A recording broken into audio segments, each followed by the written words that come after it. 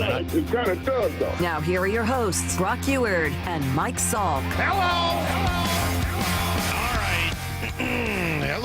Hello. Hi, everybody. Brock and Salk Show, Seattle Sports 710, seattlesports.com. The Seattle Sports app, all the podcast platforms out there as well, not to mention 97.3 HD2 and all the other fun ways you can watch. And YouTube. We've been talking a lot about YouTube recently.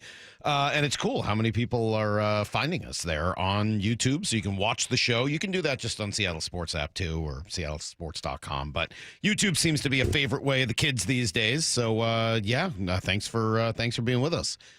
If you were tuning in today and hoping to hear Mike McDonald, I apologize right off the bat. See, it's not that hard to apologize. I'm sorry. Mike's not going to be able to be with us today. Not sure why, scheduling conflict, whatever. Excuse me. But we'll reschedule with Mike. So I apologize. No Mike McDonald today, but we will reschedule that as soon as possible. So we're kind of thinking about who to have on last night, who would be the right guest, and wanted to talk some baseball, and just ended up figuring we would go with truly one of the nicest guys in the Seattle sports scene. That's Rowland-Smith. And I found myself last night thinking about Ryan, who is truly one of the all-time good dudes, and two stories just sort of popped up in my mind. One was personal. The other was very much about Ryan. The personal one is very quick and maybe not even all that interesting, but it's what jumped out to me is, I got to know Ryan a little bit here when he was pitching here, and I had first moved here in 2009. I think he was maybe 1 or 2 years in to his Mariner career at that point. He was starting. He was part of that kind of fun 2009 team when Junior returned and Mike Sweeney, and they got kind of frisky and won more games certainly than anybody thought they were going to, and Franklin Gutierrez and Jason Vargas and all that. Anyway, Ryan was one of the members of the rotation of that team, and I don't know, started chatting with him and became friendly-ish with him, like enough to be able to just go over and talk. And a couple of years later, 2013, when the year I spent in Boston, I went down to Pawtucket one time where he was in AAA with the Red Sox. I'm not even sure I realized he was there. And I ran into him in the clubhouse. I forget. I was there to talk to somebody else. And I ran into Ryan, ended up just sitting in the clubhouse talking to him for like 45 minutes. And I remember thinking afterwards, like, that is the most normal conversation I've ever had with a professional athlete. Nothing came close. It was just normal. Hey, how are you? Good to see. Like, just the normal back and forth you would have with anybody that you haven't seen in a long time. And it was very cool to, just to have that type of conversation with somebody who was a pro athlete. And since then, we've become friendly in various ways. And he used to live near me. And that's actually part of the other story I wanted to tell quickly about Ryan before he joins us at 8:30 this morning. Most athletes, not all, but most athletes that get drafted or assigned or sign as a free agent or whatever, especially when they're young, rent. They rent their house. They don't know how long they're going to be wherever they are. They don't know whether they're going to like it there. They're almost always from somewhere else. So they start renting. And, they tend to live in all of the same places around all of the other Mariner fans. It's great. Or around all the other players on their team, I guess is really what I meant to say. Sorry. Got distracted for a moment. And when Ryan came here, he very quickly, because he wasn't making a tremendous amount of money for a baseball player. I understand it's still a significant amount for most of us, myself included. But for a baseball player, he's on league minimum, and he doesn't know how long that career is going to last. And he's going to have to end up doing something else in all likelihood after his career, which he's done quite well. But he ended up buying a townhouse in Green Lake, which to me is like the coolest thing ever. Like, I love living in Green Lake. It's been my home for 10 plus years. Before I lived there, it's where I wanted to live. I was overjoyed to end up finding a place there that we could buy. But like, as soon as he got here, he's like, oh, I'm going to buy a place in Green Lake. And you see Ryan, he's moved now, but for years I would see him just kind of running around or biking around the lake with his dog or his kids or whatever. He just instantly inserted himself into the community. And for pro athletes, that's somewhat rare. he was also one of the first pro athletes I know of to really embrace social media. So anyway, excited to talk to Ryan, who is just one of the great guys in the business, one of the great guys in town. Huh? I said he's the best. He is. He's awesome. He was honestly one of my favorite fill-ins when you've been out, too. Him and Brock together are really fun. They are. They love each other. They have a really cool chemistry. So I probably shouldn't even have him on for fear that he'll stab me in the back and take my job. Because I had one of those conversations you were talking about with him where I felt like such an idiot. I just randomly was like, I know this is really stupid. I wasn't even asking if he knew him, but I was like, I know that Australia's a big country, and so I'm not saying, like, you should know, but my dad has a friend who lives there, and it turns out that my dad's friend, because they are a surf family, used to train, like, some of he used to train with famous surfers there, and Ryan's dad knows him because Ryan's dad is known as the Sandhill Warrior. Of course. And he trains athletes on this crazy sand dune there. And so when Brock found that out, he was all in on the Sandhill Warrior. Like, he wanted to call him up, even if it was 4 a.m. in Australia, and interview him. Yeah. Of course he did. I mean, that's right up Brock's alley. He was so excited. I'm surprised he didn't make you pull an hour of sound of the guys so that, anyway. So Ryan just embedding himself in the community, bought in Green Lake, rented his place when he ended up, even after he was traded, he continued to own the place and rented it out for a long time. So I love that guy, man. So excited to have him on today. He's awesome. Yeah. I mean, the first time I ever met him was 2019 when I was at the winter meetings as a senior in college. And he was there because he was doing some stuff with MLB Network. And I remember TJ and I went up to him and just started chatting him up. And like you said, he just could not have been nicer. And it was funny. He was joking with us because we both walked up to him to talk to him. And he said, aren't you guys supposed to be like pinned against each other? Aren't you guys supposed to be like looking for the same jobs? Because we told him we were looking for jobs in broadcasting. And we're like, at the end of the day, we can only have one each or whatever. So, I mean, fast forward to now, I think the two of us are anything but pinned up against each other. Right. But anyway, just to highlight, like, Ryan couldn't have been nicer. Now you're like a package deal. Like, you can't go anywhere without each other. Yeah, exactly. You've tied your fortunes to TJ. How do you feel about that? Anyway, Ryan will join us at 8:30 this morning. Look, I'm not going to get too bent out of shape about the Mariners losing last night, 1-0 after a rain delay in the freezing cold, miserable weather against a guy that the White Sox picked up like 10 minutes before the game. It happens, right? I mean, like, if it continues to happen, obviously we got a new conversation on our hands, but one bad day for the offense does not a huge conversation make. Of course, yes, I did say yesterday that if you continue to allow one run every game, you'll probably win 90% of them. And of course, later that day, they would give up one run and still find a way to lose 1-0. Of course, that would happen. I was also just laughing after saying, like, hey, it's not early, this and that. Of course, they would lose that game. Of course they would. And of course they would do it in 2023, 2024 Mariner fashion. Like, of course that would happen.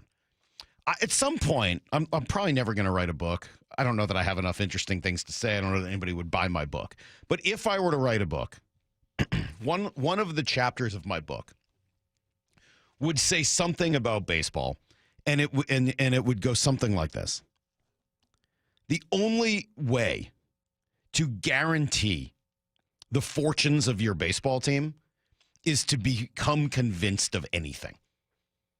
If you've been holding on, this team is good. I believe in them. I know they're not playing well, but I really think they're good. When you finally give up, when you finally just say, all right, they're obviously not good. I've been trying. I want to believe it. I think they're good, but it's just clearly not happening this year. If you give up, they will start to win. It takes one game or 1 week longer than you think. And in the other direction, when you finally say, like, it's been early, but they're playing really good ball. This is good. When you finally commit and say, all right, they're a good team. No ifs, ands, or buts about it. They're good. They will absolutely find a way to lose. Baseball is a remarkably frustrating game. I always tell the story about my buddy Mike, diehard Red Sox fan his whole life, who in July, late July, maybe it was early August 2004, called me and said, all right, I'm out. I'm going to be an Angels fan. This is just, I can't do this anymore. I'm 100% out. I'm no longer a Red Sox fan. I'm rooting for the Angels. I live in L.A. I'm done with the Red Sox. This team is never going to win. They're never going to do anything. I think it was like literally the next day they started their run that ended with them winning their first World Series since 16 or whatever. So, yeah, 1918. Unbelievable how baseball will torture you like that, and maybe that's what happened last night. Maybe finally declaring them to be good, saying that this is real, saying it's not early. Maybe that's what spawned a lousy hitting effort last night. Or maybe it was a freezing cold night in the wind and the rain after a delay in Chicago against a random pitcher. And maybe, just maybe, later this morning, they'll erase all memories of it. We'll come right back. We'll give you guys everything you need to know. It is Brock and Salk, Seattle Sports on 710, seattlesports.com. Only Brock and Salk and Seattle Sports go one-on-one with Raiders head coach Pete Carroll. Dude, that still sounds so weird. Are you kidding me?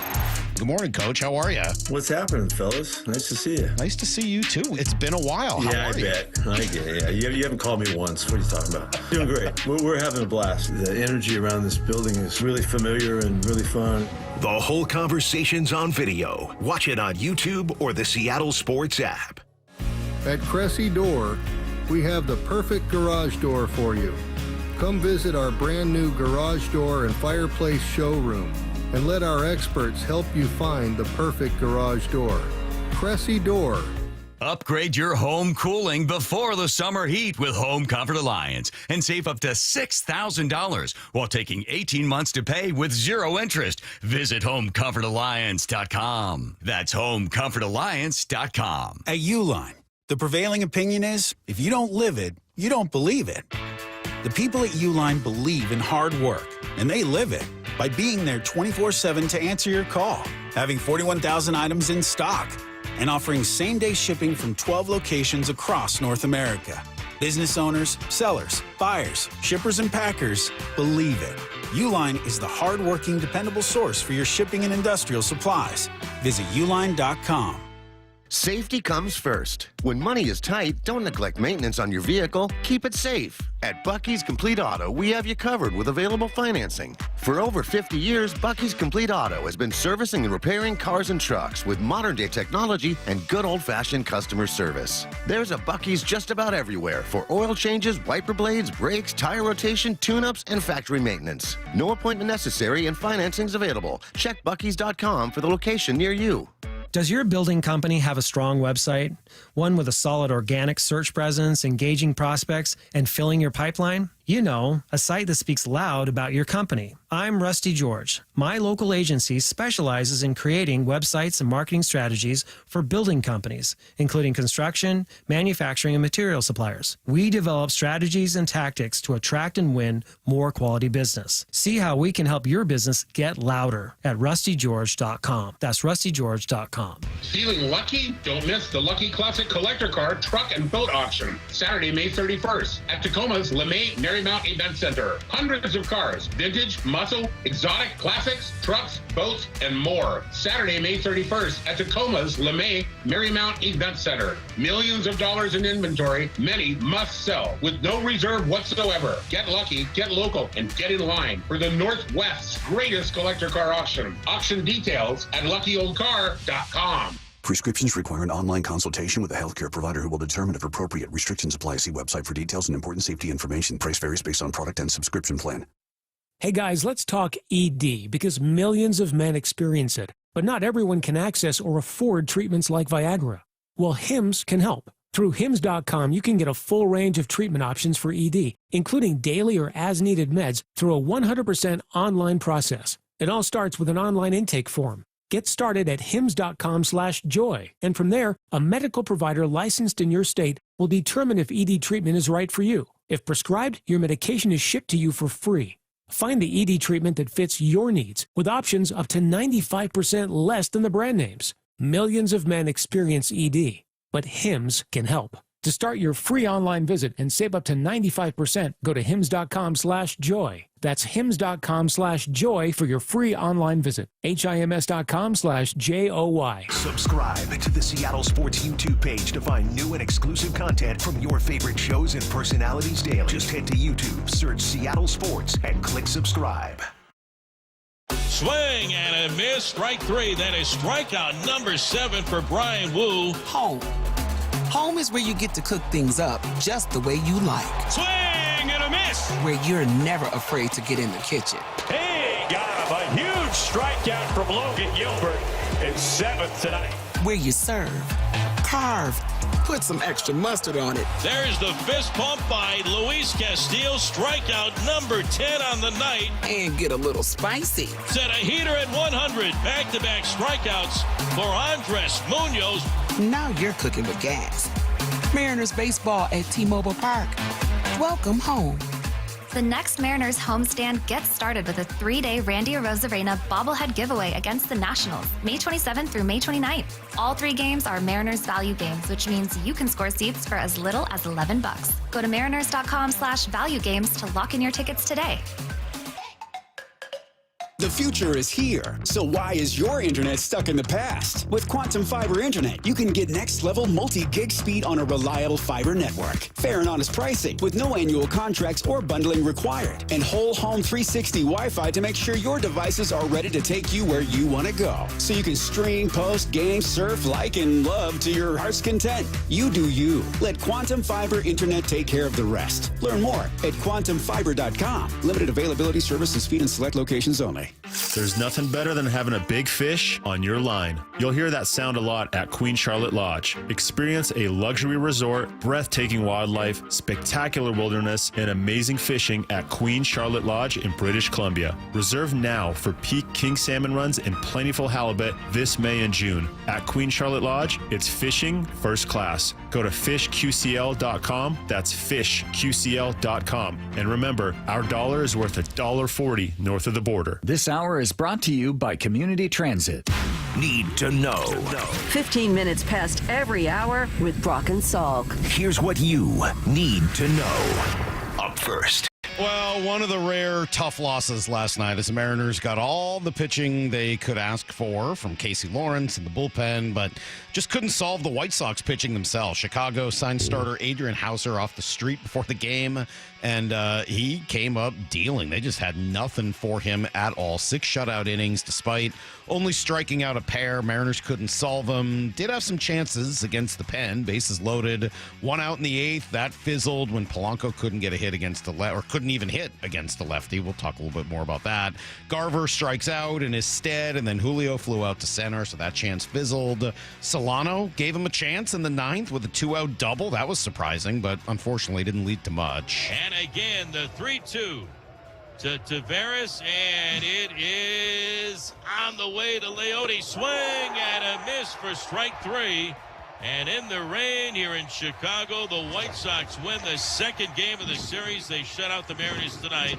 A final score of 1-0, snapping the Mariners' 4-game win streak on this road trip. The Mariners leave the tying run on at second base. Yeah, you're not going to win every game. You can hear just, the fireworks going off in the rain. And just a miserable day. Guys wearing hoodies, guys bundled up. That's no way to play baseball. That stinks when that stuff happens. So, I mean, again, you still got to win the game. Like, it's not an excuse for losing, but it's not going to cause me any great consternation that the offense didn't have a good day in that kind of a weather. Casey Lawrence, though, hey, good on him.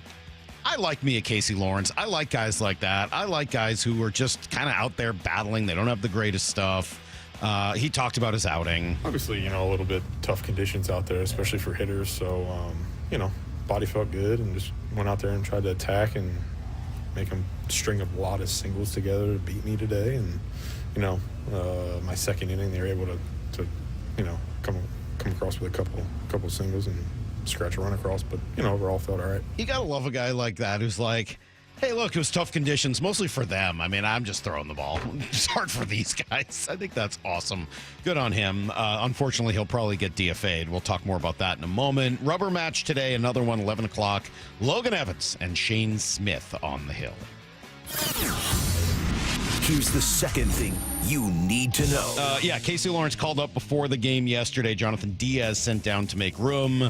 Austin Shenton was DFA'd in order to open up the 40-man spot. Now, again, the pattern here is that after Lawrence starts, he generally gets DFA'd himself because you just don't need another starter again for however long. I would assume they want an extra reliever for a few days until George Kirby's activated. There aren't a lot of options, so maybe Lawrence will actually get to stick on the team for a little while, maybe be a long reliever if Kirby is able to return here in Houston. Lots of accolades for the farm system yesterday. Another chance for that. Jurangelo Saincha named the Northwest League Pitcher of the Week after taking a no-hitter into the 6th inning of his last outing. Went 6 scoreless in it. Now the 7th different Mariner in the system, 8th overall, to receive a Minor League Player of the Week award this year. That's pretty good. Joe Doyle on the, is this the Marine Layer podcast? Oh my gosh, it is, on the Marine Layer podcast, talking about how good this kid's been. He looks like he's just bullying guys on most appearances that he does down in Everett. I think one of the reasons he's still in Everett is because Seattle is working hard to find the proper cadence, how they're going to use him. And they're kind of using Everett as the test tube. If it was just, hey, Jurangelo's going to be a right-handed pitcher, I don't know what more he needs to do in Everett to prove that he's ready to take on AA hitters. Yeah, he's really good. It does look like, though, they are kind of changing how they're using him a little bit. They're no longer doing the off-day bullpen left-handed relief thing. They're having him throw a little bit left-handed during his starts. Now, worth noting that in that incredible start, he threw to 3 batters lefty. All of them reached base. So, maybe part of the reason he's still in single A is legitimately just to work on the left-handed thing to try to make it better. It's one of the things that makes him unique, and I hope he doesn't lose it along the way. It's possible. He might just end up becoming a right-handed pitcher. He's really, really good from the right side. I hope he keeps working on the left-handed thing because, I don't know, I think it's cool and I think it makes him unique. Here's the third thing you need to know. Jalen Milroe signed his rookie contract with the Seahawks yesterday. 4-year deal reportedly worth about $6.25 with just under $2 million or just over $1 million signing bonus. He did talk about it with John Boyle, Seahawks.com, said it's definitely a great feeling to be able to have an organization that's behind you. He went on and on. Seahawks made a small move yesterday. They had another rookie wide receiver, Nate McCollum, 5'9", 185. He's also a kick returner, so that may have something to do with it. Caitlin Clark and the Fever lost to Atlanta last night. Missed 2 shots at the buzzer, but Caitlin was really good throughout. Second chance opportunity. Clark fire away and knocks down a 3. Amazing. That is just that signature Caitlin Clark shot. She will launch. Oh, yes! Caitlin Clark's 5th 3 from the logo and beyond. And Indiana back within 4. Yeah, unfortunately, they just couldn't close. They got all the way to down 2, tied, and then just missed a free throw, and kind of a bummer. But how about this stat? Caitlin had 27 and 11 last night. 27 points, 11 assists. That is her 10th 20 and 10 game as a WNBA player. That ties Courtney Vandersloot for the most all time. But the difference is it took her 42 games. Vandersloot has played 430. Wow. That's crazy. She's really fun. Unfortunately, it was too stressful for Cecily, so we had to turn it off for a little while. She was getting too stressed out trying to watch Caitlin play. All right, that's everything you need to know. 1:15 every hour here on the Brock and Salk Show. You know who's pretty high on the Mariners right now is one Jeffrey Passan. He joined us yesterday with a lot to say about a team that he referred to as probably the second best team in the American League right now. Stick around. You'll hear more about it next on Brock and Salk. Wyman and Bob, afternoons 2 to 7. The release of the Seahawks schedule, you open at home with the Niners, you close the season on the road with the Niners. You know what's interesting about that is just that where's San Francisco going to be? I'm just curious if they're going to be able to be that team that kind of has dominated. You know, those 2 games I think are going to be really interesting just to see where the Seahawks are. I think this year the tougher challenge might be the Rams. Dave Wyman and Bob Stelton, afternoons 2 to 7 on Seattle Sports, the app, YouTube, and your smart speaker. All right, with all the rain, maybe it's a good time to talk about what happens with all of that water, right? Because it's got to go somewhere. It doesn't just instantly evaporate. And if it does get into your system, in your yard, into your crawl space, now you can start to have a real problem, right? Rain, groundwater, it gets in, and structural damage could ensue, toxic mold. You don't want any part of any of that. So you call Crawl Pros, and they'll come out, take a look. If you've got any problem, they can keep your crawl space dry. They can install a sump pump, drainage, reroute that water back out and away from your home. And if there is any mold, they can take care of that. They can even address any plumbing issues that you might have in your crawl space as well. And obviously, look, we get a lot of rain. It's supposed to be nice out today. I get outside, what do I see? Dumping rain. So you know it's coming, you know it's here. Make sure your house is protected. Don't take the risk.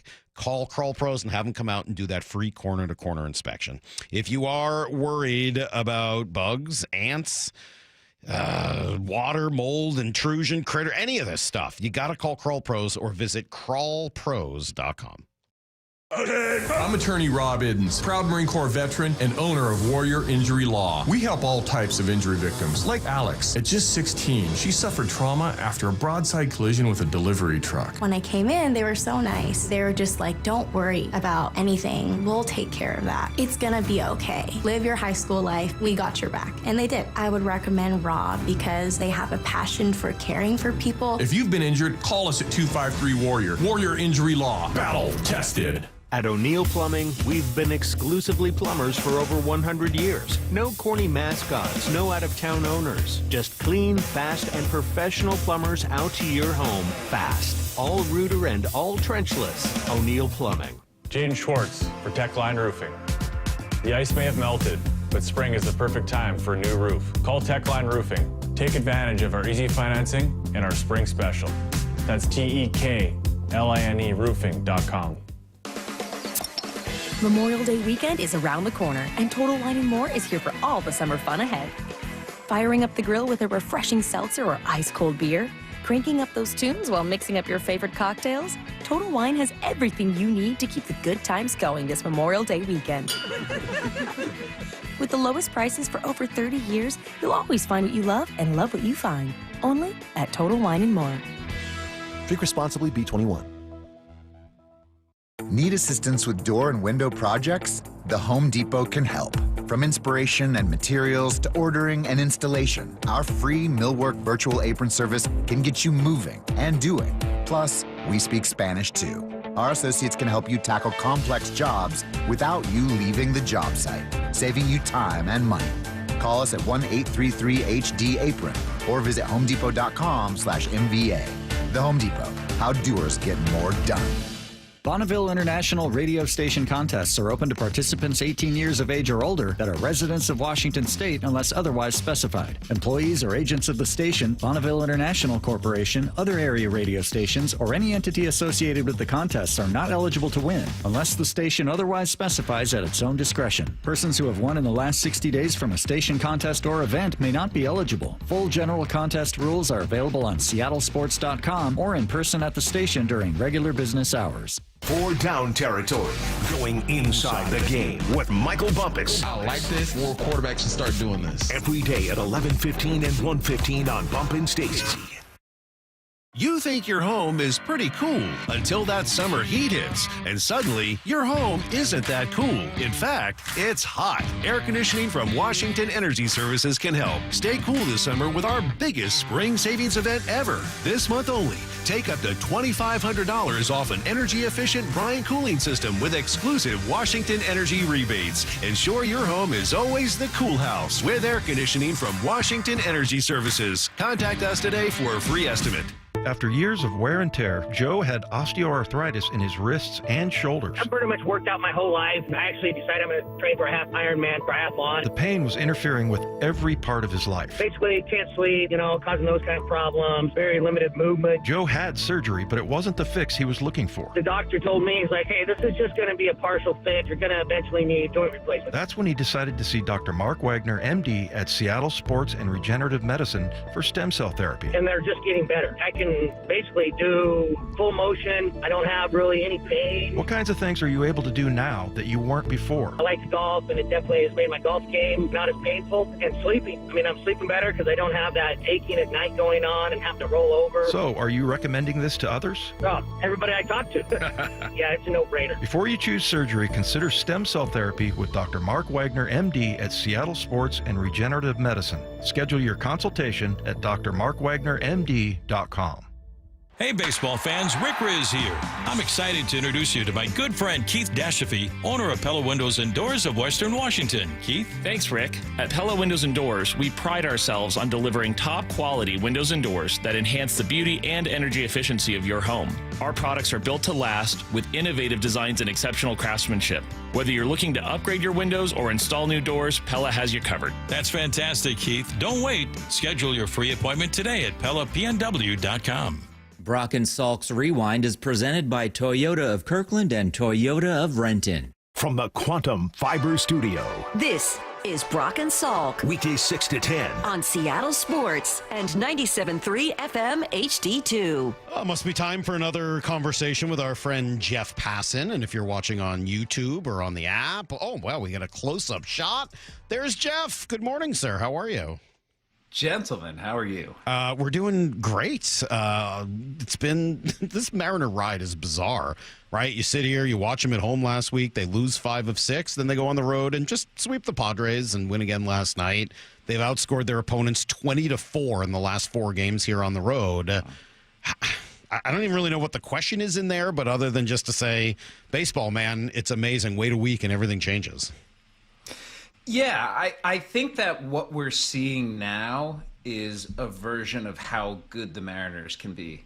And the really exciting part is that George Kirby's coming back, and that Logan Gilbert's coming back, and that Bryce Miller's going to come back, and that all of a sudden this team that looks like arguably the second best team in the American League. I mean, you can go with them or the Yankees, but I think everyone's behind Detroit right now. But arguably the second best team in the American League as it stands right now is going to be adding 2 Cy Young caliber pitchers, as well as a third starter who's got that potentially in his future. It's really exciting, and it should be. Like, people should be excited about what this Mariners team is right now, because I think they are playing like what we thought the best version of them could or would be. We've been doing this now, Jeffrey, for a bunch of years and love it every single Tuesday during baseball season. As we sit here, and I know we're not even to Memorial Day yet, but you make the points about what's coming. We can look at the farm system. You've raved about them in the past. Does this feel like the most complete Mariner organization that we've talked about in all these years with you? Oh, unquestionably. And, you know, I still look at the offense and I like my instinct is they're not this good, but all of the underlying numbers make me think that this is real and that there's something substantive here. And I think it begins with Cal Raleigh. The fact that he is turning into not just like a great all-around player, but a true offensive weapon, a guy who is near the top of the league in home runs, and also is walking a bunch. And like I don't know, the offense is just really good right now. Randy Arozarena's arrival, it's weird to think because, you know, when we think of Randy Arozarena, right, we tend to think of the guy who had one of the best playoff runs we've ever seen. And that's not what he is right now. But what he is somebody who gets on base a lot. And when you have him getting on base, and when you have Raleigh getting on base, and when you have Jorge Polanco getting on base, and J.P. Crawford walking and getting on base, and even like Mitch Garver, Leo Rivas, like, you know, Rowdy Tellez hitting home runs, everyone's doing something. And it just go. By the way, it's wild that I have not mentioned Julio Rodriguez yet, right? Yep. Because we thought, you know, as goes Julio, so go the Mariners. Apparently not. Julio, yesterday, yeah, but generally speaking, Julio's just been solid this year, and that has been enough. I still tend to think that long term, in order for the Mariners to get to where they want to go, they're going to have to get some of that version of Julio. And it's worth saying he hasn't been bad. He's been better, through the first month and a half than he has been the last couple of years. But yeah, I mean, it is really impressive just how deep they've been and how many you said everyone, almost everyone. They do have one player with a 300 OPS. We'll have to talk about him in a little while. It's a 300 OPS. That's that's a territory that you don't normally talk about. But we'll talk about Donovan Solano later. There's too many other fun things to talk about. And I wanted to ask you about what we saw last night with Luis Castillo. I don't know how much of it you got a chance to see. He's throwing 96 again. A week ago, we were talking with you about his velocity. Well, he's had 2 starts since, throwing 96 in both of them. But his 96-mile-an-hour fastball yesterday was moving 22 inches arm side. So is that a 4-seamer? Is that a 2-seamer? Has he invented a 3-seamer? Like, what's going on? I did not get to see the grip on the pitch, but, whatever you want to call it, if you're getting 22 inches of arm side run, let's just call it like a death ball, because it's really, really hard to hit. And like we talked about this, guys, it's nice to have the velo back, but with Luis Castillo, it's about command and it's about movement now at this point in his career, I think. And he illustrated that yesterday, and it's nice. It's been nice to see Logan Evans and Emerson Hancock do what they've done. But if you have, I'm not even going to say prime Castillo, if you just have good Castillo, along with a healthy Kirby, who was up to 98 in his last start, and Logan Gilbert, who was at 95 in his bullpens and will be going out and be on a rehab assignment soon, I imagine, and will be back. And Brian Wu, I love, you guys know I love watching Brian Wu pitch, because he doesn't walk anyone. And it's almost like Wu has been Kirby. Like, he has filled that role this year. 55-8 strikeout to walk ratio. I know nobody is George Kirby, like Maddox with velocity when he's healthy. But Brian Wu's doing a pretty damn good imitation of both of them. You feel it, Jeff? I mean, just, 10 minutes in here, and you're just talking about all these guys who've not even gotten to Mooney on the back end of that, who's been the best closer in baseball. There's not even an argument about that.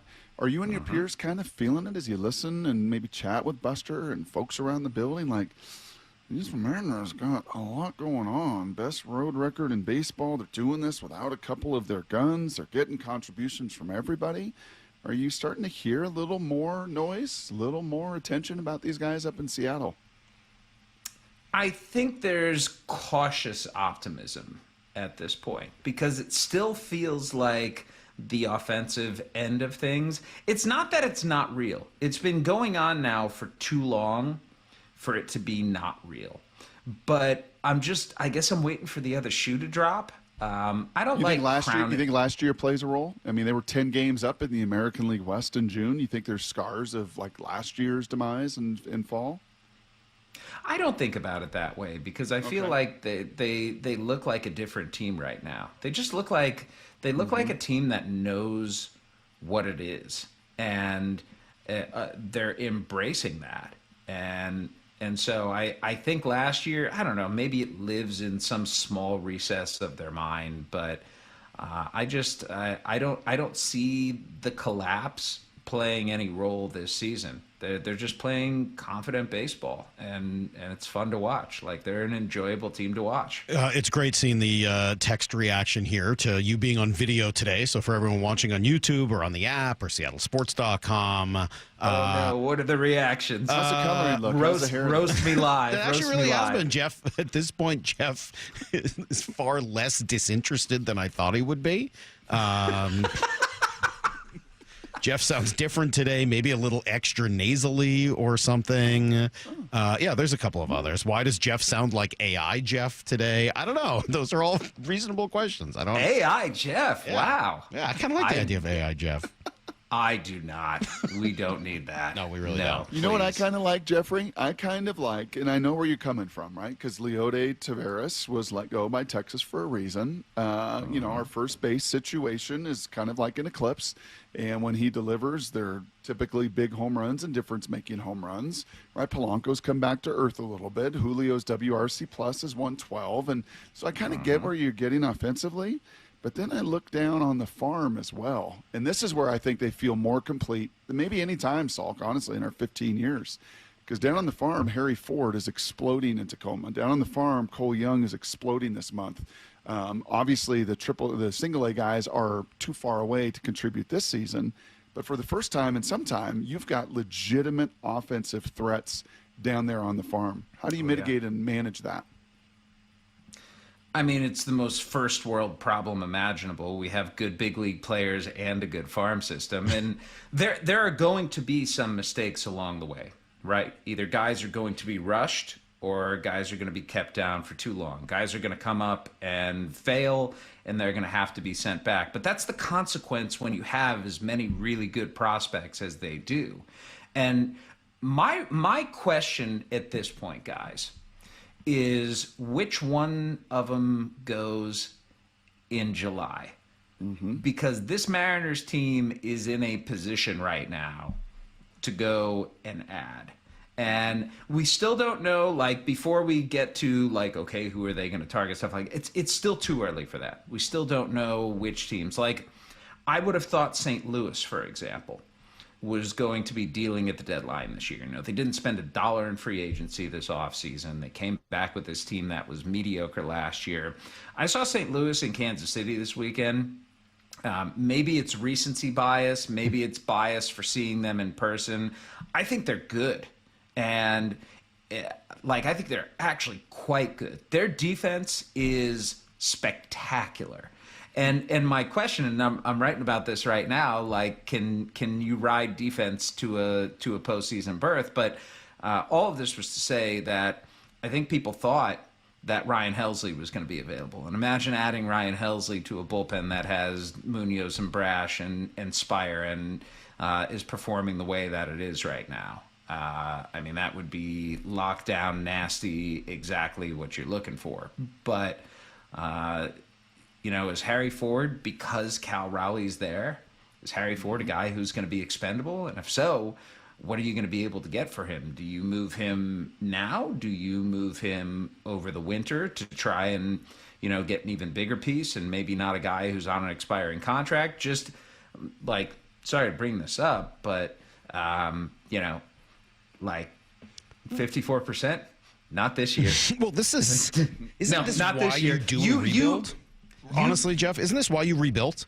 Isn't this why they did their step back and traded Cano and everything else they did? And maybe, a couple years ago was the beginning of that competitive window, but this was the idea because the team they had was capable then of winning 90 games also, but they didn't have anything in their farm system to go and supplement it either when guys were hurt or when they wanted to add at the deadline or in the offseason. Now you've got a team that's as good as the one with Cano and Cruz and et cetera, right. Except you also have the organization behind it. This is literally why you rebuild.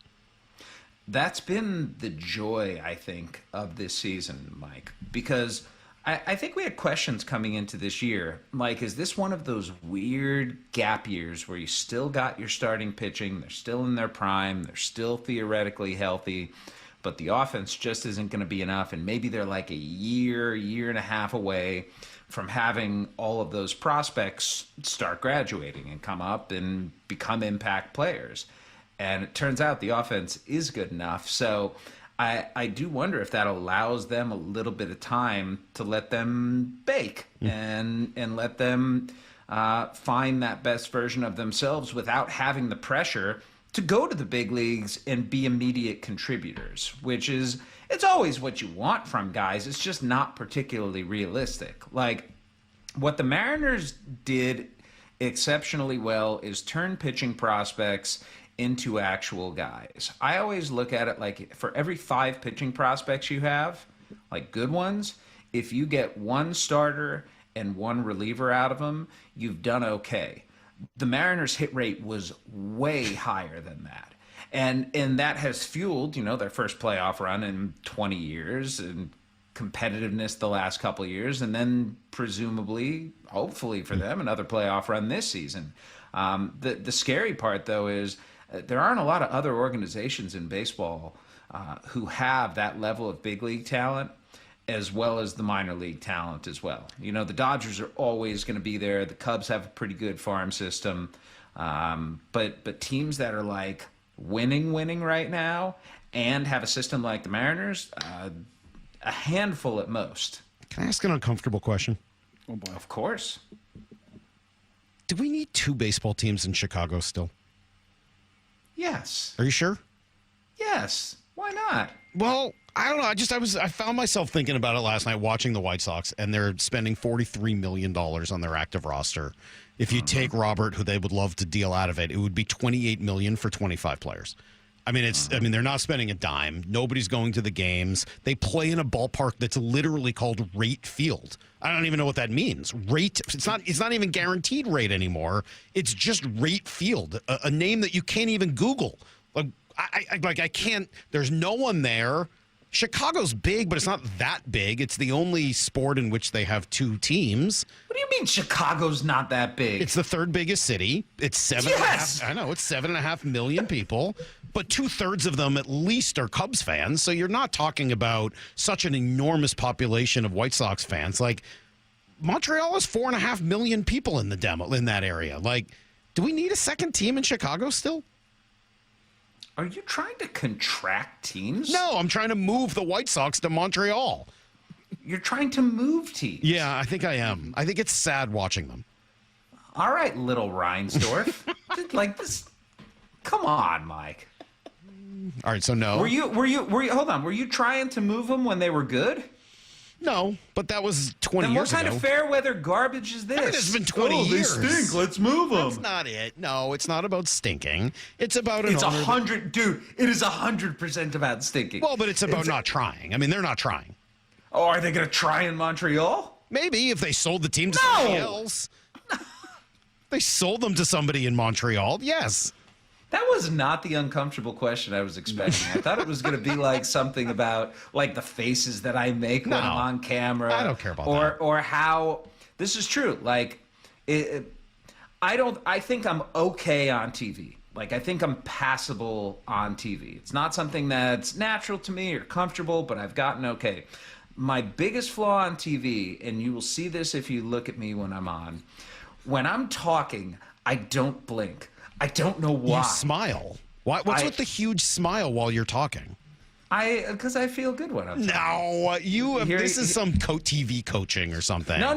Some consultant told you to start smiling whenever you're talking on TV. No, absolutely not. I'm a joyous guy, Mike, except when I hear your trash. Let's move the White Sox. Well, just a question. Come on, man. How about Pittsburgh, Colorado, Baltimore all firing their managers before May 20th? What's the future? I mean, look, Pittsburgh not a surprise, Colorado not a surprise. Those poor guys don't have much of a shot.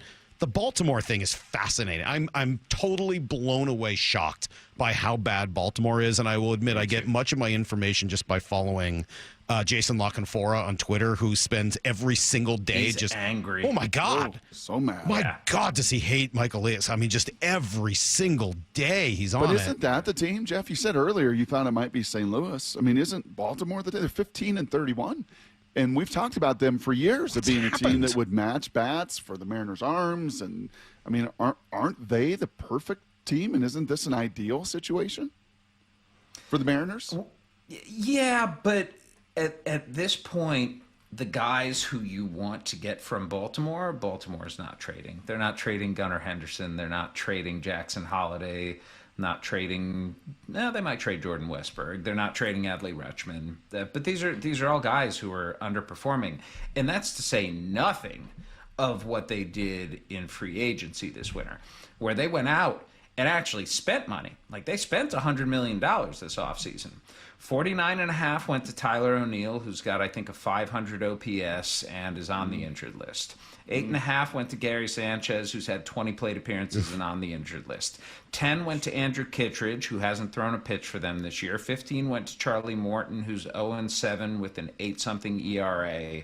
5.25 went to Kyle Gibson, who's already been released. And 13 went to Tomoyuki Sagano, who's actually been pretty good but doesn't strike anyone out. They had the opportunity to add to this core. They did not add the right people, and Brandon Hyde wore it after 101 win and 91 win playoff seasons. And look, when you are given the kind of talent that he has been given and you don't win, it's bound to happen. But at some point, the talent actually has to do something, and they're not right now. It all goes back, Mike, when you talk about the 3 managers being fired. Can't fire the players. And so someone's got to wear it when things are going as poorly as they are. And isn't that an exercise there for Mariners fans? And I think all of us can raise our hands with some of the frustration of this offseason and not spending and not finding impact. Like my old late great real estate boss used to say to me, sometimes the best deal is the deal you don't do. What if the Mariners had spent $100 million and $50 million on Tyler O'Neill, right, and made some of these similar moves and watched these guys underperform? They wouldn't have the best road record in baseball and be 8 games over 500 right now. I think that's very true. I also think that spending is better than not spending. Mm-hmm. I think drafting and developing is the best premise of them all. No. You're totally right. They're just not mutually exclusive, and I don't want, because of the Mariners' success this year, to give ownership an out necessarily, and to say that the way that they have proceeded in recent off seasons and the budget that they've given this front office is reasonable or acceptable. They should have more, but they're going to be getting into a position in the coming years, because all of these prospects are going to be arriving and are going to be making $800,000 or so a year for the first 3 years in the big leagues, that they're going to have some leeway. They're going to have some room to spend. And so when Logan Gilbert gets expensive, which he already is, when George Kirby gets expensive, like, keeping some of these guys around, I think that's the next phase. Like, who are you going to add to Julio and... Cal. Who else? Cal. Like, they really, aside from that, they really don't have anyone else signed super long term, right? No, not really. Those are 2 good ones to have, though. Yeah, by no the way. kidding. Those are pretty good guys to have locked up. Just you mentioned and touched on it earlier, but I did find myself impressed with both Logan Evans and Emerson Hancock and the job they've done. Maybe sort of 2 parts of the question. One, how many other teams have those types of guys as their 6 and 7 starters kind of ready to fill in? Obviously the Dodgers do and a few others, but how common roughly is that? And then, what do you do when you get all 5 of your projected starters back? Is there a way to take advantage of the skills that either of those 2 guys have, or do you just have to, unfortunately, have the wonderful problem of having too many starting pitchers and put 2 of them in AAA?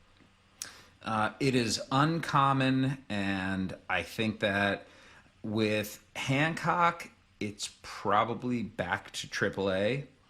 With Evans, a guy who they have toyed with in the bullpen before, I wonder if they keep him there and keep him maybe as a long guy, or potentially, just use the stuff and turn him into a short inning guy for the time being and then re-stretch him out. But it's one of those things where you want a guy to have a defined role. You don't want him to be going back and forth necessarily. We've seen scenarios where guys have been toyed with too much. And the safe thing, and honestly, the Mariners are in the position right now where they might be able to do the safe thing. The safe thing would be to send them both back down, get them their innings this year so that there's not too big of a jump next year or at any point if they have to go back into the rotation. But I just think, those 2 have rotation spots at some point going forward. And It might be if the others leave via free agency. It could be if there's a trade. But there's also Ryan Sloan and Jurangelo St. And, they are fast on the come up as well. Chef Passan, who joins us every Tuesday at 8:30, and he was on video yesterday. Good reason to watch us on YouTube, or you can do it on Seattle Sports app or on seattlesports.com as well. And if you missed any of it, go back and watch the video of it. Pretty cool. All right. Brock kind of brought something up there with Jeff. We went back to it a little bit later in the show, and I think I was maybe a little too hard on Brock. So I'm going to say I'm sorry and then debate him further next on Brock and Salk. Only Brock and Salk and Seattle Sports go one-on-one with Raiders head coach Pete Carroll. Dude, that still sounds so weird. Are you kidding me? Good morning, Coach. How are you? What's happening, fellas? Nice to see you. Nice to see you, too. It's been a while. Yeah, How are I bet. Yeah. You haven't called me once. What are you talking about? Doing great. We're having a blast. The energy around this building is really familiar and really fun. The whole conversation's on video. Watch it on YouTube or the Seattle Sports app. All right, Mike Salk here. We're getting close. August is the time when the new hotel opens up at Snoqualmie Casino and Hotel. And if you want to book an unforgettable summer experience, you can do it now at snocasino.com. Luxury awaits, man. This is going to be great. Huge, unbelievable views of the Cascades and the Snoqualmie Valley. They're going to have an even bigger, expanded, non-smoking gaming floor, big destination spa, the 2,000-seat entertainment space and convention center, and then, of course, new food venues, restaurants, etc. It is going to be tremendous. It all opens up this August. Go to snocasino.com for more. Seattle's closest. It's now Snoqualmie Casino and Hotel. Hey, it's Bump for the Employee Pricing Plus event at West Hills Chrysler Jeep Dodge Ram. Get employee pricing plus additional incentives on all new vehicles, including Wranglers, Rams, Chargers, and more. On approved credit. West Hills Chrysler Jeep Dodge Ram, part of the Hazelwood Auto Group. You never get a second chance to make a first impression. Superior Linen Service. 98 years providing logoed apparel, uniforms, floor mats, linens, and more. Give us a call. We answer the phone. Superior Linen Service. Visit suplinen.com. Hey, Brock Ewart here for my friends over at Xfinity. You know, change is always happening. It's part of life. And when it comes to music, we know that change is all around us. Songs are rewritten and remade. Classics are remixed. Bands and artists, well, they come and go. Even our taste in music, as we get older, can change a bit. But no matter how things change in 5 years, there's one thing that will stay the same. And that is the price of your internet. That's right. Xfinity is introducing a 5-year price guarantee. It means you get 5 years of the most reliable Wi-Fi with their best equipment included for a price that stays exactly the same. Are you surprised? Well, life is full of them. One internet price, 5 years, guaranteed. Learn more at xfinity.com/deals. Now, restrictions apply. New residential customers only. Taxes and fees extra and subject to change. Most reliable Wi-Fi based on Open Signal Awards USA. Fixed Broadband Experience Report, August of 2024. Go check it all out right online at xfinity.com/deals. We know finding a company to trust with your home is a big decision and one we look forward to earning with incredible service, top quality products, and lifetime warranties. Adrian here, owner of Lake Washington Windows and Doors. Our windows are feature-rich with our sound package that reduces noise by 50%, clean glass technology, and added protection with our exclusive First Guard 3-layer security glass. Learn more about all of these features at lakewashingtonwindows.com. Lake Washington Windows and Doors, a name you can trust. Synthetic Turf Northwest is now open in Fife, the South Sound headquarters for premium synthetic turf. They help homeowners with a turnkey solution, DIYers, and contractors and landscapers needing quality products. With premium turf in stock, expert advice, and pro installation services, everything you need is under one roof. Visit their new showroom off I-5 in Fife, Synthetic Turf Northwest. Supplies and installation expertise all in one place. Mention radio for up to $1,000 off. SyntheticTurfNorthwest.com. This is the story of the one. As a safety manager at a manufacturing plant, he does everything he can to keep his coworkers safe. From finding ways to reduce risks to keeping safety supplies in stock. And for that, he relies on Grainger. Grainger offers a broad range of quality products and next-day delivery, so he can always play it safe. Call 1-800-GRAINGER, click Grainger.com, or just stop by. Grainger, for the ones who get it done. Check engine or ABS light on? Take the guesswork out of your warning lights with O'Reilly Veriscan. It's free. Ask for O'Reilly Veriscan. O'Reilly Auto Parts. How can you free your team from time-consuming office tasks? Amazon Business. Smart business buying tools enable buyers to find and purchase items fast so they can focus on strategy and growth. Free up your team and focus on your future. Learn more at AmazonBusiness.com. Prescriptions require an online consultation with a healthcare provider who will determine if appropriate. Restrictions apply. See website for details and important safety information. Price varies based on product and subscription plan. Hey guys, let's talk ED because millions of men experience it, but not everyone can access or afford treatments like Viagra. Well, Hims can help. Through Hims.com, you can get a full range of treatment options for ED, including daily or as-needed meds through a 100% online process. It all starts with an online intake form. Get started at hims.com/joy, and from there, a medical provider licensed in your state will determine if ED treatment is right for you. If prescribed, your medication is shipped to you for free. Find the ED treatment that fits your needs with options up to 95% less than the brand names. Millions of men experience ED, but Hims can help. To start your free online visit and save up to 95%, go to hims.com/joy. That's hims.com/joy for your free online visit. HIMS.com/JOY. Let's go! This is Seattle Sports. Streaming through the Seattle Sports app. KIRO AM Seattle. KIRO FM HD2 Tacoma. Home of the Seahawks, Mariners, and everything Seattle sports. Get the freaking auto! From the Quantum Fiber Studio, this is Brock and Salk on Seattle Sports. I don't read the internet, guys. Take the bull by the hands. And Brooke, you are. And Brooke, you are. Now here are your hosts, Brock Heward and Mike Salk.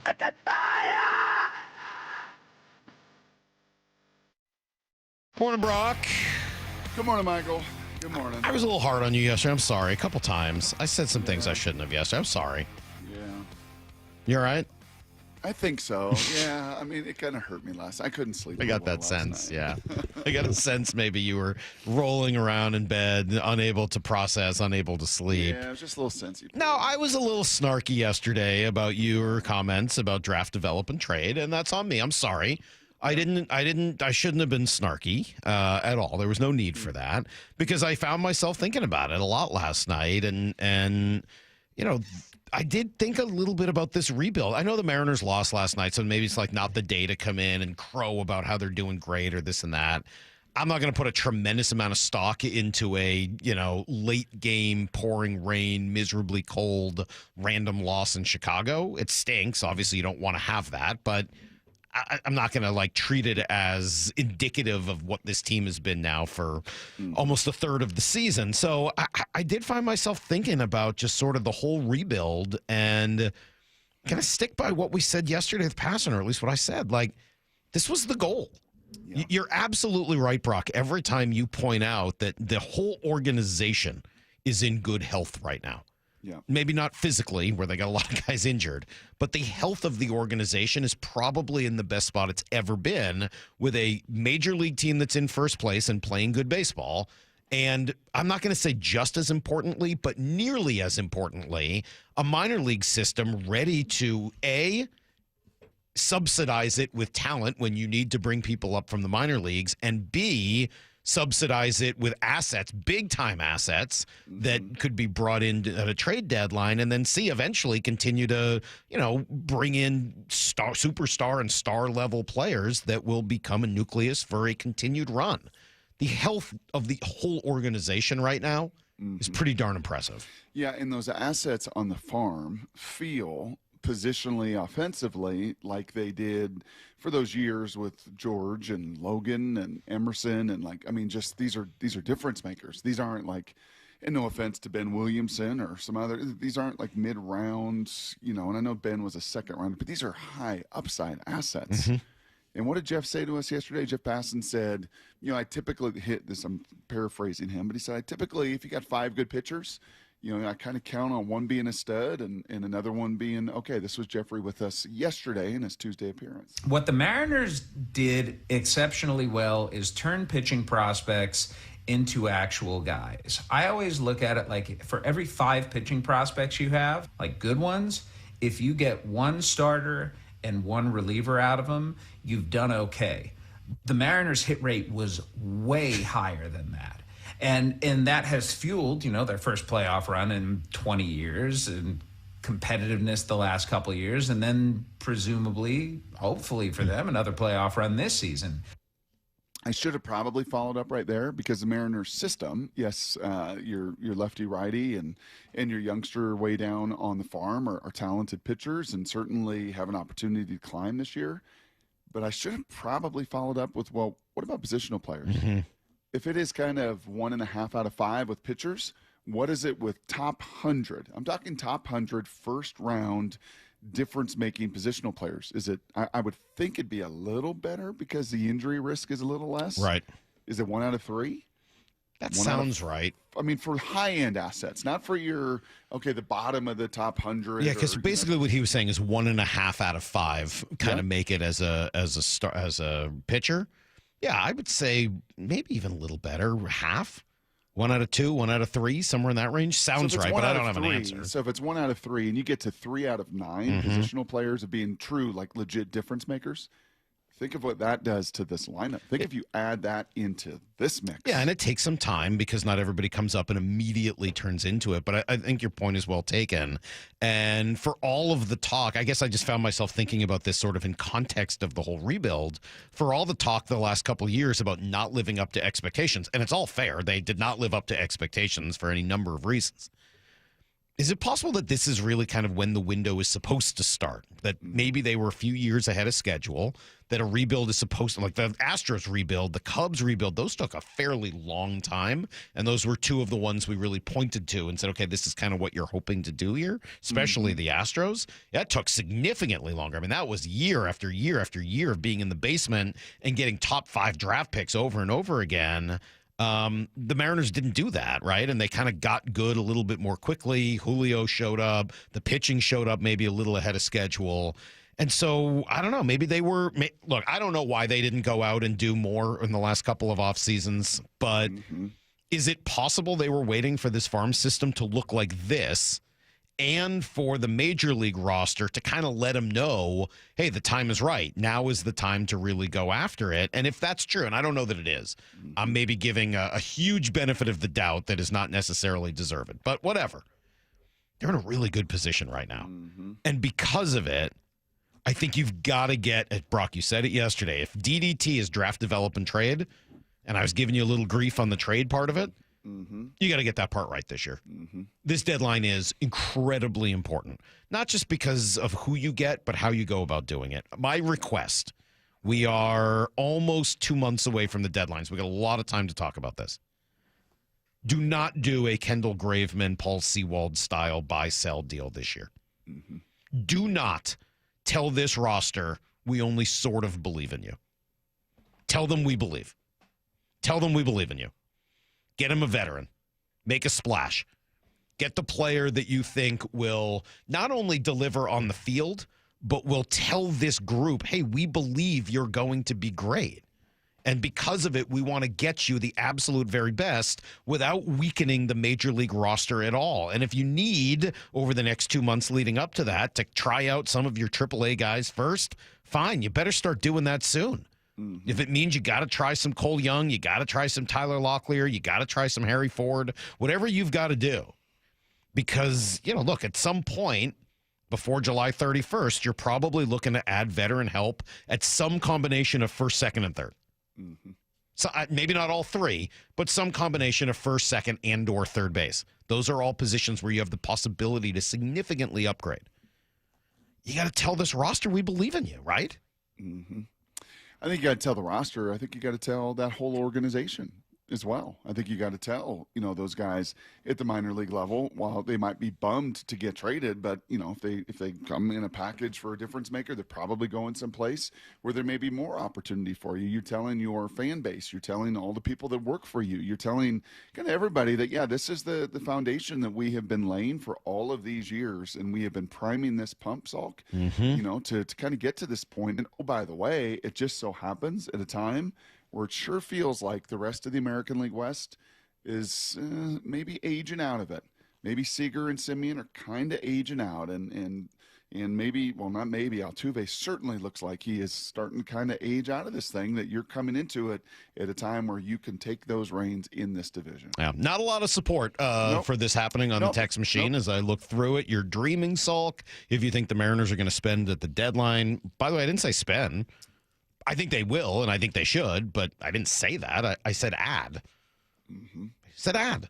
By the way, they did it last year with Randy Arozarena.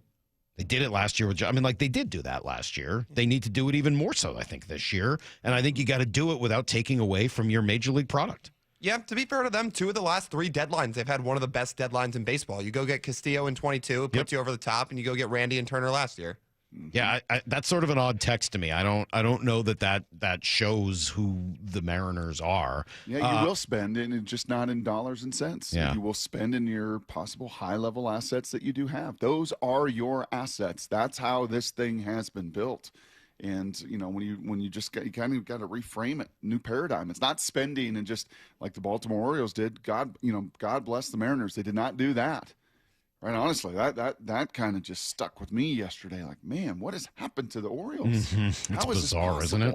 It is, because they spent $100 million, but they spent the wrong $100 million on the wrong guys, and it sure looks like it's crippled all the positive momentum. Well, and that's sort of the long-term argument I've made for ages, right? Like, yes, spending matters, but spending right matters even more, and ultimately, who's on your team matters more than how much you're spending on them. And right now, he didn't play great yesterday, but the Mariners have been playing some pretty darn good baseball. All right, we got a lot more to talk about with them. And Ryan Rowland-Smith, one of the true nice guys in Seattle, great guys in our business, going to join us at 8:30 this morning. We were telling fun stories about Ryan earlier.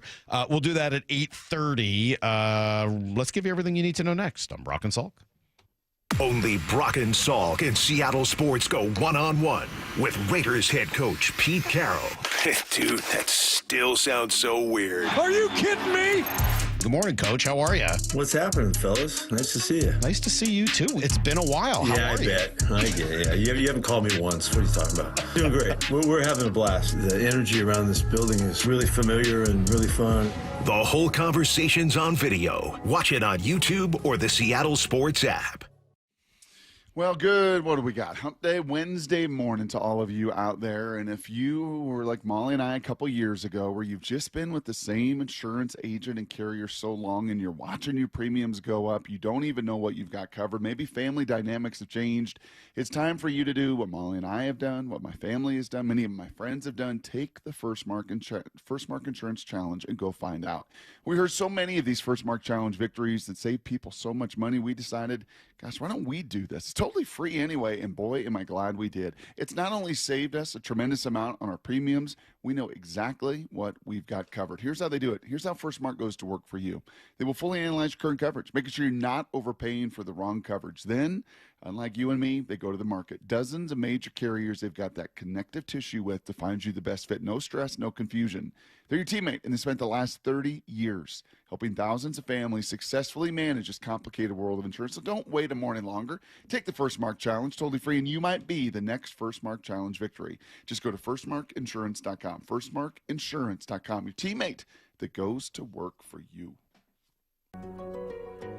So I formed Davis Law Group about 30 years ago, and I would get, the same questions from people about what to do in the case of an accident. Do you need a lawyer? To the point where I decided that I would at least write a book which would answer the common questions that I would receive as a lawyer. Once I wrote my first book, it proved to be hugely popular. I decided to write then a series of books in different accident cases so that we could really teach people about their rights, how to protect them, and how to decide on whether they need a lawyer and what lawyer to hire. I've found in my career that having a client that is educated and knowledgeable about their particular type of case really helps the client and also usually ends up making the case or the claim more successful. To get your free copy of any of my Washington accident books, visit WashingtonAccidentBooks.com. Need a new roof now? With State Roofing and Exteriors, you can get started with zero down, zero payments, and zero interest for up to 24 months. That's right. Protect your home now and pay later. Call 866-ROOF-ROOF or visit stateroofing.com today. Get 0% financing for 72 months on Cat compact construction equipment at NC Machinery. Built for performance, durability, and comfort.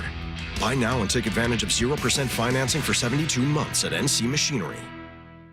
Warmer weather, more sunlight, and your new car. That's right. At Toyota of Kirkland and Toyota of Renton, summer starts here. With their combined inventory of new, used, and certified pre-owned inventory, you're in for a summer to remember. Their fantastic teams will set you up with a test drive so you can ride off into that summer sun the same day. Summer starts here at Toyota of Kirkland and Toyota of Renton. Whether you're in the north or the south, they got you covered. Visit their incredible showrooms today or online at toyotaofkirkland.com and toyotaofrenton.com.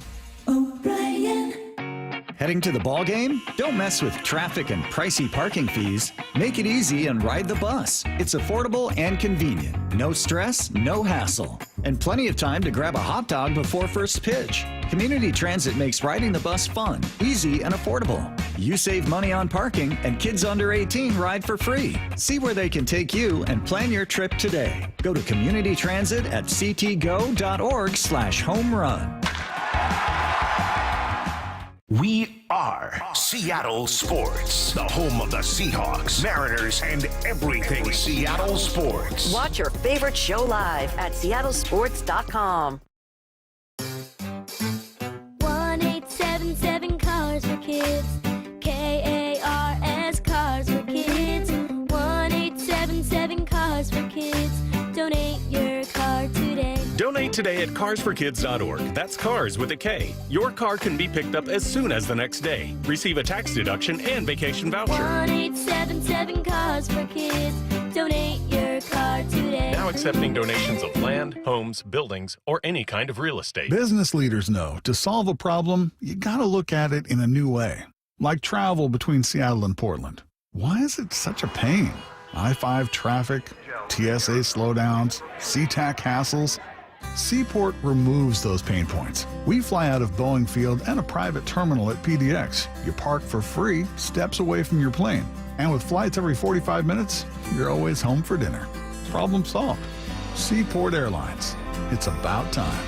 Rick Riz here for the Pella Windows and Doors of Western Washington's Improve Your Play program. Many of our local youth sports teams need help with field enhancements, training, and equipment. Local Pella owners Keith Dashafy and Luke Wilson are stepping up to donate $5,000 to 2 deserving teams. We need your help finding them. Head to seattlesports.com/play to nominate a deserving team in need. Let's help our local youth improve their play this year with Pella Windows and Doors of Western Washington. Contest and rules at seattlesports.com/play. You're free now. Free to stream beyond your wildest dreams. Rom-coms, slasher-coms, space operas. Free to fill your feed with impossibly chonky chonkers. Cats, corgis, babies on demand.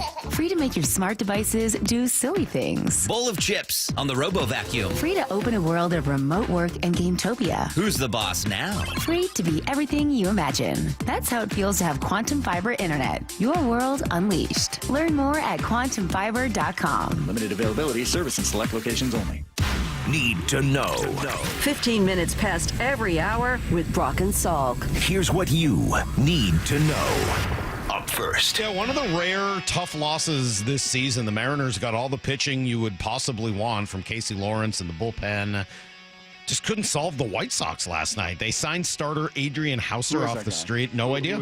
They literally signed him off the street before the game. Who the heck is Adrian Hauser? He was dealing last night, Brock. He was very, very good for 6 strong innings. Only struck out 2. But in the cold, right? Like right off the street? Like they just picked him up? Like I mean, I don't know if he was like literally on a street, but like he was like the great Tom Wassel said to some of the consultants at one point. Like, we could just pick somebody up off the 405, take him in. They can host. Like that kind of guy. Yeah, pretty much. By the way, it seems like that might even be true these days. You can just bring in anybody and give them a radio show, and who knows what'll happen. Yeah, it didn't go well for the Mariners. And again, the 3-2 to Tavares, and it is on the way to Leote. Swing and a miss for strike 3. Yeah, that was it. Did you think they were going to score in the 8th? I did. I did too. I thought they were going to score both the 8th and the 9th, to be honest with you. I was surprised both times. Yep. Partly because that White Sox pen stinks. Yep. And you're like, against you give yourself a great chance. Yeah, in a game like that, you just kind of wait out the random good starter who had a good night, and then you just kind of like pick on that bullpen, right? Yep. Find a way to win. Yeah, I was surprised. That was kind of one of those games, and I know you're not going to go undefeated on a road trip, and you're going to lose games. But in a bullpen start, to give up just one run and give you every opportunity time and again, that felt like one of those that Bryce Miller talked to us about in the spring, or Dan Wilson talked about in the spring. Like, you just never know. One of those like May games that you just on the road. Maybe. Yeah, I mean, and the weather and all of it. You know who I love? I'm an unabashed Casey Lawrence fan. I know he's not the world's greatest pitcher. I just am fascinated by guys like him who've got to make a living the way he does. He's been hanging on and hanging on. He gets DFA'd after every start. Squad, NFL, just exactly. Yeah, but he totally gets it. Listen to what he said about his outing last night. I thought this was perfect. Obviously, a little bit tough conditions out there, especially for hitters. So, body felt good and just went out there and tried to attack and make them string a lot of singles together to beat me today. And, my second inning, they were able to come across with a couple of singles and scratch a run across. But, overall felt all right. I kind of it's hard for hitters today, so I'm going to have a better night than normal. If you're him, you're kind of stoked. Like, really? Right. I get to pitch to this team in these conditions. Exactly. This is going to be good for my resume, my baseball card. Yes. Exactly. And he took advantage of it. Yeah, good for him. Chance for another rubber match today. Logan Evans against Shane Smith this morning at 11 o'clock.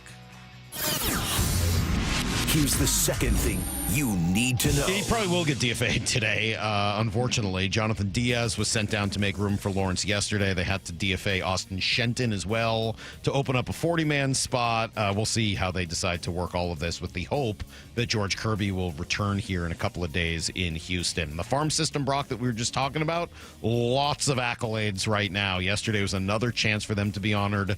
Jurangelo Saintia, the switch pitcher, named Northwest League's Pitcher of the Week, took a no-hitter into the sixth inning, went 6 scoreless. Pretty impressive. Now, they do seem to be kind of revising their plan on the left-handed work. He's been starting only rather than also appearing as a lefty reliever here for the last couple weeks. He is using the left arm during those starts for a couple of batters, but they're not going as well. Mm-hmm.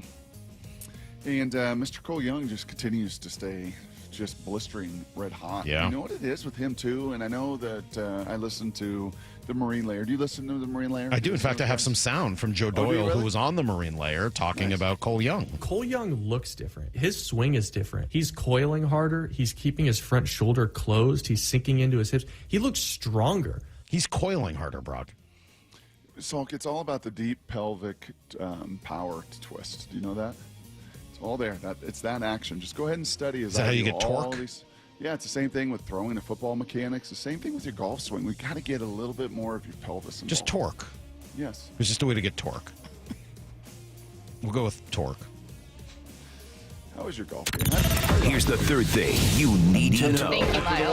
After the walk-off the week before, how did you play last? Better. Okay. Better than that. Not great, but better. Jalen Milroe, Brock, signed his rookie contract with the Seahawks yesterday. 4 years, worth $6.25 basically, with a $1.2 million signing bonus. He said afterwards to John Boyle of Seahawks.com, it's a great feeling to be able to have an organization that's behind you. They selected me. Out of all the individuals that were placed in the draft, I was one of their selections in this year's draft. So I'm tremendously happy that I have the support of the organization. But now it's all about putting our best foot forward, moving forward for the organization and for the guys in the locker room. Well said. Figure out. It was really well said. I'm trying to figure out. I'll talk about him in Blue 88. I'm trying to figure out for these guys like Jalen, and then on even later in the rounds, the Will Howards, the Riley Leonards, the Quinn Ewers. You get an odd feeling. I remember, Salk, when I got drafted. I remember going to Bank of America. No, it was KeyBank in U Village that night. After going to the Seahawks and everything else, and going to my KeyBank checking account in college, and like, okay, I'm going to draw some money, and we're going to go out to eat with some of my buddies, and I'll take care of dinner tonight. And I had to drain my KeyBank account. I think I might have had like $200 in it, right? And took out, at that time, like $150 or something to go to the Ram. I had nothing, right? Like nothing. For these guys that have made millions in college. I know. Is that Feels kind different. of anticlimactic? Like, okay, well, that's fine. I'm making like $1 million a year, but I was making that and maybe more in Texas and Alabama and Notre Dame and all that. Now, they can still make some of that money, too, at those schools, right? I mean, like, if their name, image, and likeness is still valuable at Alabama, is there any reason they can't continue to endorse things there? Well, a lot of the quote-unquote name, image, and likeness Right. is not where their money came I from. Their know. money's come from pay-for-play. No, Yeah. I'm not even being mean. No, Like, I know. seriously. You're right. It's not like they've got all these businesses and all, It's a all fair these question. endorsements and all these companies. I don't know how to answer it, to be honest with It's you. just odd. I got nothing. Caitlin Clark and the Fever lost to Atlanta last night. They missed 2 shots at the buzzer, but the stat on Caitlin is incredible. 27-11 last night. Her 10th 20-10 game. That ties Courtney Vandersloot for the most all time. The difference, though, is Caitlin's played 42 games. Vandersloot has played 430.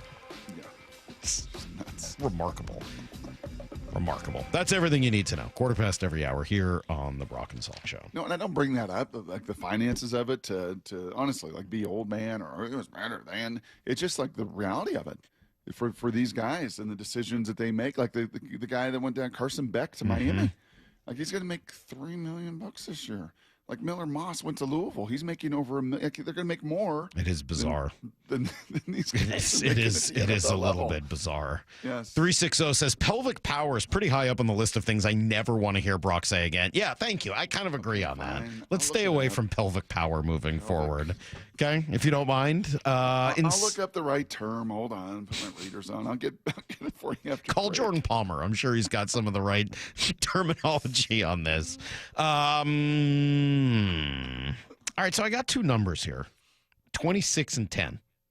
26 and 10. No, it's not what Caitlin scored last night or a number of assists, but it does explain some of what we're hearing nationally. It's next on Brock and Salk. Wyman and Bob, afternoons 2 to 7. The release of the Seahawks schedule, you open at home with the Niners, you close the season on the road with the Niners. You know what's interesting about that is just that where's San Francisco going to be? I'm just curious. They're going to be able to be that team that kind of has dominated. Those 2 games I think are going to be really interesting just to see where the Seahawks are. I think this year the tougher challenge might be the Rams. Dave Wyman and Bob Stelton, afternoons 2 to 7 on Seattle Sports, the app, YouTube, and your smart speaker. All right, well, for those of us that haven't made all that NIL money before we get to the league, how about $1,000 off? Does that sound nice? Riverside Roofing is offering $1,000 off, a new roof replacement, which is an awesome incentive for any homeowner to book their roof replacement right now, even if you do have NIL money. It's a great time to do it. The days are getting longer. I know today's been rainy and gross, but next couple of days supposed to be pretty good, and the crews can get your roof done quick. So take advantage now before the demand gets a whole lot harder this summer. Here's what you got to do. To claim $1,000 off from Riverside Roofing, just book a free estimate. Go to riversideroofingllc.com. You'll meet with Brandon, Don's son, and tell him you heard the message here on the show, on the radio station. You'll get $1,000 back in your pocket and a brand new roof over your head. And you can ask about the 35 years of local experience, about being GAF Master Elite certified, about the catch-all system to keep your yard and driveway totally free of debris like nails or shingles. You can do it all. It starts at riversideroofingllc.com. Remember, they're the roofing company you can trust. Feeling lucky? Don't miss the Lucky Classic Collector Car Truck and Boat Auction, Saturday, May 31st at Tacoma's LeMay Marymount Event Center. Hundreds of cars, vintage, muscle, exotic, classics, trucks, boats, and more. Saturday, May 31st at Tacoma's LeMay Marymount Event Center. Millions of dollars in inventory, many must sell with no reserve whatsoever. Get lucky, get local, and get in line for the Northwest's greatest collector car auction. Auction details at luckyoldcar.com. Lake Washington Windows and Doors makes it easy to enjoy new windows with clean glass technology now and defer paying for them until 2026 with 0 down, 0 payments, and 0 interest for 12 months. Visit LakeWashingtonWindows.com. Discover one of the new inventions in home comfort with mini split systems from Home Comfort Alliance. Enjoy efficient heating and cooling, saving energy and reducing utility bills. Call now for a free consultation and get 18 months same as cash financing. Visit HomeComfortAlliance.com. Did you hear? A recent stash of $10 gold Liberty coins from the 1800s has been found. These gorgeous gold coins are as bright and shiny as the day they were struck in the late 1800s, and less than 200 of these gold coins are available. Coin experts are calling this gold find an incredible opportunity. Call 1-800-917-4635, and you are guaranteed a $10 gold Liberty coin minted by the U.S. Mint in the 1800s. But with extremely limited availability, you must call now. These gold Liberty coins from the 1800s are still in uncirculated condition. That is history you can hold in your hand. To learn more, call 1-800-917-4635. Call now and you'll receive a free American Coin Collector's Bonus Package, a $40 value, free with every order. Call 1-800-917-4635 now to secure your $10 Gold Liberty coins dated from the 1800s before they sell out. That's 1-800-917-4635. Dave Wyman joined by the mayor of the city of Lacey, Andy Ryder. Andy recently underwent successful treatment for prostate cancer. His treatment method? Swedish CyberKnife. Andy, what would you say to anyone considering prostate cancer treatment? I'm feeling very confident about my treatment with CyberKnife. I absolutely recommend it for anyone who has been diagnosed with prostate cancer. Reach out to Swedish CyberKnife directly at swedish.org/CyberKnifeProstate. Treat prostate cancer with Swedish CyberKnife. Subscribe to the Seattle Sports YouTube page to find new and exclusive content from your favorite shows and personalities daily. Just head to YouTube, search Seattle Sports, and click subscribe. They say teachers don't impact for a year, but for a lifetime. Hi, this is Rick Riz. Join WSECU, your local credit union, as we celebrate those who give so much with the Teacher of the Week program. Nominate a teacher you feel has changed a life in our community. Each week throughout the season, we'll honor one teacher with a $500 grant, courtesy of WSECU. Teachers are the real MVPs. Find out more and nominate a teacher at mynorthwest.com/teacher. There's nothing better than having a big fish on your line. You'll hear that sound a lot at Queen Charlotte Lodge. Experience a luxury resort, breathtaking wildlife, spectacular wilderness, and amazing fishing at Queen Charlotte Lodge in British Columbia. Reserve now for peak king salmon runs and plentiful halibut this May and June. At Queen Charlotte Lodge, it's fishing first class. Go to fishqcl.com. That's fishqcl.com. And remember, our dollar is worth $1.40 north of the border. LeeJohnson.com is a dynamic research tool. We want to give the customer enough information to where they don't have to go anywhere else to research any of the questions they have. And if they want more information, we'd love to be there to help. We don't want them to feel like they're dependent on emailing us or texting us or calling us just to get the information they need. So we put it all out there. We call them digital retailing tools, big fancy calculators where you can get in there and change the terms and change the payments and change the cash down. And it'll give you a disclosure of, hey, when you do this, this means here. And a consumer can get on there and do a lot of this themselves. And then if they choose to get us involved, we can actually get involved on the backside of it and help them along the way. We want to give the consumer the same tools that we have and let them understand what we understand. Yup, that's pretty much what you'd expect. The LJ Way is the Lee Johnson Auto family. This hour of the Brock and Salk Show is powered by Star Rentals, preferred supplier to the West's best contractors. From the Quantum Fiber Studio, you're listening to Brock and Salk. Weekdays 6 to 10. On Seattle Sports and 97.3 FM HD2. Yeah, I gave you two different numbers, Brock, 26 and 10. Did you know off the top of your head what those were? No, I was busy looking up. I screwed that up, of course. It's the pelvis and deep core. You don't talk about a deep pelvis. Doesn't sound much better. No, it's the pelvis and the deep core. That really is the rotational It might be better, but it doesn't sound a lot better. Pelvis. I guess is what I'm going to say. Neither of those things sounded great, but I guess what you're saying is real, so I guess we have to kind of give it a break. Pelvis and deep core. Yeah, let's move it along. Let's just move this along. 26 and 10. 26 and 10. 26 and 10. Record when they do something? No, it's not 26 or 22, 20, 25 or 624. It's not that either. 26 is where Pro Football Focus, Brock. We're coming back to your favorite thing here. Pro Football Focus sees Sam Darnold as the 26th best quarterback in the NFL. 26. 26? Tier 5 with Russell Wilson and Justin Fields. Tier 5. Tier 5 they list as veterans capable of solid play, but could quickly be replaced. Russell Wilson, Justin Fields, Sam Darnold. They write, big question for Darnold and the Seahawks is which version of the quarterback shows up in 2025. Will it be the one we saw from 18 to 23 when his highest graded season was just a 66 as he struggled with decision-making and offensive consistency? Or will it be the quarterback who earned an 85.8 grade over the first 17 weeks of the 24 season and helped lead the Vikings to 14 wins? His late season regression and playoff struggles were concerning, and he'll be working with a less talented supporting cast in Seattle.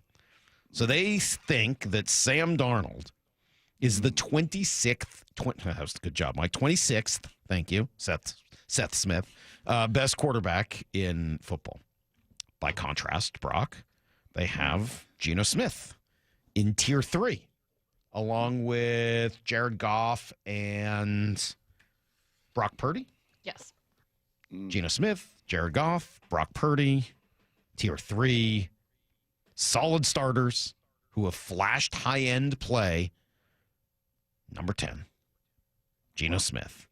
Wow. Few would have pegged Smith to grade as the 6th best passer in the NFL over the past 2 seasons, but here we are. In fact, his 85.8 passing grade in that span is just 0.2 points shy of Patrick Mahomes. After being traded for a third-round pick this offseason, Smith should enjoy an improved offensive line, but a downgrade in receiving weapons. He protects the football and has a knack for generating big-time throws. He protects the football? Yeah, I don't know if I see that. That's not what I watched, but okay. Yeah. So there you go, Brock. What do you make of Sam Darnold, number 26, Geno Smith, number 10? The number one thing I make of it is that's why all of these national predictions and projections are not very high in the Seahawks. That's 100% right. Salk, that's, as the kids say, that's a hundo. I think I dropped that on Madden yesterday. We had a 2-hour taping yesterday. And actually, the scriptwriter put that in for me. That's a hundo. And I was like, ooh, I don't know if I can do this. Yeah, I don't know if I can say that. I don't know if I can pull this off. But I don't think you can. Tried. No. Well, and Kate liked it. I was like, well, you could be honest. You're honest with me. What do you think? She's like, no, I think you nailed it. Mm-hmm. Like, no, I'm guessing you I don't didn't. think so. Yeah. I don't think so. But that's exactly where my mind goes. That is an exact reason why when you look at all these lists and when you look at, most importantly, Vegas, those guys and gals that are out there that got to set those over-unders and got to build their building, Salk, and got to pay their electricity bills, they don't just look at perception. They try to dig in and really study. And PFF would be a part of that because PFF is not Pro Football Talk. It's Pro Football Focus. And guys who have played the game and try to really dial it down and study and do their best to judge. And that's why I think the national pundits have the Seahawks where they do. Now, I don't remember ever Geno getting this kind of credit. No. I don't think there was a list we've ever looked at the last 2+ years. Never. Or frankly, I think at times he played even better than he did a year ago because last year it was the red zone interceptions and decisions that really crippled some of those games and wins and losses and momentum and all of it. I mean, we were arguing that Geno was a top 10 or near that. Certainly I was from a statistics standpoint, and he was never touching this. He was always 16, 17, but he's not here 18, anymore, so 19. now he's number 10. But now he's with Pete, and now he was traded for, and, Sort of. I mean, like, they gave up a third-round pick. They didn't spend all that much money on him, right? I mean, like, I don't know. It is a bit of a surprise. I read that, and I don't know that I think either of those make a tremendous amount of sense. It's not that I disagree with either of those rankings necessarily in a vacuum. It's the two of them together. Like, if you're not high on one, I think it would be hard to be too high on the other. To me, they're in the same realm. Like, is one tier 3 and one tier 5? No, they're probably both tier 4, to be perfectly honest with you. But, like, it would be hard for me to look at it and be like, Geno Smith? Oh, yeah. Yeah, that team's going somewhere. Oh, Sam Darnold? No, forget about it. Right. I feel like you kind of have to feel similarly about both, which is, yeah, we'll see. Like, both have some ability, both have some upside, both have some, arm strength and accurate. Like, they both have a lot of things going for them, but neither's really done much. Has either of them won a playoff game ever? No. No, they have not. So, I was listening to this one kind of got under my skin a little. I was listening to our sister station out in Denver, our buddies Schlereth and Stokely and Mike Evans and all our friends, because they were actually talking about this list with Bo Nix yesterday and trying to figure out, like, 19 for Bo Nix. 19, doesn't that feel low for Bo Nix? And you're like, well, he's played 1 year. Yeah. He started the year horrifically. He played very well, and looks like for the first time since Peyton Manning, or a desert of 10-year wandering around the desert looking for the next guy. They found him, but he was there at 19. Your buddy Kyler Murray was in the teens ahead of him. Well, I mean, yeah, I can see that. What's Kyler Murray done? I mean, nothing. But how many playoff games has Kyler Murray won? Yeah. How much inconsistency has that dude had? Yeah, so just to go over what this list looks like, just so people know. Tier 1, the elite quarterbacks, Patrick Mahomes, Joe Burrow, Lamar Jackson, Josh Allen, right? We all kind of agree on that, right? Nobody's going to fight that those are the 4 elite quarterbacks in the NFL right now. The next group, the high-end starters, Jalen Hurts, Jaden Daniels, Matthew Stafford, Justin Herbert. That sounds about right. And I think in the appropriate order, I get a sense that by the end of next year, Jaden Daniels may be very well in that other first tier. Mm-hmm. I'll tell you what, I'm going to Vegas with Heather in mid-July. Uh-huh. I'm thinking about a little money on the Commanders. Salk, you don't have it in your budget. I don't? No, after the wedding, the travel, you don't think I can throw $20 on the Commanders? Oh, $20? Yeah. Sure.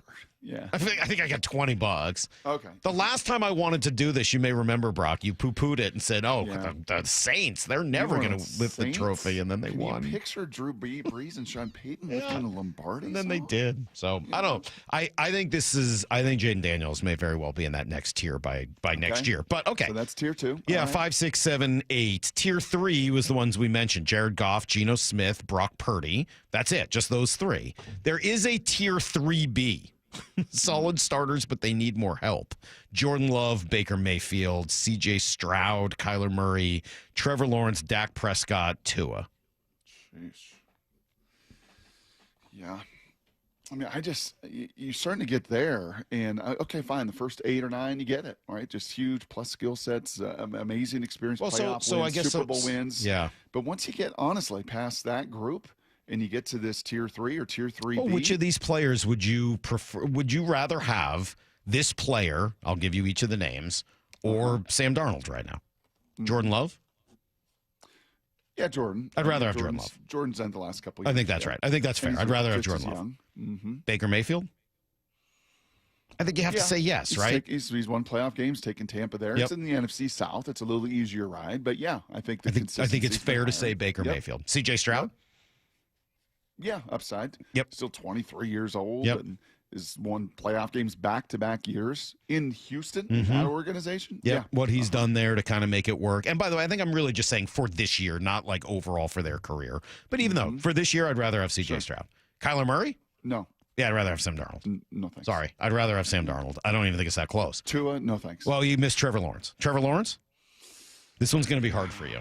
Yeah, I still think that there's a bunch of games. I haven't seen bubkiss out of that guy, man. I'm sorry. If anybody who's saying yes on Trevor Lawrence, it's entirely about upside potential and has nothing to do with what you've actually seen on the field. If his name was John Smith, he'd be way lower than Darnold, right? Like, I think people are still just waiting on this prodigy to like come to full fruition. But at this point, I don't think it's going to happen at this point. And he won 50 games in high school in Georgia, multiple state titles. He won a so you're national waiting on championship that, at but Clemson. I haven't seen anything close to it. He's been in Jacksonville, Salk. Urban Meyer, he I had know. to deal with kicking. That's true. I mean, he's just been in chaos. But they've also paid him now like a ton of money, and we'll see what that looks like around him. And he did have a year, by the way, where he led him to the playoffs. I'll tell you who he feels like, and he's kind of at this little crossroads where now, and Derek Anderson, I love the guy, but he never did that in Oregon, in high school, nor in college. But he had a year in Cleveland where he took him to the playoffs. Right, he's a big, strong guy. He could throw it all over the yard. That's a good comp. Yeah, there's some Derek Anderson. You know, the other kid was the one in Tampa, Josh Freeman. He took the Tampa to the playoffs and had a year, and he's a big, strong. Like each of them had that flash. Trevor had that flash where he did lead them to the playoffs. Now neither of those guys were number one overall picks who were expected to be incredible, but. Yeah, I'm kind of with you. Look, maybe this one would be kind of a wash to me. I guess if pressed, I guess I would still say Trevor Lawrence because of that, reputation. But I don't know that it's actually there. Dak Prescott? Oh, at this stage? It's hard for me because I really like Dak. So the pelvis and deep core issues for 1 year led to that hamstring just for this year off of the bone. Just for this year. Who would you rather have? Yeah, Dak Prescott. It's still probably Dak, right? He feels like Sam in the sense that he's just a great dude. Okay. And once again, in the big D of dysfunction down there. I should probably be asking you whether you'd rather have Bo Nix than any of these guys, too. But I haven't heard anyone who, for at least this year, I would rather have Bo Nix. Tua? No. not just too injury prone, man. Just one hit away from being lost for the season, his career over. Doesn't scramble, is not a great dual threat, is really good fit in their little RPO system. Super accurate guy, but limited. Not as big, not as strong, not as fast, not as athletic, not as strong an arm, and injury prone. So no. So here are the next grouping of people that by the way, a bunch of those names you just referenced. Yeah. And this, has got to be, I would think, involved in the conversation somehow, whether short-term or long-term. You have committed $55 million, $58 million, $60 million for Dak Prescott, $52 million for Tua. That is certainly part of it, but that's not what they're ranking. They're just ranking the actual. Correct. Right. So the next one, this is maybe the most interesting group here. And all of these players they have ranked, because now we're on to 19. With a higher grade or higher ranking than Sam Darnold. Young players with a wide range of potential outcomes. Tier 4. Bo Nix? Would you rather have Bo Nix or Sam Darnold this year? I think Sam Darnold. Okay. Bryce Young? Sam Darnold. J.J. McCarthy? Sam Darnold. Well, obviously the Vikings did not make that choice. He's not played it down. Drake May? And they invested Salk a top 10 pick. So, Drake May? Yeah. Yeah, I kind of like Drake's game, but it's just Michael Penix, Caleb Williams, and Cam Ward. Cam Ward? That one's a bit surprising to me. But all of the others, look at that. And then finally you get to Darnold, Russell Wilson, and Justin Fields. I don't really have him at the Russell Wilson, Justin Fields level. That feels a little low considering what the Seahawks gave him and kind of how they feel about him. But there aren't, to be fair to Pro Football Focus, there aren't that many guys on that list that I'm like, oh, yeah, no, they got this wrong. Sam Darnold needs to be well ahead of them. To be fair to Sam Darnold, you know what this exercise has shown me? Yeah. That I don't know if there is another player on this list that could elevate himself, like in a golf round.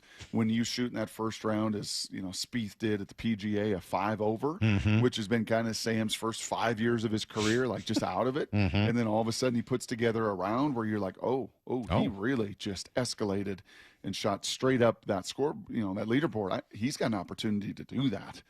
He plays like he did last year, Salk, over those 14, 15 games. You're going to be in that Jared Goff, Geno Smith, 8, 9, 10 range. And by the way, you're paying him $35 million, not $60 million or $55 million or $50 million, nor have you committed $180 million guaranteed dollars like you did to Brock Purdy, who's sitting in that 9-11. Yeah, there is, what we've talked about, a massive, massive amount of upside in this move and for Sam Darnold here in Seattle. All right, we got some baseball talk coming up in 45 with our buddy Ryan Rowland-Smith. Right now, some Blue 88. This is Brock and Salk's Blue 88. Blue 88! Blue 88!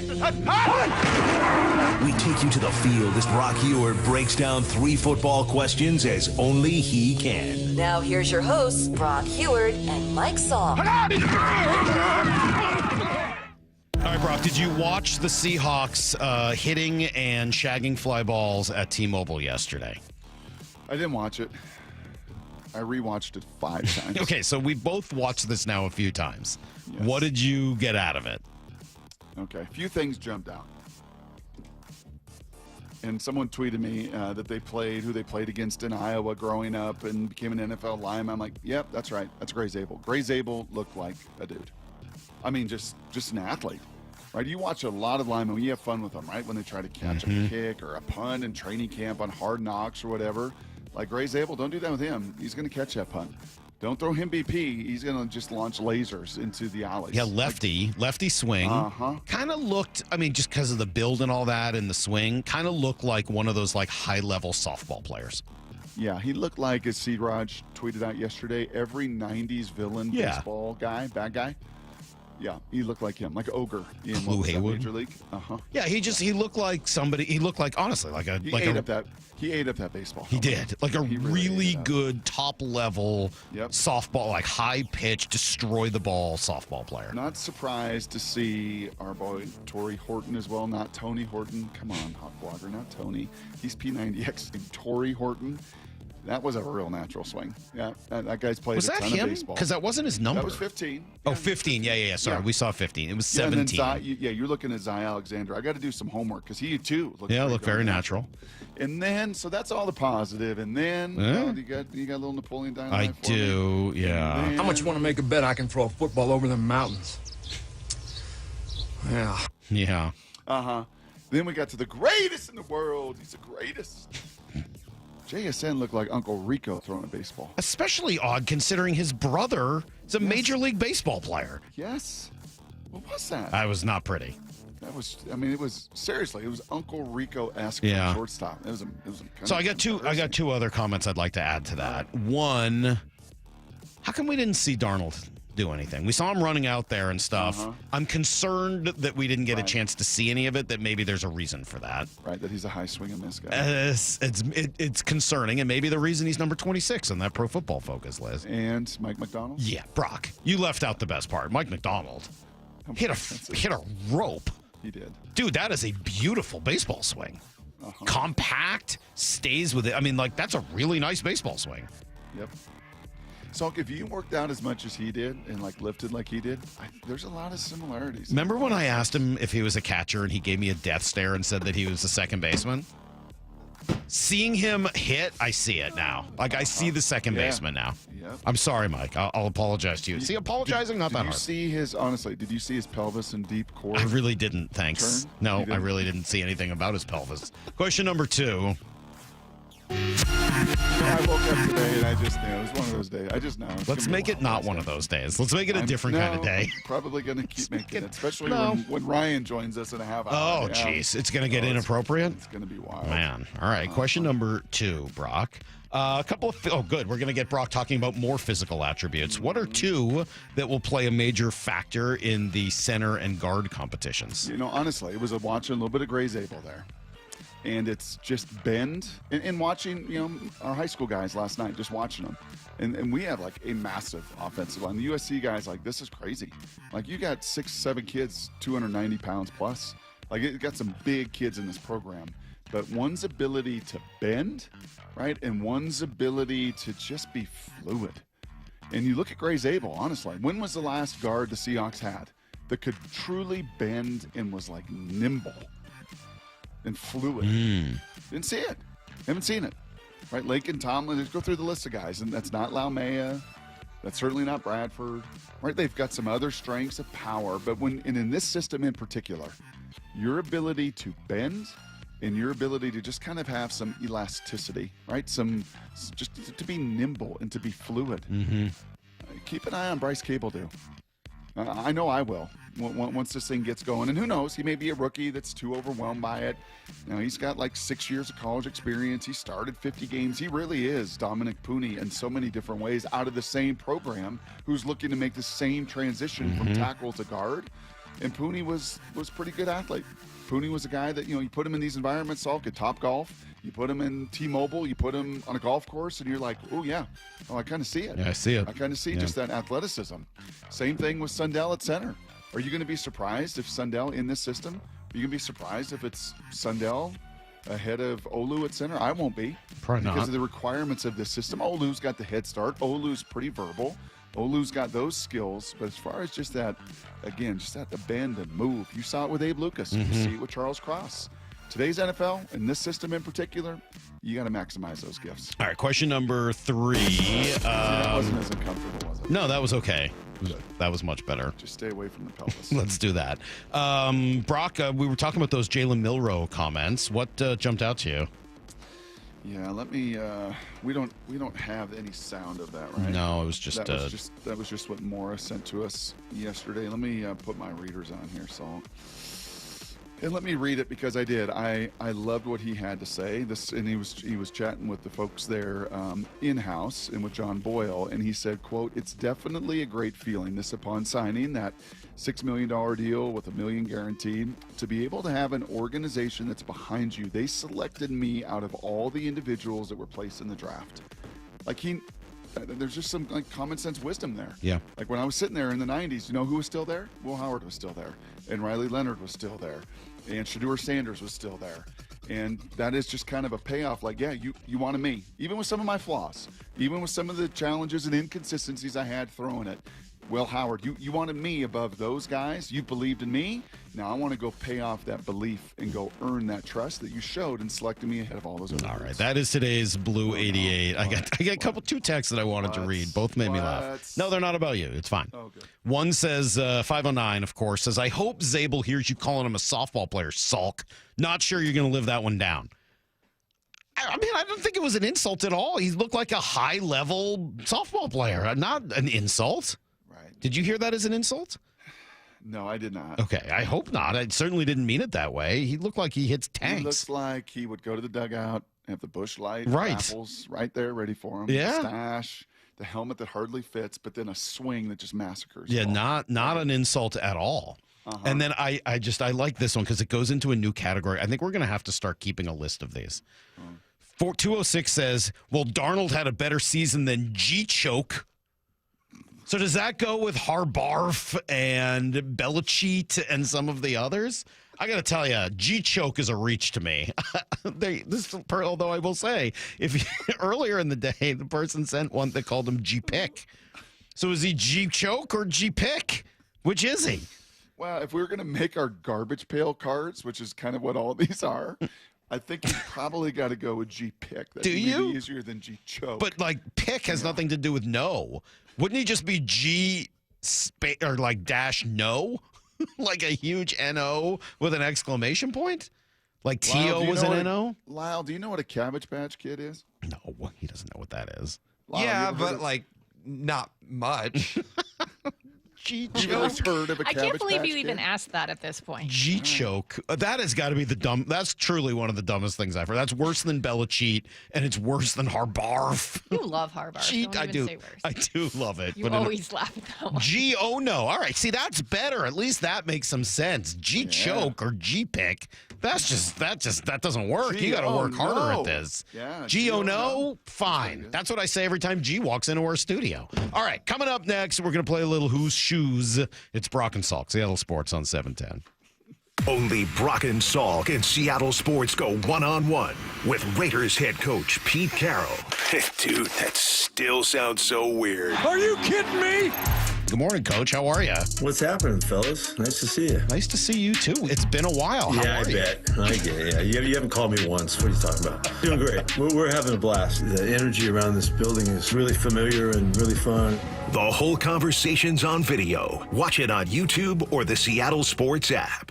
Hey, Brock Ewart here with some great news. I'm with Shannon O'Kelly, physical therapist and owner of IRG Physical and Hand Therapy. Shannon, you guys just increased your community coverage. That's right, Brock. We like to say we're in your neighborhood. We have you covered here at IRG. We just added 2 fantastic locations. One is in Harbor Square in the Edmonds Bowl, and the other one is in the Mill Creek Town Center, right to the entrance to Mill Creek Town Center. So we'll be able to provide fantastic care to all of us and everybody's neighborhood. You know I love it. Expert physical and hand therapy right in your neighborhood. That's right. We're in your neighborhood. We want to be your neighborhood family physical therapist. We'll take care of you, your family, and your neighbor. And remember, no referral needed, just personalized care when and where you need it. Visit irgpt.com and schedule your appointment today. With over 40 convenient locations, IRG is right in your neighborhood, and now 2 new spots as well. That's irgpt.com, irgpt.com. Hey, it's Bump for West Hills Ford, the big Ford store. Right now, during the From America for America event, Ford is offering employee pricing to all U.S. shoppers on many new Ford models. Lease the 2024 Ford F-150 STX 4-wheel drive Super Crew, only $549 per month for 36 months, with $4,999 due at signing on improved credit. West Hill Ford, the big Ford store, just off the Auto Center Way exit. Highway 3, Bremerton, part of the Hazelwood Auto Group. Hazelwood has it! You've heard the saying, you never get a second chance to make a first impression. Since 1926, my family's been helping local businesses make great first, second, and long-term impressions. We know how to make your company look good with quality uniforms, logoed apparel, floor mats, linens, and more. If you're paying for linen service or doing it yourself, let's have the conversation. The information and quote are free, but the savings and service can really add up. Visit suplinen.com. Superior Linen Service. It's what we do. We at 3 Tree Roofing understand that your home is your castle. That's why our certified technicians use state-of-the-art installation methods to deliver the highest warranties available. Check out our hundreds of online reviews and schedule a free estimate to see for yourself. 3 Tree Roofing, your Puget Sound roofing experts. What is that sound? Ugh, that sounds like a plumbing sound. Luckily, there's a company that fixes all the plumbing sounds across Puget Sound. That's All Sound Plumbing. Puget Sound's plumbing experts. Have a sound? Visit allsoundplumbing.com. Safety comes first. When money is tight, don't neglect maintenance on your vehicle. Keep it safe. At Bucky's Complete Auto, we have you covered with available financing. For over 50 years, Bucky's Complete Auto has been servicing and repairing cars and trucks with modern-day technology and good old-fashioned customer service. There's a Bucky's just about everywhere for oil changes, wiper blades, brakes, tire rotation, tune-ups, and factory maintenance. No appointment necessary and financing's available. Check Bucky's.com for the location near you. Prescriptions require an online consultation with a healthcare provider who will determine if appropriate. Restrictions apply. See website for details and important safety information. Price varies based on product and subscription plan. Hey guys, let's talk ED because millions of men experience it, but not everyone can access or afford treatments like Viagra. Well, HIMS can help. Through HIMS.com, you can get a full range of treatment options for ED, including daily or as-needed meds through a 100% online process. It all starts with an online intake form. Get started at hims.com/joy, and from there, a medical provider licensed in your state will determine if ED treatment is right for you. If prescribed, your medication is shipped to you for free. Find the ED treatment that fits your needs with options up to 95% less than the brand names. Millions of men experience ED, but HIMS can help. To start your free online visit and save up to 95%, go to hims.com/joy. That's hims.com/joy for your free online visit. HIMS.com/JOY. Did you hear? A recent stash of $10 gold Liberty coins from the 1800s has been found. These gorgeous gold coins are as bright and shiny as the day they were struck in the late 1800s. And less than 200 of these gold coins are available. Coin experts are calling this gold find an incredible opportunity. Call 1-800-917-4635 and you are guaranteed a $10 gold Liberty coin minted by the U.S. Mint in the 1800s. But with extremely limited availability, you must call now. These gold Liberty coins from the 1800s are still in uncirculated condition. That is history you can hold in your hand. To learn more, call 1-800-917-4635. Call now and you'll receive a free American Coin Collector's Bonus Package, a $40 value, free with every order. Call 1-800-917-4635 now to secure your $10 gold Liberty coins dated from the 1800s before they sell out. That's 1-800-917-4635. Let's go! This is Seattle Sports. Streaming through the Seattle Sports app. KIRO AM Seattle. KIRO FM HD2 Tacoma. Home of the Seahawks, Mariners, and everything Seattle sports. Give me a freaking auto! From the Quantum Fiber Studio, this is Brock and Salk on Seattle Sports. Brock Heward and Matt Marcus. Sorry about Mike Heward. Not exactly Joe Cat there in the pocket. Now here are your hosts, Brock Heward and Mike Salk.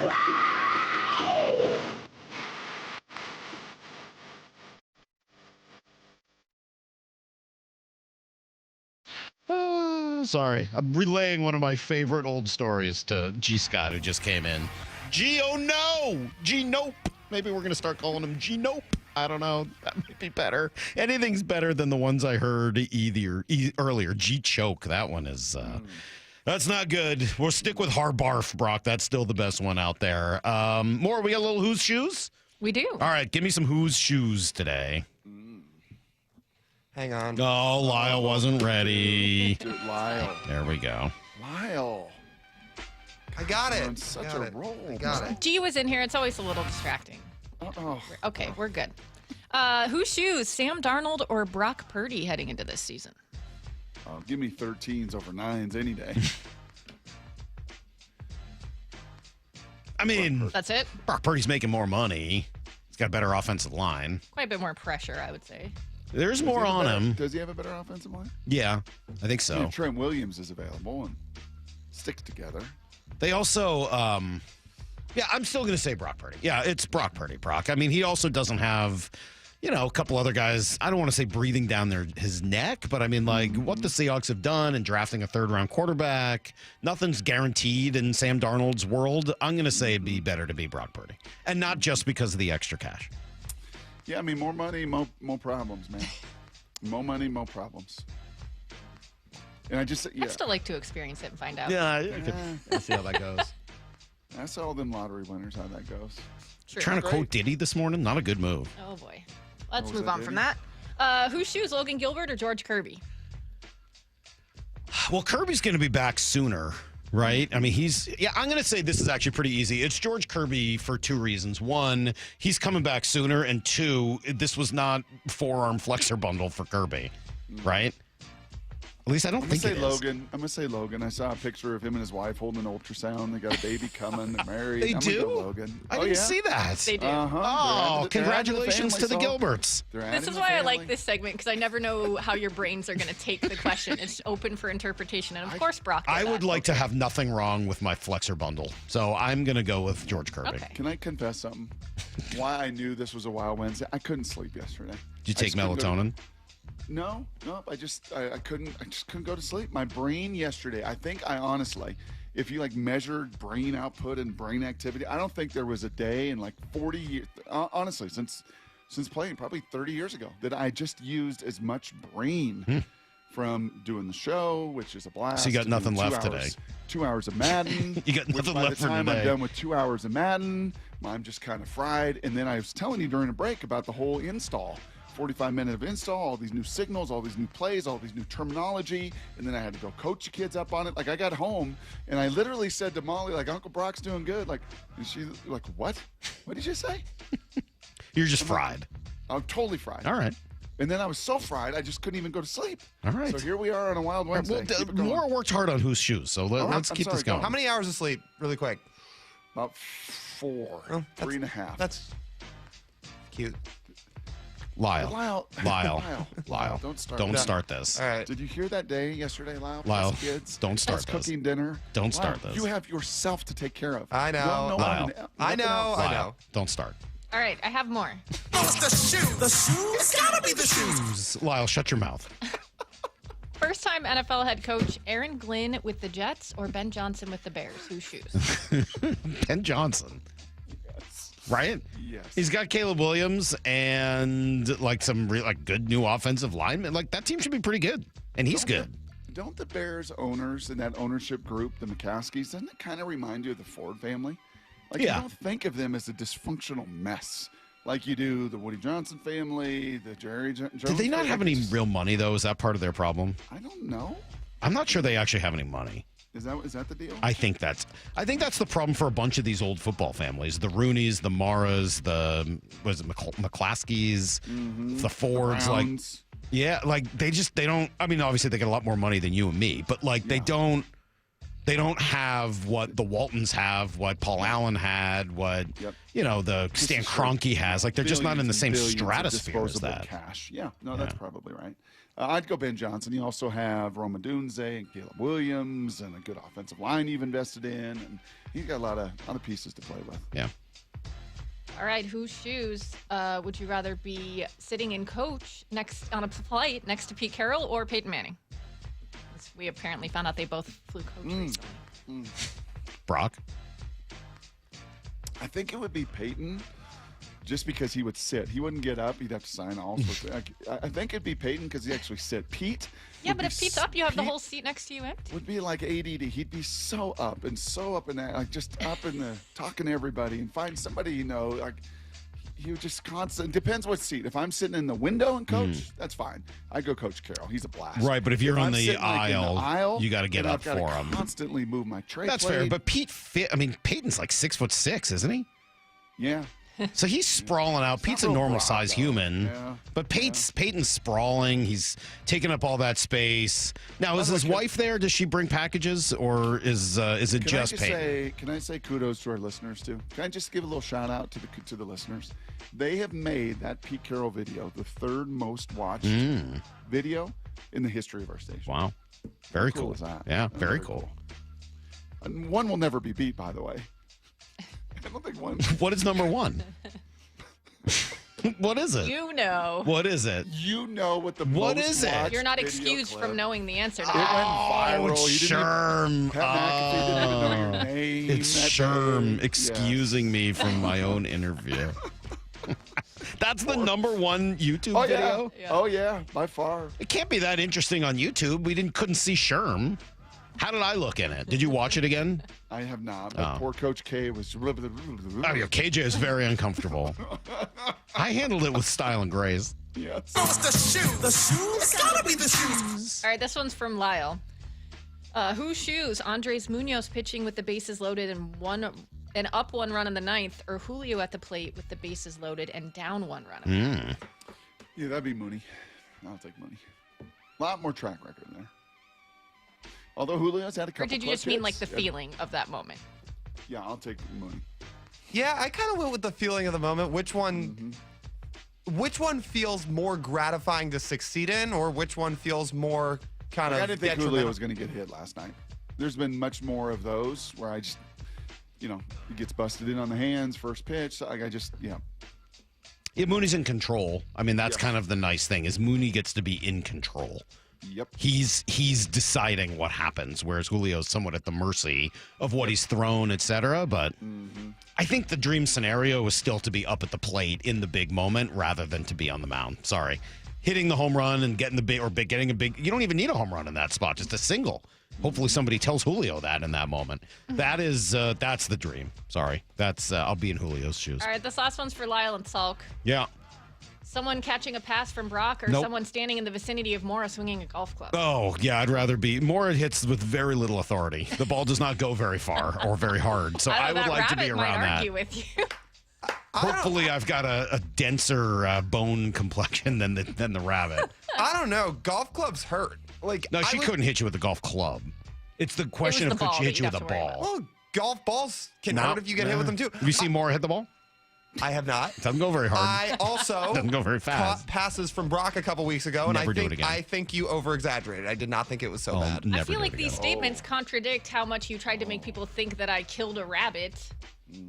You're talking about how it doesn't go that hard. It was and how you make the poor rabbit Did Lyle- already did Lyle had some just say damage. that? What? Did Lyle just say what I think he said? I said it wasn't so bad. Like Salk talks about how he feels like his hands are going to get ripped off by catching passes. Well, next from time he'll Brock. throw it hard to you, and then you'll see how Lyle, that next goes. time I will throw you 10 at 15 yards. Don't do it, Lyle.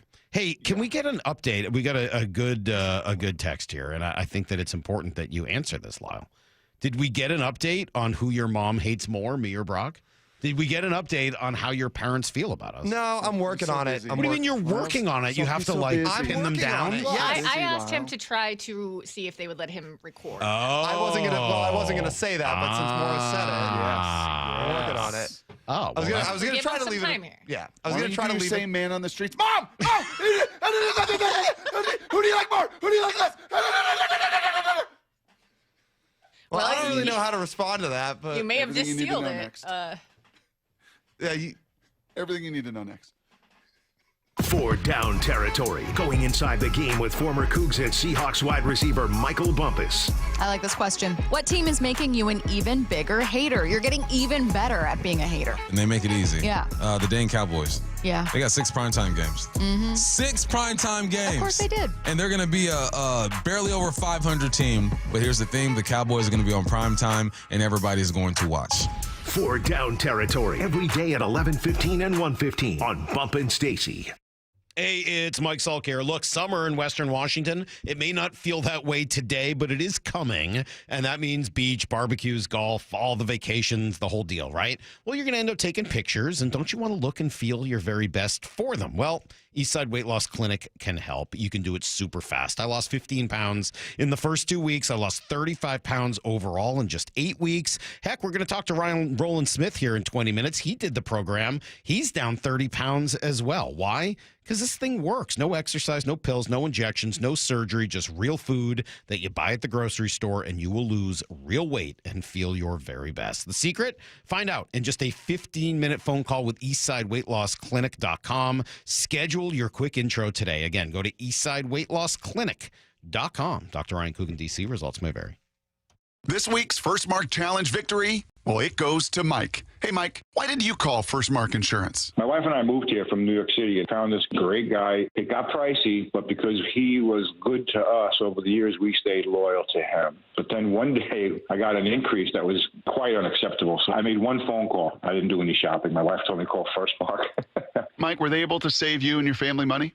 Oh, yes. It was over $100 a month. What would you tell others they can expect when they call First Mark? The most competitive pricing that you can find. And they had terrific customer service. Even if you're on the phone with them, you can tell they have a smile on their face, so you can tell they love what they're doing. Do you wish you would have made that call earlier? I was just kicking myself as you were speaking because I didn't do it sooner. Well, you just heard. Mike did it. My family did it. You got to do it too. It's totally free. Take the First Mark Challenge. See how much they can save you and how much better your coverage will get. Maybe you will be our next First Mark Challenge victory. Just go to firstmarkinsurance.com. That's firstmarkinsurance.com. Need a new roof, a deck, siding, windows? Get up to $3,000 off any new installation. Hi, it's Justin Shirley, CEO of State Roofing and Exteriors. Home projects can add up fast, but we're here to help you save big. Book now and lock in up to $3,000 off in savings. That's $3,000 off any new installation. Call 866-ROOF-ROOF or visit stateroofing.com to schedule your free estimate today. State Roofing and Exteriors, held to a higher standard since 1968. At Lake Washington Windows and Doors, we offer premium windows that are 25% more energy efficient, reduce noise by 50%, and come with clean glass technology. And Leak Armor Installation gives you a lifetime warranty to protect your home. Visit LakeWashingtonWindows.com. Lake Washington Windows and Doors makes it easy to enjoy new windows with clean glass technology now and defer paying for them until 2026 with zero down, zero payments, and zero interest for 12 months. Visit LakeWashingtonWindows.com. Introducing frequent flights between Boeing Field and a private terminal at Portland Airport. Seaport Airlines is transforming travel with convenience, comfort, and free parking just steps from your plane. It's about time. Book today at flyseaportair.com. Get 0% financing for 72 months on Cat compact construction equipment at NC Machinery. Built for performance, durability, and comfort. Buy now and take advantage of 0% financing for 72 months at NC Machinery. 4 Down territory, going inside the game with Michael Bumpus. I like this. More quarterbacks should start doing this. Every day at 11:15 and 1:15 on Bumpin' Stacy. We've all been there. Sleepless nights, mind racing, wondering if your business's security service is really protecting what matters. At Bay Alarm, we can put your security insecurities to bed. Video security, burglar alarms, fire alarms, access control, 24/7 monitoring, and more. Our advanced technology and personalized support ensure you can rest easy, knowing we're here for you, your people, and your business. Visit bayalarm.com to talk to a local security expert. Bay Alarm, we got you. My teacher is the best because she gives us pajama day. No matter how old you get, you always remember that one great teacher. Hi, this is Rick Riz, inviting you to join WSECU in celebrating Teacher of the Week. This year, we're going to honor 24 great teachers with grants of $500, sponsored by WSECU, the credit union for Washington. Nominate an exceptional teacher now at mynorthwest.com/teacher. Synthetic Turf Northwest is now open in Fife, the South Sound headquarters for premium synthetic turf. They help homeowners with a turnkey solution, DIYers, and contractors and landscapers needing quality products. With premium turf in stock, expert advice, and pro installation services, everything you need is under one roof. Visit their new showroom off I-5 in Fife. Synthetic Turf Northwest. Supplies and installation expertise all in one place. Mention radio for up to $1,000 off. SyntheticTurfNorthwest.com. You think your home is pretty cool until that summer heat hits, and suddenly your home isn't that cool. In fact, it's hot. Air conditioning from Washington Energy Services can help. Stay cool this summer with our biggest spring savings event ever. This month only, take up to $2,500 off an energy-efficient brine cooling system with exclusive Washington Energy rebates. Ensure your home is always the cool house with air conditioning from Washington Energy Services. Contact us today for a free estimate. Need to know. 15 minutes past every hour with Brock and Salk. Here's what you need to know. Up first. Tough loss for the Mariners last night. It was definitely kind of a weird, funky game, right? Thought it might have ended up being not just delayed, but maybe postponed. It wasn't. It gets delayed. It's still rainy and wet and gross and cold. Miserable night in Chicago. Casey Lawrence starts, and actually, give the guy credit, pitched pretty well, only gave up the 1 run. Here comes his pitch. Swung on, hard ground ball, right side, through base hit. Meadroff, he's being waved. He's around third base. Here comes the throw. 1 hop. It's cut off, and the White Sox have the lead. Well, Meadroff scores from second base. It's 1-0 Chicago here in the third. It even sounds cold there listening to Gary. Doesn't Gary sound cold? Ugh, miserable night. That Meadroff guy is not bad. I'm kind of intrigued by him. He's stood out to me in these 2 games, Brock. Little shortstop, Meadroff. Yeah. He seems like he might turn into a little bit of something, but what are you going to do? You give up 1 run and you lose because some guy named Adrian Hauser signs off the street literally an hour or 2 before the game, and he was dealing 6 shutout innings. He only struck out 2, but the Mariners just could not make solid contact all night in the cold, nasty weather. Had a couple chances late, bases loaded, 1 out in the 8th. That fizzled. So I don't want to have to go back to this, but playing the Dan Wilson sound from yesterday or the day before where he said Polanco's totally fine. Well, he's obviously not totally fine if you're pinch hitting for him in the 8th inning because he can't face a lefty. I mean, he's not totally fine. No. And Garver ends up striking out, and then Julio flew out to center. You remember as a kid when you just thought the game was going to be rained out? Yes. Right? Or you're going to have a snow day. Yes. And the snow's going So to you come. didn't do the work. going to be canceled. You just mentally, are you totally, just totally tapped in like you'd be, on a day. Do you think that was it, or do you think the guy just had, a good night in the then cold? you know nothing about the guy. Right. You got no track record of the guy, so that's complicated. And then it's miserable. Your body feels miserable. There's no part of playing baseball that's fun in that environment at all. There's nobody in the stands. There's no extra juice anywhere. But you gotta find a way, right? I mean, that is on you. You gotta figure it out, and unfortunately couldn't do it last night. Rubber match, this team has been the king of the rubber matches. 11 o'clock first pitch. Logan Evans and Shane Smith. Pregame show will start right after us at 10 o'clock. Here's the second thing you need to know. Yeah, Brock, you mentioned it yesterday, and you've been pretty on this. You're absolutely right. What the Mariners are doing organizationally right now is maybe the more impressive part, and all of the guys that they've got in their minor league system in the top 100, all 9 of them.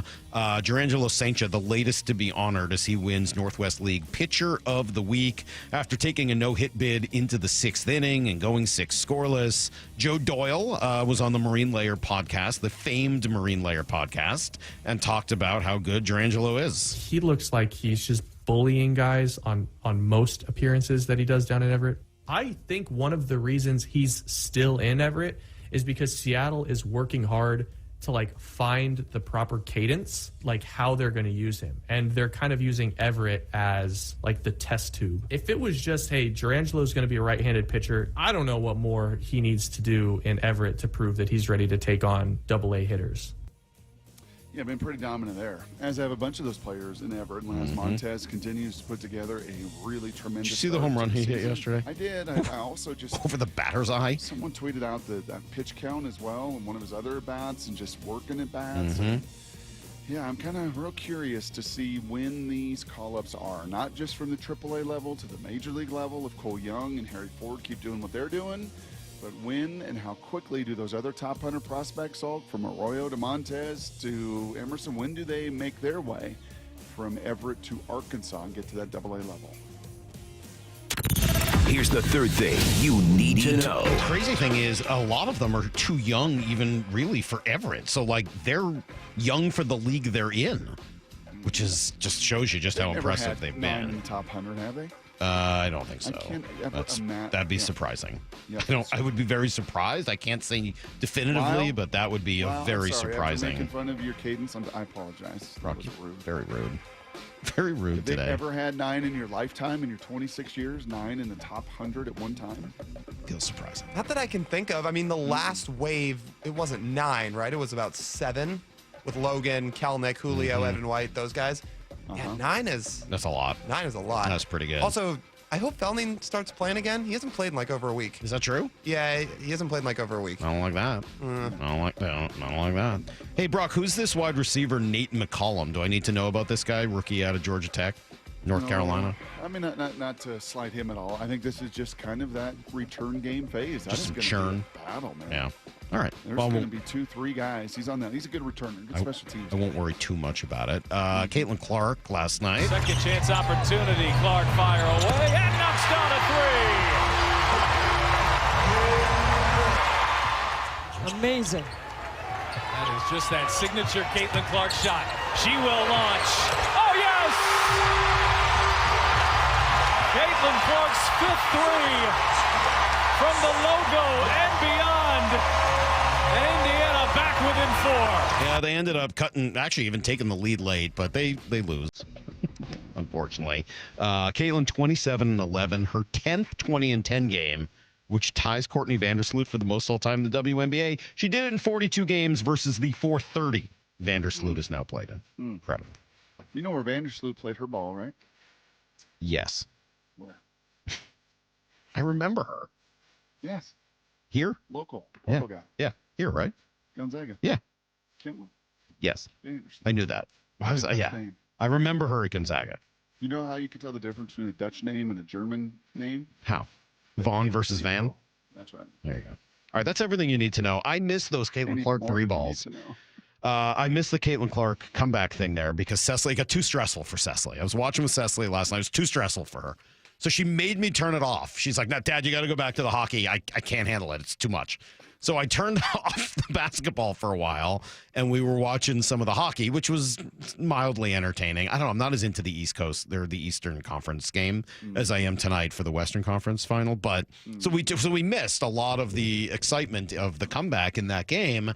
And then we turned on the Mariner game. True story. Cecily says to me last night, "Hey, first time, honestly, I swear to you this is true. First time yesterday, Cecily noticed Ryan Rowland-Smith and the Australian accent. And she's like, this guy's great. I love this. This accent is awesome. And she's just like now all in on Ryan Rowland-Smith. So when I heard her say that, I was like, dude, we got to talk to Ryan tomorrow. So we had a nice little cancellation. Mike McDonald, as it turned out, couldn't do it today. A little schedule conflict. So we're working on rescheduling that. But Ryan's going to he's doing the game today. Does a great job. And we're going to talk to him from the booth next on Brock and Salk. Only Brock and Salk in Seattle sports go one-on-one with Raiders head coach Pete Carroll. Dude, that still sounds so weird. Are you kidding me? Good morning, Coach. How are you? What's happening, fellas? Nice to see you. Nice to see you, too. It's been a while. How are I bet. I get it. Yeah. You haven't called me once. What are you talking about? Doing great. We're having a blast. The energy around this building is really familiar and really fun. The whole conversation's on video. Watch it on YouTube or the Seattle Sports app. All right, this time of year, man, in Seattle, you look at the weather reports like, oh, nice, mid-60s, could be nice today. No, it's pouring freaking rain when I get out of my house in the morning, and it's been doing it, as far as I can tell, ever since. It was pouring last night. Well, you know, all that water, it's got to go somewhere, right? And if it gets into your crawl space, yeah, that can be a big-time problem, right? It can create structural damage, toxic mold, stuff that you really don't want to deal with. So that's why you call Crawl Pros. They'll come out, they can install a sump pump or drainage to keep your crawl space dry and reroute that water back out and away from your home. They'll take care of any mold that's been created. They'll even address any plumbing issues you might have in your crawl space. They can do all of it. It's just so important here in the Northwest. So if you're worried about water damage, mold, insulation, critters, issues, anything really related to your crawl space or your attic, call Crawl Pros or visit crawlpros.com. That's crawlpros.com. I'm Rusty George. My local marketing agency specializes in helping companies in the building and manufacturing industries develop the right kind of websites and marketing strategies to attract and win more business. Visit us today at rustygeorge.com. John Curley here. Smart homeowners are upgrading heat pumps and air conditioners now before the summer heat wave with incredible rebates and discounts that'll save you up to $6,000. Home Comfort Alliance makes paying easy with 18 months, same as cash financing. Call Home Comfort Alliance today for a free quote and save up to $6,000. For your heating, cooling, plumbing, and electrical needs, visit homecomfortalliance.com today. today. That's homecomfortalliance.com. Progressive has great customer service, and it's easy to reach us because great and easy is the way to be. Like salads. Great for you, and so easy you can put any group of veggies in a bowl and it's a salad. A full carrot with a head of cabbage? Weird, but still a salad. 1 radish and a couple of green beans? Also a salad. 14 blueberries, half an onion, and a sunchoke? Odd, yes, but an odd salad. So contact Progressive's customer service by phone, app, or online. It's great and easy, just like salad. Progressive Casualty Insurance Company and Affiliates. Hey, Green Gobbler here. So you've got a clogged drain in your bathroom. Water in the sink's overstaying its welcome. You're spitting today's toothpaste on top of yesterday's toothpaste. You hope that it go away. Yeah, clogs don't just go away. I make them go away. I'm Green Gobbler, the only clog dissolver you need. I'm bleach-free, safe for your pipes, and I work. Guaranteed or your money back. Because I never met a clog that was gonna unclog itself. Green Gobbler. Let the gobbler get it. You never get a second chance to make a first impression. Superior Linen Service will help your company with logoed apparel, uniforms, floor mats, linen, and more. Give us a call. We answer the phone. Superior Linen Service. It's what we do. Visit suplinen.com. Safety comes first. When money is tight, don't neglect maintenance on your vehicle. Keep it safe. At Bucky's Complete Auto, we have you covered with available financing. For over 50 years, Bucky's Complete Auto has been servicing and repairing cars and trucks with modern-day technology and good old-fashioned customer service. There's a Bucky's just about everywhere for oil changes, wiper blades, brakes, tire rotation, tune-ups, and factory maintenance. No appointment necessary and financing's available. Check Bucky's.com for the location near you. We are Seattle Sports, the home of the Seahawks, Mariners, and everything Seattle sports. Watch your favorite show live at seattlesports.com. Comcast Business is celebrating Small Business Month by giving you a $1,000 small business bonus when you switch to a qualifying gig speed package from the company with over 99.99% network reliability. Just imagine the thousands of possibilities of a $1,000 prepaid card. Like possibility number 1, company merch for staff. Styling. Or possibility number 24, the latest software. Upgrade. Or possibility number 192, new equipment powered by gig speeds. Or possibility number 555, a 3D printer. Rapid prototyping, anyone? Switch to Comcast Business for over 99.99% network reliability, advanced cybersecurity, and now get started with a $1,000 small business bonus. Comcast Business, powering possibilities. And 6/22/25. New customers only with 2-year agreement. Other restrictions apply. Are you trying to buy a new home, or are you a local real estate agent seeking financing for a client? We're all tired of dealing with banks, credit unions, and endless guidelines. Wouldn't it be nice to go back in time when we had common sense lending? Hi, I'm Scott Rureka, CEO of Legacy Group Capital based in Bellevue. We are one of the largest local private portfolio lenders in Washington. We've helped thousands of home buyers and real estate investors reach their financial goals by leveraging the Legacy Common Sense borrowing platform. What that means is we lend our own money, we make our own decisions. If your deal makes sense, we'll get it done. Whether you're purchasing a new piece of real estate or refinancing an existing loan, bridge loans, construction, or regular home loan, it doesn't have to be as difficult as banks and lenders make it. If you're trying to grow wealth through real estate acquisition, come talk to the experts in private lending. Call 425-635-4700 or LegacyG.com. Legacy Group Capital, your common sense lender. LegacyG.com. From the Quantum Fiber Studio. This is Brock and Salk. Weekdays 6 to 10. On Seattle Sports and 97.3 FM HD2. Rubber match today. First pitch just after 11 our time. Ryan Rowland-Smith will be on the call on Root Sports with Aaron Goldsmith. And he's kind enough to take a few. Oh my gosh, he's on video and he's so slim. You look so good. All that Eastside weight loss clinic stuff's really working. Look at how good you look. Listen, Mike, in 60 days, you can look just like this, too. If you get it. No, I'm just kidding. I'm just joking. You like that? They were like great. That, Brock? You little absolutely. Start pitching Eastside weight. No, hey, seriously, though. That's good stuff. Worked out well for me. There you go. All right. That's all we got a ton of questions for you. I need some help. Lyle and I were having a conversation this morning because we have a softball for some reason in our studio that we were kind of fiddling with. And we were talking about the Luis Castillo outing the other day and the 22 inches of arm side run, which I'm sure you're familiar with. Obviously, you had something very similar as a pro. Oh, yes. Yeah. Same stuff. It's Yeah. totally normal to have that much run. Two-seamer or first of all, two-seamer or four-seamer? What is that? So one was a 2, one was a 4. So I actually went back and watched the video, and the reason I know this is because I zoomed in and then I made sure of it. Spoke to Woody and said, "Hey, do you know if it was a 2-seam grip or a 4-seam grip?" And you can zoom in when you see the ball out of his hand. One was a 2. If I had to remember, the first one, the one in the second inning, was a 2, and that's just purely from zooming in on the camera, not because of StatCast class, because sometimes they mess it up. So one was a 2-seam, kind of ran away from him. He was trying to go in regardless. And one thing with Luis Castillo, it's been situation talking about his fastball where he lost a little bit of that, and this isn't a direct him saying this, but lost a little bit of that confidence with it, and so they just tried to make the hits and the misses bigger. In other words, like, all right, let's set up inside, let's see what that ball does, and that's what we saw against Austin Slater that second inning, and then the I think it was the 5th inning. That was a 4-seam grip, and it just has that run. But sometimes he throws a 4-seam and it has that extra little run on it, especially because he's low 3/4. He's kind of east to west mechanically. Right. Either way, regardless. I mean, that was filth. So here's the second question we have, and I think I understand how all the other pitches work. I understand how a slider works, right? The spin on the slider and the changeup and the way you can take put pressure on the ball. Why does changing your grip on a 2-seamer make it sink and run to the arm side? Why does it work that way?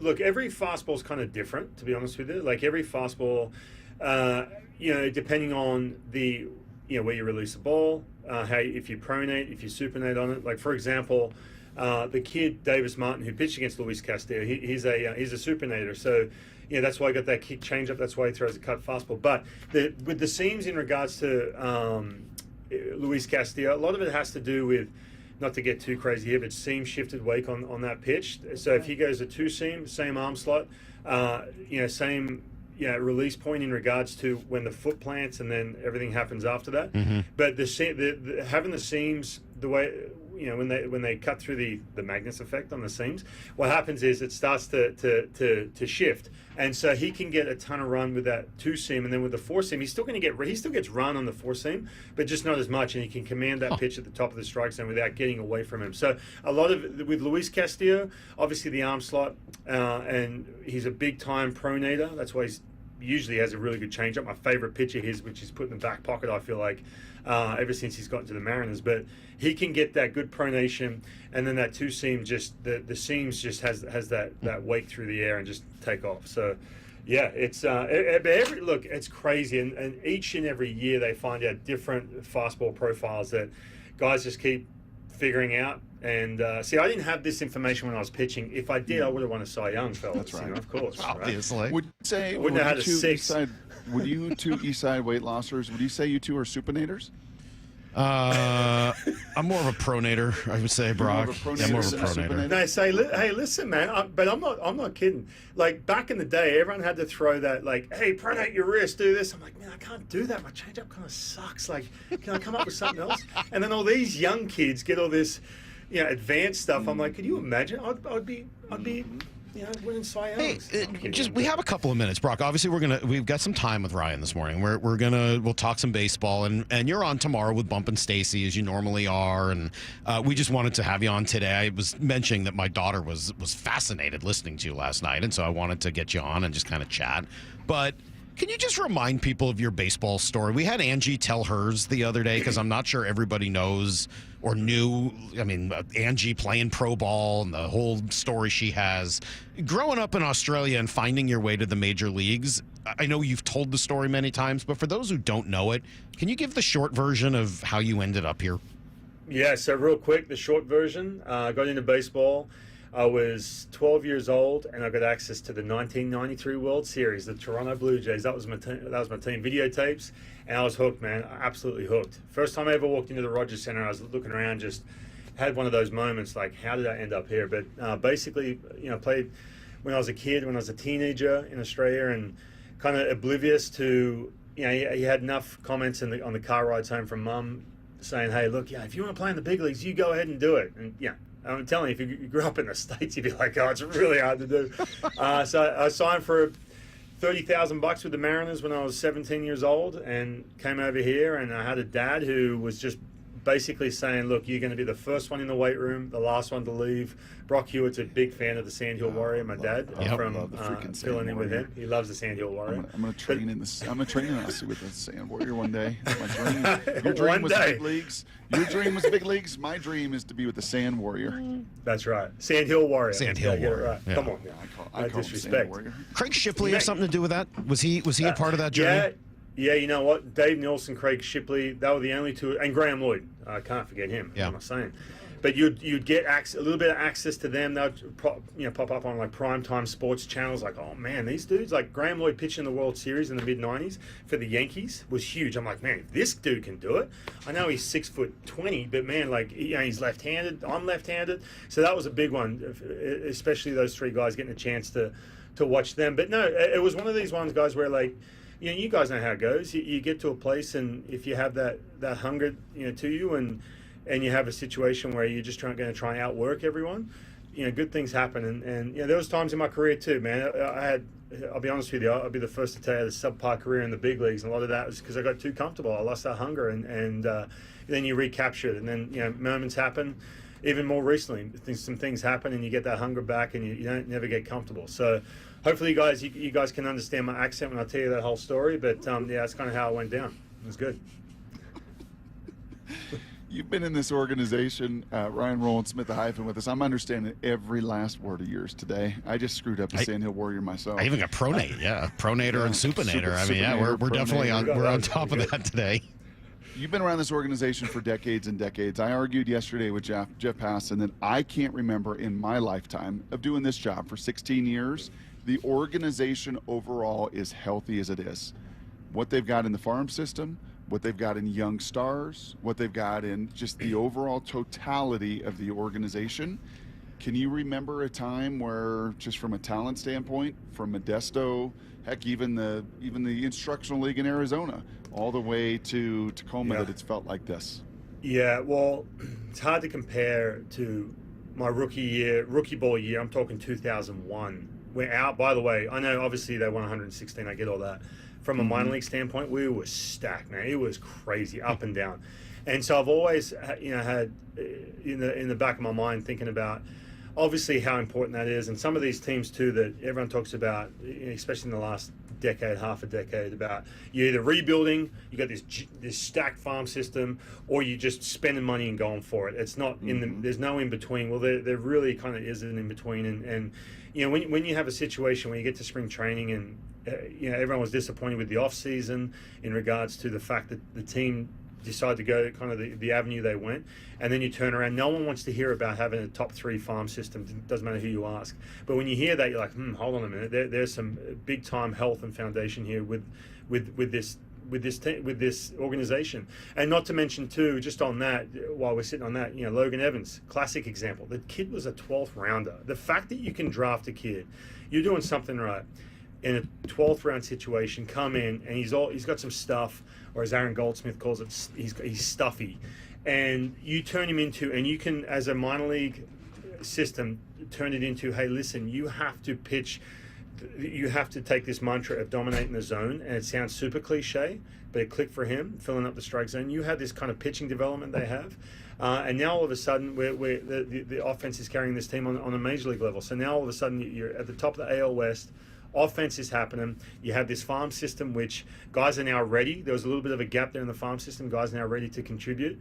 And I'm telling you too, look, this team is going to get to October off their starting rotation, and it's about to turn a corner here. When George Kirby comes back, they've got some decisions to make once he comes back, and then Logan Gilbert, and then when Bryce Miller gets healthy. This is going to be a pitching team. Offense doesn't have to be a juggernaut, but man, there's some healthy things happening offensively for this organization too. One of the things I like about your time here in Seattle as a player is that you were on one of the great chemistry teams that was probably exceeded its talent level in 2009, and one of the all-time terrible chemistry teams just the next year that just tanked immediately with a couple of guys that really blew apart the clubhouse, etc. Because I love that dichotomy that you have and the experience with both sides of it.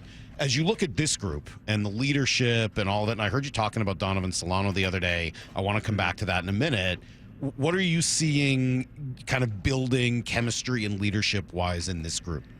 Yeah, man, you have a situation where guys aren't even in their age 30 season yet who are the quote-unquote leaders of this team. In other words, you've got a Cal Raleigh we all know about his leadership, man. I mean, you don't even have to be inside the clubhouse in the afternoon to see that. I mean, even last night too.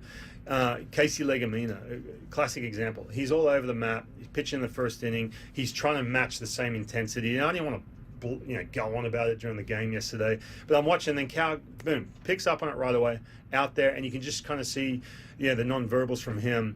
With the message he was sending, and then what does Casey Legamina do? He's like, I am good. I am all good here, and he just goes on the attack after that. Logan Evans, his first start. Logan Evans shakes off a couple times. Cal, boom, straight out there. So from that catching standpoint, where you're touching obviously the offense in those hitting meetings, from a situation where you touching the pitching, the rotation, the bullpen, everyone.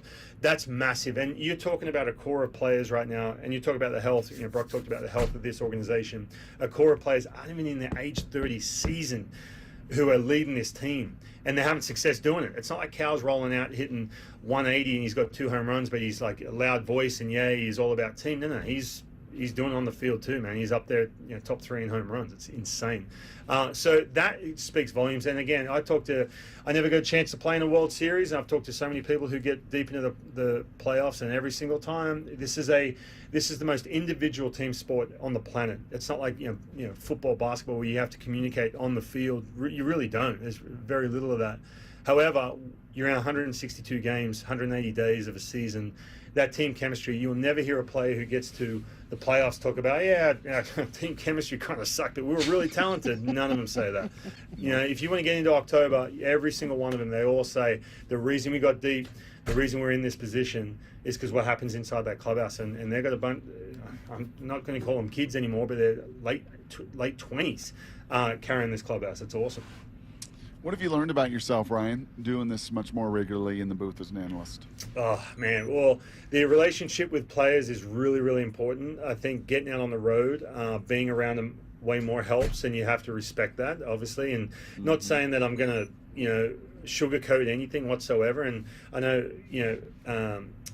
Mike talked about comments about Donovan Solano, and you sort of tread lightly. So you have to have that balance between, people sometimes they get upset with performance, and I respect that, and I'm just right along there with you. But at the same time, you have to understand that there's a relationship you have with players, and you have to understand what these players go through. So I think doing this, every single day, no one's more critical of me doing this job than me. I'm telling you right now. And Brock, I'm sure you're the same way. And Mike, even listen to the radio when you suck at something. No, not really. No, I'm not critical at all. That's where you two say weight lossers. Nailed it. That's where you two diverge. That's where the trail goes. Well, people tell me another perfect 4 hours. Perfect. Don't even need to work at this. This is amazing how easy it is. I can't help it. The Brock sucks. I mean, what am I going to do? I did a perfect show. But listen, I don't know how you guys are. I can't go back. If I say something bad, I'll write a note, but I have a tough time going back. I cringe listening to it. But I have to go back and listen to it. If I rush or I stutter or say something or it just didn't even make sense, I go back, I write it down. I write the inning down, and I ask someone at Root Sports, hey, can you clip that out for me? Right. But I'm doing better right now, saying, you know what, I said something really good then. Hey, how about we go back and listen to that? It's the same as a player. So I'm trying to take the same approach as a player as I am broadcasting, especially day in, day out. You're trying to get better and better each time you do it. Tell Shannon to keep it down over there. Shannon, we have Shannon on enough. Shannon, keep it down over there. We're trying to conduct an interview, for God's sake. Shannon, they told you to keep it down. Yeah, that's right. Ryan, it's hard enough to understand you. We need to get Shannon. Oh, there's Gary. Hey, Gary, look at this. Oh, what a party we're having here. That's right. On the Solano thing, which by the way was a great point. Tell me kind of what you're seeing there, because it's come up a little bit. A couple days ago, he had a 295 OPS. That is I went back. Some of your old teammates, guys like Sean Figgins, they didn't get there, right? I mean, Colton Wong didn't get there. Tommy LaStella didn't get there. Who else did we bring up? AJ Pollock didn't get there. I mean, that's a tough number. And yet, you kind of convinced me with what you said. Like, the at-bats have been a little bit better. So what are you seeing with him on and off the field? Yeah, and look, he'll be the first to tell you that, man, this has been a tough year. Just like Mitch Garver was the first to say, as the season got on, said this is the toughest year I've had. Look, the reason I brought him up in that situation is because when you talk to a team like the Padres, I'm talking to Brian Esposito, the bench coach, and then a couple other, and then Ruben Niebla, who's standing by him, saying, "Oh yeah, hey, you guys, there's really no lane you can pick." In other words, we're a situation where we can bunch a bunch of lefties together. Because Rowdy comes out, pinch hits, and it's Donovan Solano. I'm sitting there in the back of my mind, just like everyone else, saying, "Hold on, Solano, he's struggling. Look at those numbers. Look at the OPS. Really?"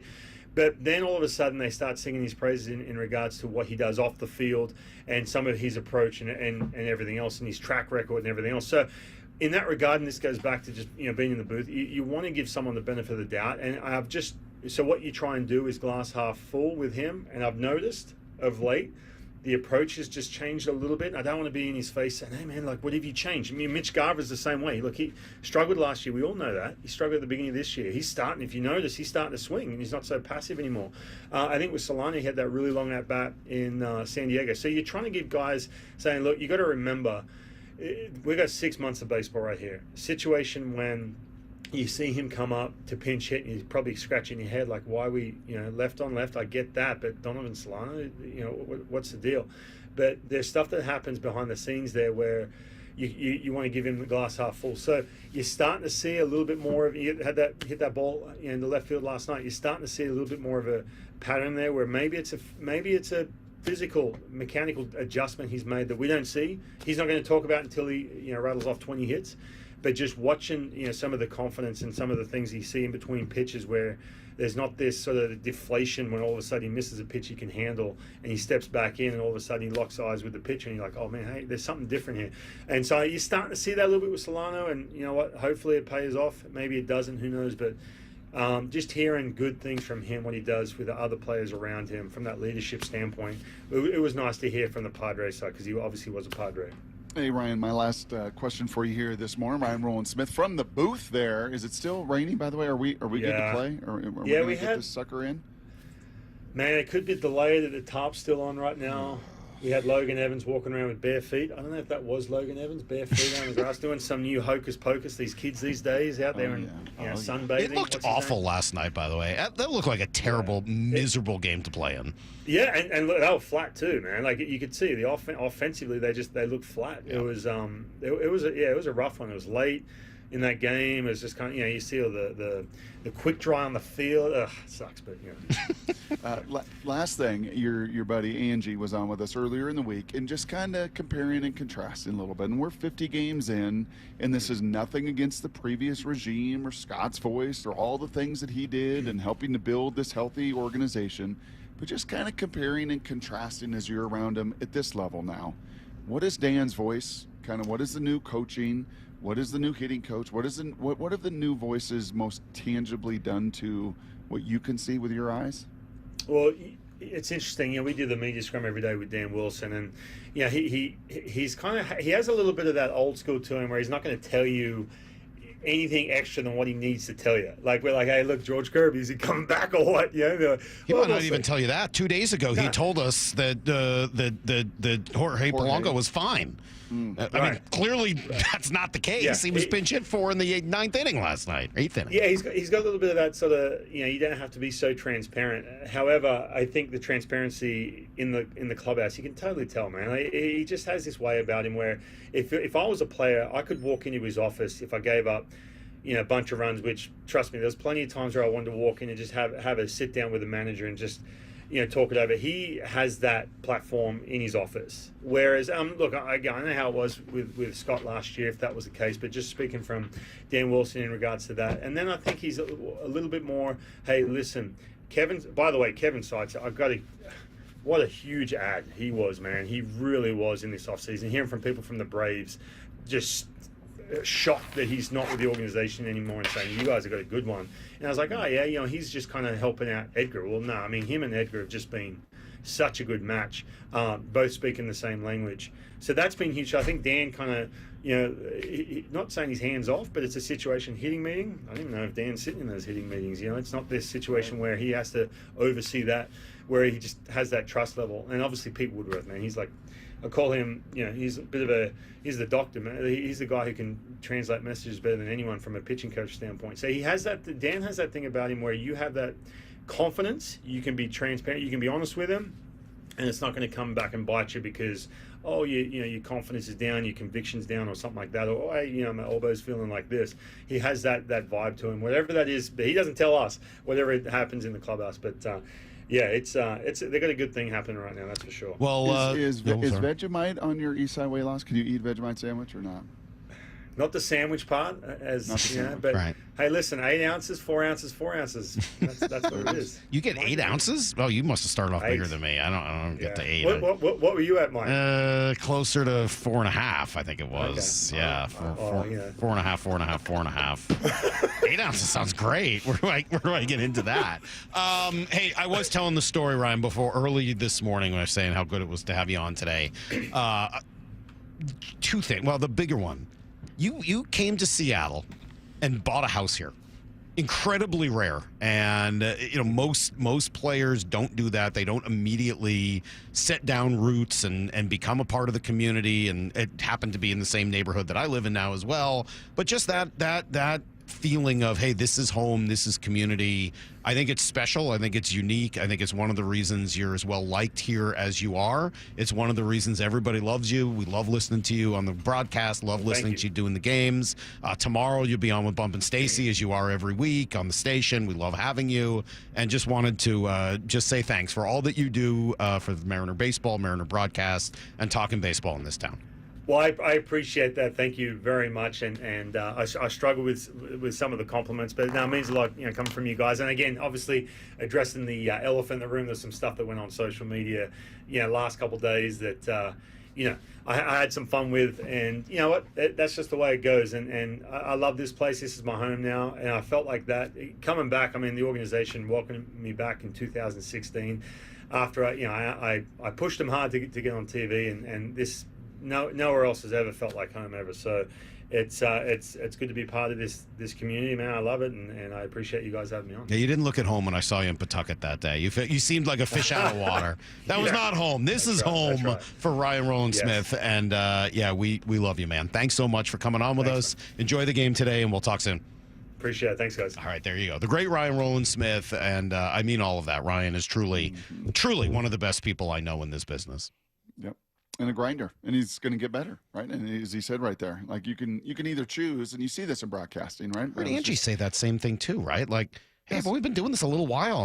I'm working on it. I'm getting better at it. Who I am today isn't who I'm going to be tomorrow. That's right. And just honestly, talking to Kate and Tommy, our producer with Madden yesterday, like everybody thinks you can just do it. Mm-hmm. Everybody thinks you can just jump in and do it really well, and it's really easy, and everybody can be a broadcaster, and then you realize like,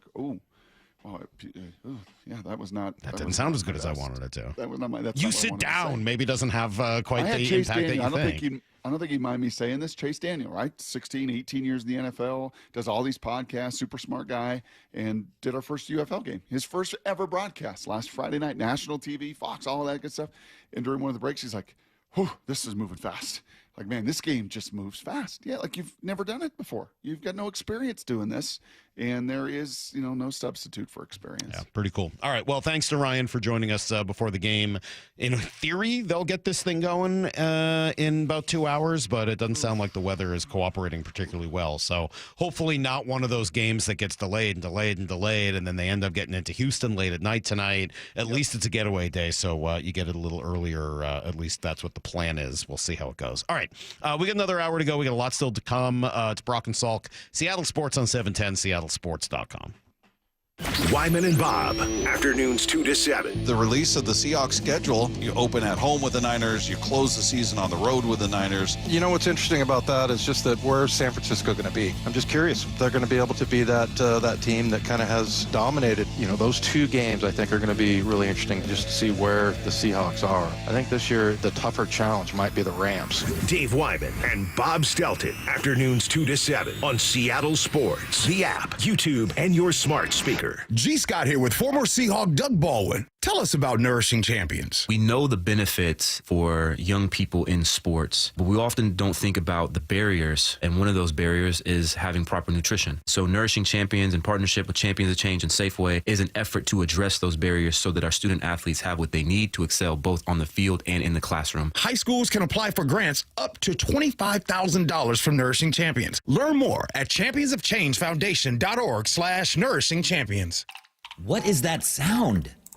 Ugh, that sounds like a plumbing sound. Luckily, there's a company that fixes all the plumbing sounds across Puget Sound. That's All Sound Plumbing. Puget Sound's plumbing experts. Have a sound? Visit allsoundplumbing.com. Did you know in Washington State, you can see a physical therapist without a referral from your doctor? That's right. Thanks to Direct Access, you can skip the wait and get the care you need right away. Shannon O'Kelly, how has Direct Access changed the game? Direct Access for us, Brock, is a game changer. Why? Is because there is so much research and data out there that says if you get in early when you have a musculoskeletal problem or an injury, the earlier you get in and we can start care, the better outcomes and the decreased downstream cost, okay? So it's so important. Our providers are all doctors of physical therapy. They're all trained to identify situations and problems. They've got the skill, they've got the talent, they've got the knowledge. If you get in and start therapy early, we're going to get you back to activity, pain-free, and moving and having fun. Fast, easy, effective. Direct Access is your path to better movement, starting with a single step. Visit irgpt.com to schedule your appointment today. irgpt.com. Did you hear?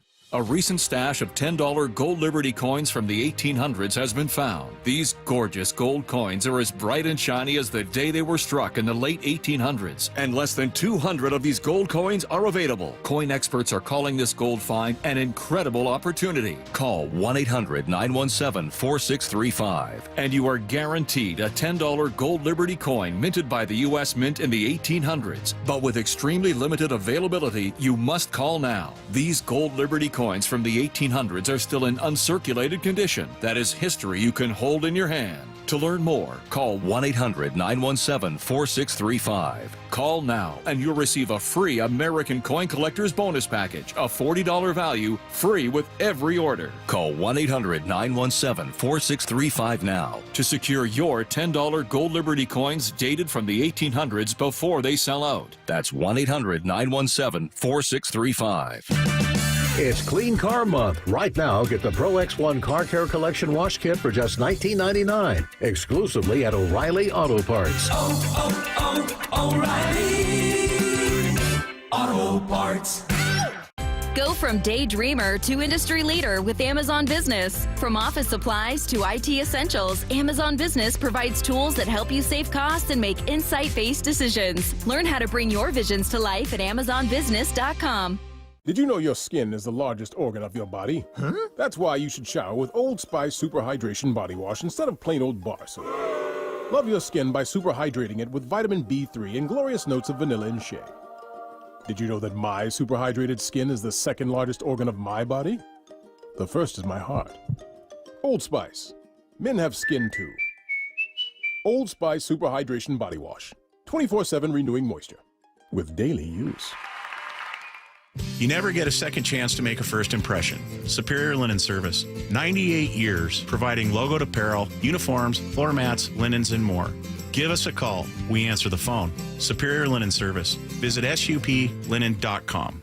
Feeling lucky? Don't miss the Lucky Classic Collector Car Truck and Boat Auction, Saturday, May 31st at Tacoma's LeMay Marymount Event Center. Hundreds of cars, vintage, muscle, exotic, classics, trucks, boats, and more. Saturday, May 31st at Tacoma's LeMay Marymount Event Center. Millions of dollars in inventory, many must sell with no reserve whatsoever. Get lucky, get local, and get in line for the Northwest's greatest collector car auction. Auction details at luckyoldcar.com. I'm attorney Rob Iddens, proud Marine Corps veteran and owner of Warrior Injury Law. We help all types of injury victims like Sean, who was rear-ended in a car accident. They're just easy to work with. They're fast. I like the fact that he had military service. I can see a lot of Marine in Rob. He's very in charge, really gets things done. But I didn't have to do anything. He offered me a settlement, had a number in my head, was nearly double that. I would refer absolutely anybody to Rob. If you've been injured, call us at 253-WARRIOR. Warrior Injury Law. Battle tested. Eddie's!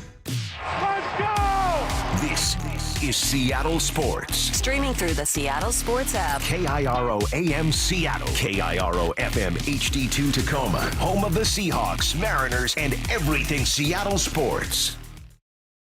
Give me a freaking auto! From the Quantum Fiber Studio, this is Brock and Salk on Seattle Sports. Brock Ewert is my hero. Jay Buhner just punched me in the kidney. We're going to accuse you of murder. Doesn't really work that way, Sherm. This is a show that has my name on it. It kind of does, though. Now here are your hosts, Brock Ewert and Mike Salk. Hello!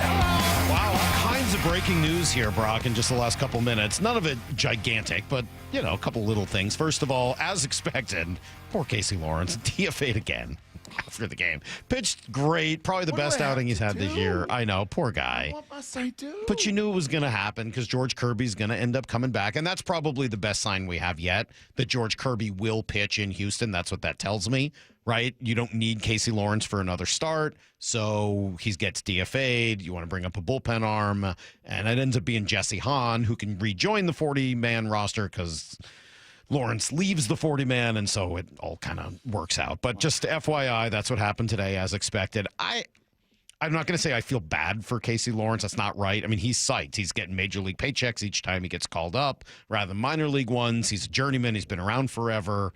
But he's handled the whole thing, I think, very well. And just kudos to him for what could be a hard situation, handling it as well as anybody has. It's funny. Goldie told the story yesterday on the broadcast about how he was a Division III athlete and played 2 sports and then ultimately stuck with baseball.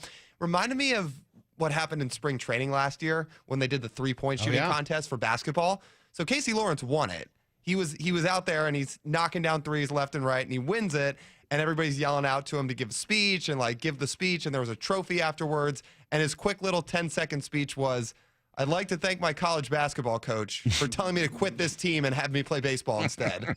Yeah, that was pretty funny. Seems like a good dude, and you know, kudos to him for. Hey, he gave him a chance to win the game last night. It wasn't his fault that they lost that game. The other news, though, is perhaps more interesting to a lot of people, and that is that the tush push lives. Did not receive the necessary votes, Brock. Pretty surprising. And not even close, by the way. No. 22-10. Not even close. And it's not been close, really. I think when they shelved it earlier, I think it was a little bit embarrassing or, just not in any way the momentum that the league office and Goodell wanted, because it wasn't close then in their last meetings down in Florida. And the thought was, well, Roger's going to do a lot of work. Roger gets what Roger wants. It's the league. It's the ownership, blah, blah, blah, blah, blah. And then ultimately, really not any closer. I think that time was 24-8. This is 22-10. This is not. People don't want to ban it. If this is a Senate bill, this is not happening. This is DOA. We're not even close. It is DOA, and for good reason. It just felt petty. It felt dumb. There was no argument apparently to be made on player safety. And if there's not, you're just banning something because someo's good at it, and that's silly. Well, it just doesn't make sense. And I think ultimately too, Roger and his crew probably look in the mirror and go, "Hold on, just a second, boys. All we're hurting if we do this, because it was, I think as it was legislated, it was any push, right? Any pull, we're going to hurt offense. It's hard enough to score. It's hard enough to put 10, 12 play drives together. It's hard enough to do this. It's not as if the offense is so overwhelming in the NFL and it is so out of whack. If anything, it's it's if you don't have a quarterback, you can't win. And you know what? Why would we diminish anything offensively? Why would we diminish any 3rd and 4th down opportunity to stay on the field and just kind of keep that ball moving and offense moving?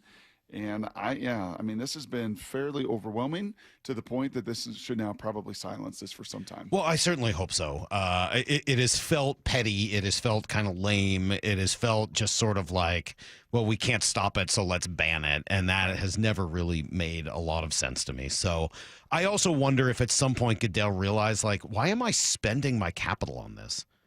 Like you only have so many things that you can truly push for. Is this really worth it to him? Like why? I never really understood why he cared much at all about it, even a little. Like, why would this be an issue for the commissioner to really get involved in? Correct. On top of it, Salk, if this was done with a third of the teams, with a fourth of the teams, with a fifth of the teams, like if you were seeing this on the regular and it was really impacting each and every Sunday, right, and every weekend, because teams are doing this what looks like a rugby scrum, but that's not the case. Others have tried to imitate and they can't do it. Right. I think the only team that's somewhat close is Josh Allen because of his size and strength, but even last year in the playoffs, he got stuffed on some of those in critical moments. So outside of Philly, nobody else has been able to replicate this at all, and that has a lot to do with the personnel, the development, Jalen Hurts' skill set, and I don't think you can go about, even though early on in the process I said, this does not feel like the intent of a football play. This feels like a rugby scrum. It does. It does. I don't disagree with that. I just don't know that it bothers me. Like, at the end of the day, what it is, two lines pushing up against each other, and whichever one is stronger wins. I mean, you know what, Brock? I think I kind of like that it resembles a rugby play. Like, I'm not disagreeing with your premise. I think you're right. It does feel more rugby-like than football-like. But football descends from rugby a little bit, right? I mean, like, that's the ancestry of the sport. If they're going back to, if they're using some of that same skill, I think I'm fine with that. I don't know. That's kind of cool. Yeah. Maybe they can get that guy back from Australia. Remember that rugby player that was going to come up here and play? Do you remember that guy? Oh, I do. He came to the Niners for like a very short amount of time, and it never really worked out. Remember how fascinated we were with that guy and hoping it was going to work out? He was like the greatest player in like Australian rugby. Big Aussie day today on the show. Who knew? Big Aussie day. Who knew that was coming today? Just a big Aussie day. So what was and the Detroit Lions decided, let's just pull this even off the table. Yeah, because that was dumb too. Like, it was just unnecessary, right? That's right. Just completely unnecessary. So I don't know. We're going to see pro athletes, NFL players in the Olympics in flag football, which is cool. Not all of them, by the way. You're going to see a lot of them, but some of them are not particularly interested, like A.J. Brown. So I heard the Olympics is during camp. Yeah, so no. Yeah, so that would be tough. That would be tough, but hopefully that goes through, and I think that would be fun just to compete, and me personally, no, but because of camp, and, you guys will be complaining about A.J. Brown is not at camp, and so will the fans be, so I'm going to focus, I'm going to keep the main thing, as Jay said. I thought Salk would love that. That's great. Well, they'd be given a special dispensation for this, obviously, but, no, my complaint is if there's a voluntary mini camp, show up, because what else are you doing? Like, that's your gig. That's what you do. You know what just struck me? Maybe I should look into it. You think I could still do it? No. Think I could still sling it a little bit? No. Not for America. I think you got to be, from what I've seen watching flag football. My mom was born in the Netherlands. From what I've seen watching flag football, you got to be able to run to play quarterback. That quarterback position, you got to be real mobile. I'm out. I don't know whether it suits the Brock Heward game necessarily as well as some other would. No, I'm just saying, I think the mobility is a pretty big part of the flag football deal. 5-on-5? Yeah, I don't know, Ben. I think that's probably something that's not going to suit your game. We'll be right back with everything you need to know. We got trash takes a little bit later. I wonder what the trashiest take of the week will be. We'll just have to find out together. Brock and Salk, Seattle Sports on 710.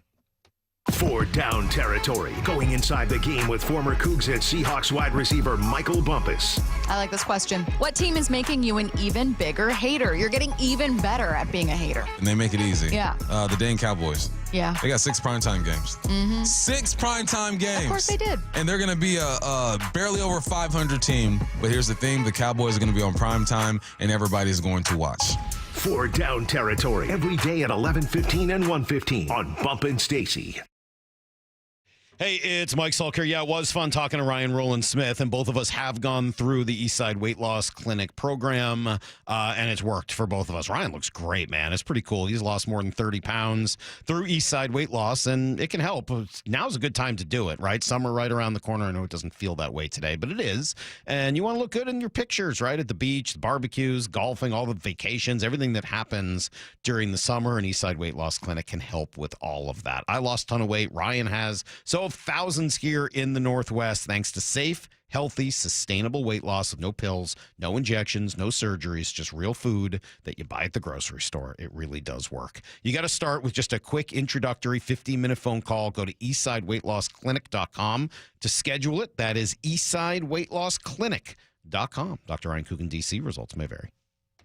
Upgrade to an efficient heat pump AC now before the summer heat. And Home Comfort Alliance will save you up to $6,000 limited time savings. And you can take 18 months to pay with zero interest. Call for a free quote. HomeComfortAlliance.com. Safety comes first. When money is tight, Buc-ee's has you covered with available financing. For oil changes, wiper blades, brakes, tire rotation, tune-ups, and factory maintenance, it's Buc-ee's Complete Auto. No appointment necessary and financing's available. Check Buc-ee's.com for the location near you. At Uline, they know going the extra mile takes hard work.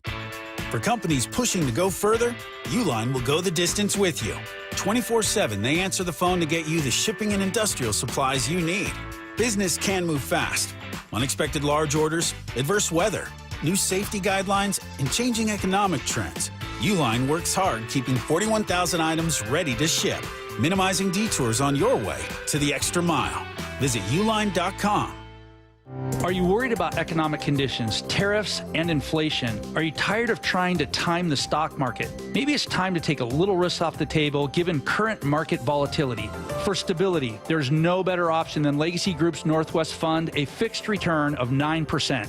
Hi, I'm Scott Rurucka, CEO of Legacy Group Capital in Bellevue. We've been running local real estate investment funds for over 18 years with zero investor losses, averaging double-digit returns since inception, and we also accept IRAs. Over 1,000 local investors have invested over $250 million in our Legacy family of funds. Feeling uneasy? Don't gamble your hard-earned money or risk your retirement. Legacy Group's Northwest Fund, returning 9%, has limited openings for new investors right now. Call 425-635-4700 or visit LegacyG.com. That's LegacyG.com. This is not investment advice. Legacy investments available to accredited investors only. Details at LegacyG.com. We know finding a company to trust with your home is a big decision and one we look forward to earning with incredible service, top quality products, and lifetime warranties. Adrian here, owner of Lake Washington Windows and Doors. Our windows are feature-rich with our sound package that reduces noise by 50%, clean glass technology, and added protection with our exclusive First Guard 3-layer security glass. Learn more about all of these features at LakeWashingtonWindows.com. Lake Washington Windows and Doors, a name you can trust. Subscribe to the Seattle Sports YouTube page to find new and exclusive content from your favorite shows and personalities daily. Just head to YouTube, search Seattle Sports, and click subscribe. Dave Wyman here with an incredibly special guest, the mayor of the city of Lacey, Andy Ryder. Andy's a proud Seattle sports listener and recently underwent successful treatment for prostate cancer. His treatment method? Swedish cyberknife. Andy, tell us about your treatment. The entire treatment was just 5 days, less than an hour a day. I spent more time commuting to the appointment than actually being in treatment. Any side effects during or after? I've had very few side effects. I've been very lucky to not have some of the side effects that I was worried about with other treatments. What would you say to anyone considering prostate cancer treatment? I'm feeling very confident about my treatment with CyberKnife, and I absolutely recommend it for anyone who has been diagnosed with prostate cancer. Thank you, Andy, and congratulations. Reach out to Swedish Cyberknife directly. You don't even need a referral. Go to swedish.org/cyberknifeprostate. Treat prostate cancer with Swedish Cyberknife. Well, this week's First Mark Challenge victory goes to Norm. Norm, why did you call First Mark Insurance? Spending too much money on insurance, and it just kept on going up higher and higher and higher. And this last time I did the First Mark Challenge. So they were able to save you some money, Norm? Oh, yeah, at least $2,000 a year. What? At least. Wow. You ever feel like, man, I wish I would have taken that first mark challenge earlier? Yes. I mean, $2,000 I could have saved a year, over probably 4 or 5 years. Wow. How would you describe their customer service? Fantastic. Beyond expectation. Call First Mark. They treat you like a real person, that they have your best interest in mind. Norm did it. My family did it. You got to do it. And it's totally free. Go take the First Mark Challenge. See how much money they can save you like they did Norm, and how much better your coverage will get to. Maybe you will be our next First Mark Challenge victory I get to talk to. Just go to firstmarkinsurance.com. First Mark Insurance. They work for you. Need to know. 15 minutes past every hour with Brock and Salk. Here's what you need to know. Up first. Oh, man. I got to tell you, just listening to your ad there, Brock. Yeah. Just hearing you say the word Norm. George Wendt died yesterday. What a bummer. Isn't that just a bummer? George Wendt, who of course played Norm on Cheers and many other things, just like, by all accounts, one of like the all-time great guys. And what just did I see yesterday, 79 million people watched the Cheers finale. Yeah. Second Pretty only to intense. MASH. I watched it. Did you watch the Cheers finale? Oh, yeah. Yeah, same. Pretty great show. I saw somebody put together like a super cut of every single episode where Norm walks into the bar and the back and forth, and it's basically the same formula every time, and he makes a little joke. And it's amazing. By the way, Ken Levine's name shows up over and over again on the writers' credits during those, which is cool. But yeah, I just, what a bummer. George Wendt seemed like an all-timer and unfortunately passed away yesterday. We've been kind of going through Mariners from last night. It's kind of probably time to start turning the page forward to today, as we will see Logan Evans making another start against Shane Smith. That's the goal anyway. According to our buddy Ryan Rowland-Smith, though, tarp is out on the field, kind of rainy right now. Don't know whether or not this game will go off on time. We'll turn it over to the pregame show at 10. In theory, first pitch just after 11, but kind of stay with it throughout the day and we'll see. One positive is Shane Smith is kind of like Max Fried and kind of like DeGrom and kind of like Skubal and kind of like all those. I mean, his numbers are extraordinary to start this year. Big guy, 250-pounder, and he has just been nails. Nobody has really been able to get to him. And they couldn't get to the guy off the streets they knew nothing about last night. But their track record this season has been when they have faced the top dogs. Yep. That relentlessness and that resilience and that battle has typically come to the And I would guess that last night will wake them up a little bit. Even Ryan, you heard him say that the team was just a little lethargic, didn't quite have that same fight in them with the delay and the cold and all of it. Maybe it wakes you up a little bit. Like, you really don't want to lose a series to the White Sox. Nope. It's not going to end your season, and I don't want to hear the playoff teams don't lose. Like, yeah, they do. That happens all the time. The Dodgers just got swept by the Angels. But you really don't want to lose a series to Chicago if you can help it. Especially before you head to Houston. Exactly. So it'd be really nice to see them kind of jump back into it and pick up a win today. Here's the second thing you need to know. We've also been talking about just their farm system, which has been pretty remarkable. I mean, verging on incredible. The 9 guys in the top 100, and it's not even just them because Logan Evans wasn't part of that group, and he's come up and helped you. Emerson Hancock's come up and helped you. Same with Ben Williams. I mean, like, we're really seeing the fruits finally of all of this rebuild come to pass. Saint-Cher ends up winning the Player of the Week, Pitcher of the Week in the Northwest League, which is great. Mm-hmm. You could probably make a case that the guy turning the most heads right now is Cole Young, who is destroying AAA pitching. Some nice words about him from Joe Doyle on the famed Marine Layer podcast. Cole Young looks different. His swing is different. He's coiling harder. He's keeping his front shoulder closed. He's sinking into his hips. He looks stronger. Like, Cole Young legitimately looks like a more adult professional baseball player at the plate than he did last year. And the exit velocities and look at the 460-foot home run. He looks like a different player. Now, it's also been like a 13-game sample where he's actually tearing the absolute cover off the ball. But I will say, having watched Cole Young going back to when he was a junior in high school, this is a different version of Cole Young than I've ever seen. And I think the bummer for Cole, Salk, is this is a very different version than the one we saw come into camp injured, right? Where he just couldn't even throw. He couldn't maximize his opportunity. There was a lot of it there in the spring to kind of turn those heads. Had he been doing this, showing that kind of pop, that kind of power in Arizona, we may see him on this roster. But, yeah, there's going to be a little bit more prove it, I think, over the next couple weeks. before his name and number get called. Yeah, I think that's probably true. But, man, just the amount of depth and the amount of top-end talent. Jeff Passan joining us yesterday, impressed with the whole organization. The scary part, though, is there aren't a lot of other organizations in baseball who have that level of big league talent as well as the minor league talent as well. You know, the Dodgers are always going to be there. The Cubs have a pretty good farm system. But teams that are like winning right now and have a system like the Mariners, a handful at most. And in a couple weeks, or is it around the All-Star break now, the draft, they have the number 3 pick as well, thanks to those lottery balls. Not bad. We got a little bit more breaking news. Here's the third thing you need to know. Shannon Drayer.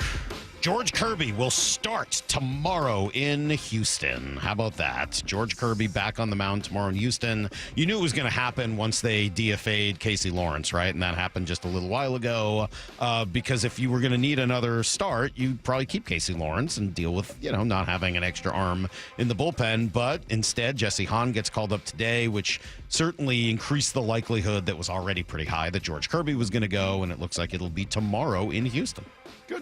Good. All signs moving forward, right? There was not really a setback. They were real patient through this process, could afford to be because of Logan Evans, because of Emerson Hancock, because of those guys stepping up, even with Bryce and Big Logan getting hurt, could afford to be patient. And, yeah, hopefully that stuff is stuffy down there in Houston. God, it feels like it's been so long since I've even seen George Kirby. Do you know what I mean? Like, do you even remember George Kirby? It feels like it's been forever.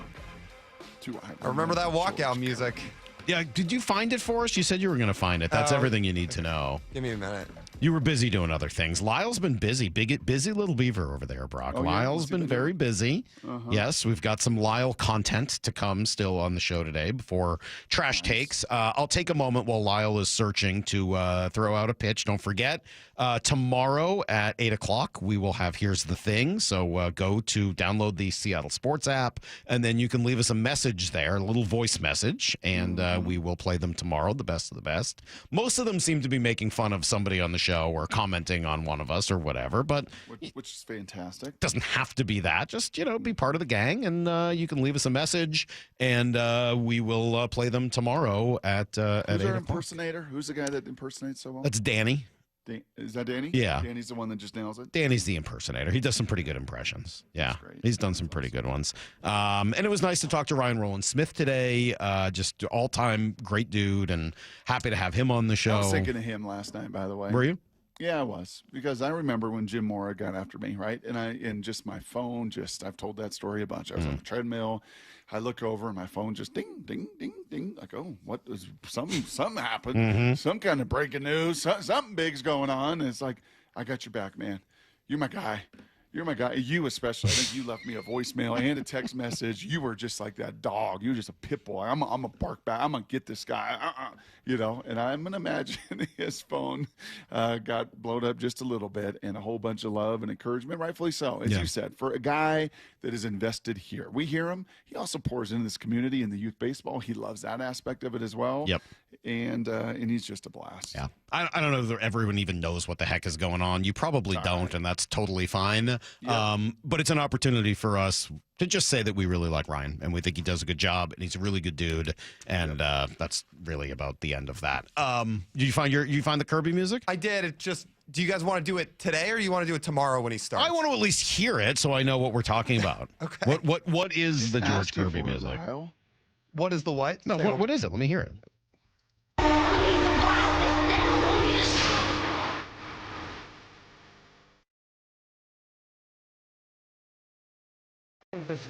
Stop it. Turn that off.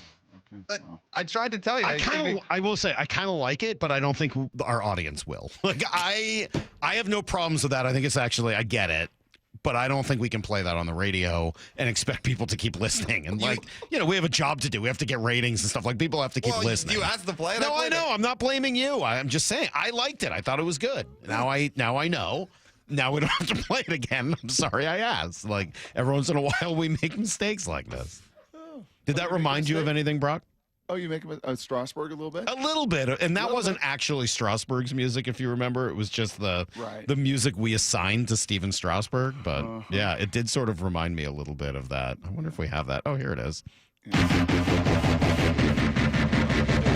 Right? This is from like a Gatorade commercial. Yeah, okay, that's about good too. That's about enough. Okay, that's about all right, good. so here's the thing, Brock. Tomorrow we'll do Here's the Thing. That's all about voice messages. Yep. But before tomorrow, and in fact, coming up next, we have some voice messages that were sent in from Mr. and Mrs. Goldstein. We are going to find out who they like and who they don't together next on Brock and Salk. For Down Territory, going inside the game with former Cougs and Seahawks wide receiver Michael Bumpus. I like this question. What team is making you an even bigger hater? You're getting even better at being a hater. And they make it easy. Yeah. The Dane Cowboys. Yeah. They got 6 primetime games. Mm-hmm. 6 primetime games. Of course they did. And they're going to be a barely over 500 team. But here's the thing. The Cowboys are going to be on primetime, and everybody's going to watch. For Down Territory, every day at 11:15 and 1:15 on Bump and Stacy. Hey, Mike Salk here. Let me talk about this summer. August, luxury awaits at Snoqualmie Casino and Hotel. You can book now for an unforgettable summer experience because, yes, the hotel's going to be opening up in August. SNOcasino.com is where you go. Bookings are open. Unforgettable experience. The hotel's going to be sweet, man. Huge expanded non-smoking gaming floor, destination spa, huge new entertainment space and convention center, and then, new food venues, restaurants as well. You can find all of this at SNOcasino.com. And yes, Seattle's closest is now Snoqualmie Casino and Hotel. We've all been there. Sleepless nights, mind racing, wondering if your business's security service is really protecting what matters. At Bay Alarm, we can put your security insecurities to bed. Video security, burglar alarms, fire alarms, access control, 24/7 monitoring, and more. Our advanced technology and personalized support ensure you can rest easy, knowing we're here for you, your people, and your business. Visit bayalarm.com to talk to a local security expert. Bay Alarm, we got you. At Cressy Door, we have the perfect garage door for you. Come visit our brand new garage door and fireplace showroom and let our experts help you find the perfect garage door. Cressy Door.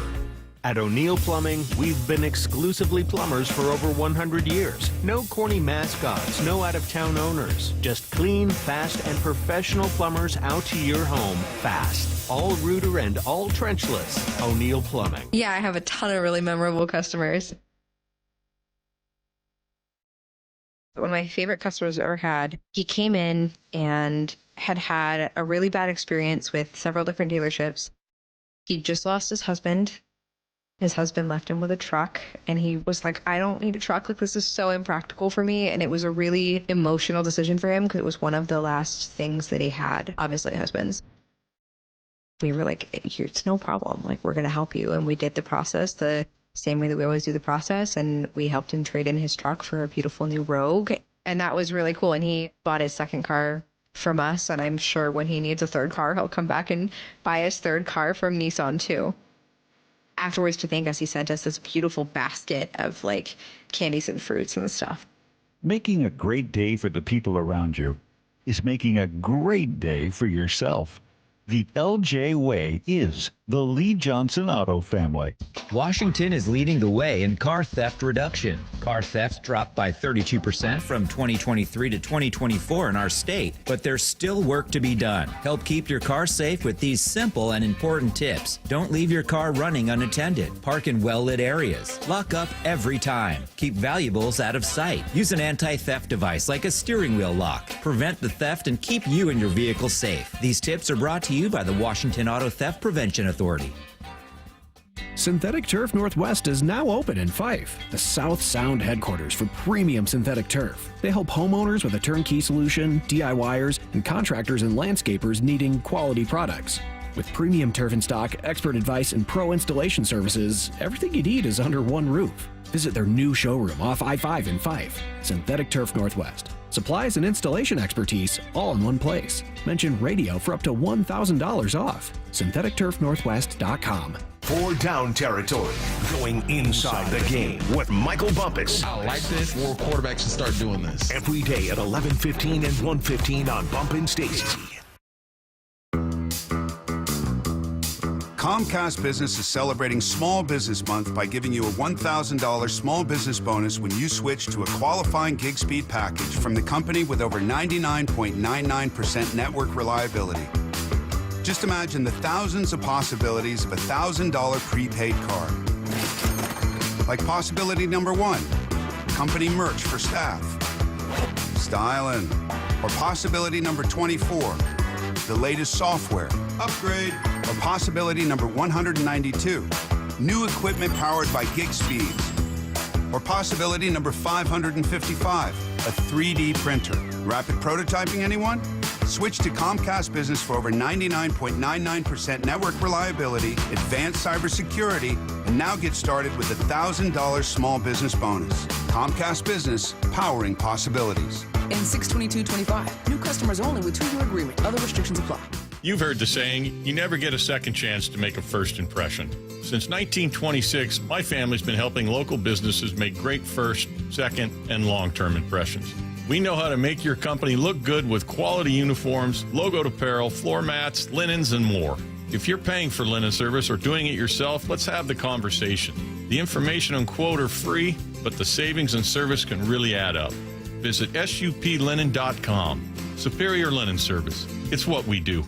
Feeling lucky? Don't miss the Lucky Classic Collector Car Truck and Boat Auction, Saturday, May 31st at Tacoma's LeMay Marymount Event Center. Hundreds of cars, vintage, muscle, exotic, classics, trucks, boats, and more. Saturday, May 31st at Tacoma's LeMay Marymount Event Center. Millions of dollars in inventory, many must sell with no reserve whatsoever. Get lucky, get local, and get in line for the Northwest's greatest collector car auction. Auction details at luckyoldcar.com.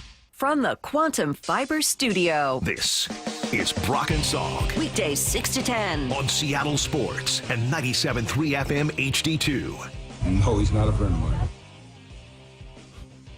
What Brock Ewart says? No. I would put very little stock in what Brock Ewart has to say. Yeah, I wouldn't spend a lot of time on that, right? Oh, that was fun memory. I've known Brock a long time. Long time. Yeah. In all fairness to my comment. There's so many good parts to this.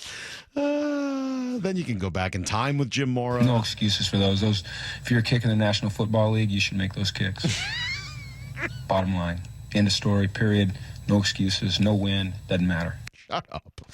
Just unbelievable. Just amazing, some of that stuff. Just amazing, man. The great Jim Mora when he was here. Remember when I asked him about the pit? Oh, yeah. So funny. Yeah, Brock, we've had a little experience with the occasional attack, and it's not fun when you're in the middle of it. Your face goes red, and you're just like, what is happening? Why am I now in the middle of something that I was totally not expecting? And Ryan didn't even do anything. I mean, like, at least you had had a confrontation of some sort with his player. At least I've, done the various things I've done over the years in some capacity. Ryan's just going about his business, and he's catching shrapnel. Poor guy. So it was nice to have him on. Great dude. We're going to do trash takes here in about 10 minutes. And before we get there, we were talking yesterday. I think it came from Answer the Question Jerk, right? A question about Lyle's parents and who they dislike more, you or me, who's been meaner to him, etc. So you phrased it, I think, I'm going to guess more nicely than that, right? Well, you guys were talking about my middle name. That's where it stemmed from. Oh, yes. And I was just surprised. Lyle Taylor Goldstein. Surprised that it was Taylor. That's all. I believe I asked, what do you think Lyle's parents think of you guys? Okay. Do you think they hate you? So what, you asked both of your parents who they like better, Brock or me? I did. All right. And we have answers? I think so. Okay, let's hear from Mr. Goldstein. Oh, wait, do they answer questions like you? Is it going to be very... very wishy-washy? I don't know. I mean, I guess you guys... Of course you don't. No, you guys would be able to hear it better than me. All right. Well, I mean, yeah, certainly you don't know your parents or anything. So let's start with your dad. What did your dad say? All right, give me 1 second. I got it. No, I got it. Lyle's mom. Oh, wait. Oh, jeez. Third time's a charm. And here we go. I have to say, I think Lyle's mom and I have taken a lot of hits on our parenting skills on the show lately because we didn't expose Lyle to the right things as a kid. The truth is, we always wanted him to watch those kinds of movies. So I guess I have to say I like Salk better because he's getting Lyle to finally watch the movies that we wanted him to. Oh, All right. Wow. See, I'm surprised by that one, right? Didn't we think that Lyle's dad was going to be in the Brock camp? This is not looking good for me. It's not. I'm curious to see where this goes, but that's good. You know what? I'm glad to hear him stand up for himself like that. It's nice to know that this is really a Lyle problem and not a parent's This wasn't problem. our fault. Yeah, so now this all comes out. Right. So all of this time we've been curious or concerned. I would say really concerned that your parents just mistreated you. Brad said they didn't love him. Right, exactly. They never wanted to spend enough time with you to get you to watch, all the movies and listen to all the music that you needed to. But now it comes out that they tried. You just were such a problematic child that, they couldn't get it done. All right. Well, I'm glad to hear that. I appreciate that, Lyle. What's your dad's name? Jay. Jay? All right. Thank you, Jay. I love it. Thank you. That's nice. It's nice to be preferred for a change. It's rare. Okay, let's play mom. Let's just pull the Band-Aid right off. Let's rip it off. Here we go. Hi, Brock. Hi, Salk. Hi, Lyle. Hi, Maura. Who do I like better between Brock and Salk? That's like choosing the lesser of two evils, isn't it? We're grateful that you have Lyle on the show. He, he really likes it there. Yes, I could use a little less teasing of my firstborn. So I would have to say, if I was forced to pick one or the other, I would say Salk gives Lyle a harder time, so I have to go Brock. Oh, wow. Take care, guys. Wow. Wow, that's an upset. Brock actually got one. We were both wrong, Brock. We thought it would go the other way. I thought Brock gave you a harder time. Lyle, who do you think gives you a harder time? It's probably Brock. I think Brock gives you a much harder time. I feel like I'm trying to help, educate you and bring you along in the world. But Brock is just downright mean. I'm shocked. What is your mom's time name? About the culture stuff. Yeah, but that's more my own Michigas. That's more like me trying to come to terms with getting older. What's Mama Goldstein's first name? Meredith. Yeah, Meredith. Meredith. Like Meredith knows deep down that I may pick on Lyle a little bit, but it's locker room humor, right? It's just what teammates do. It's all locker room. She knows at the heart, deep down, is tries to be golden. Whereas you, Salk, your digs are just, they're flaming arrows. Oh, you think so? Oh, I think our shenanigans are cheeky and fun. Well, yours are just mean. Is that what you're saying? Lyle, you've watched that movie now. What movie is that from? Wait, say it one more time. Oh, my gosh. Our shenanigans are cheeky and fun. Well, yours are just mean. Is that Dazed and Confused? No. Oh. No, it was Super Troopers. Jeez. 760, Lyle's dad 100% cooler than his son. I think that seems true. When can we get your dad in? What are the chances of getting your dad to come in? I mean, they'd probably do it I bet they if would. you actually wanted them to do it. Well, so now we've had your brother on. He called in. We've had both of your parents. So we've kind of gotten to know the Golds. Is there anyone else in your family we should get to know? No, that's it. Those are the four. No more distant relatives that you think would make for great radio? Not off the top of my head. Okay.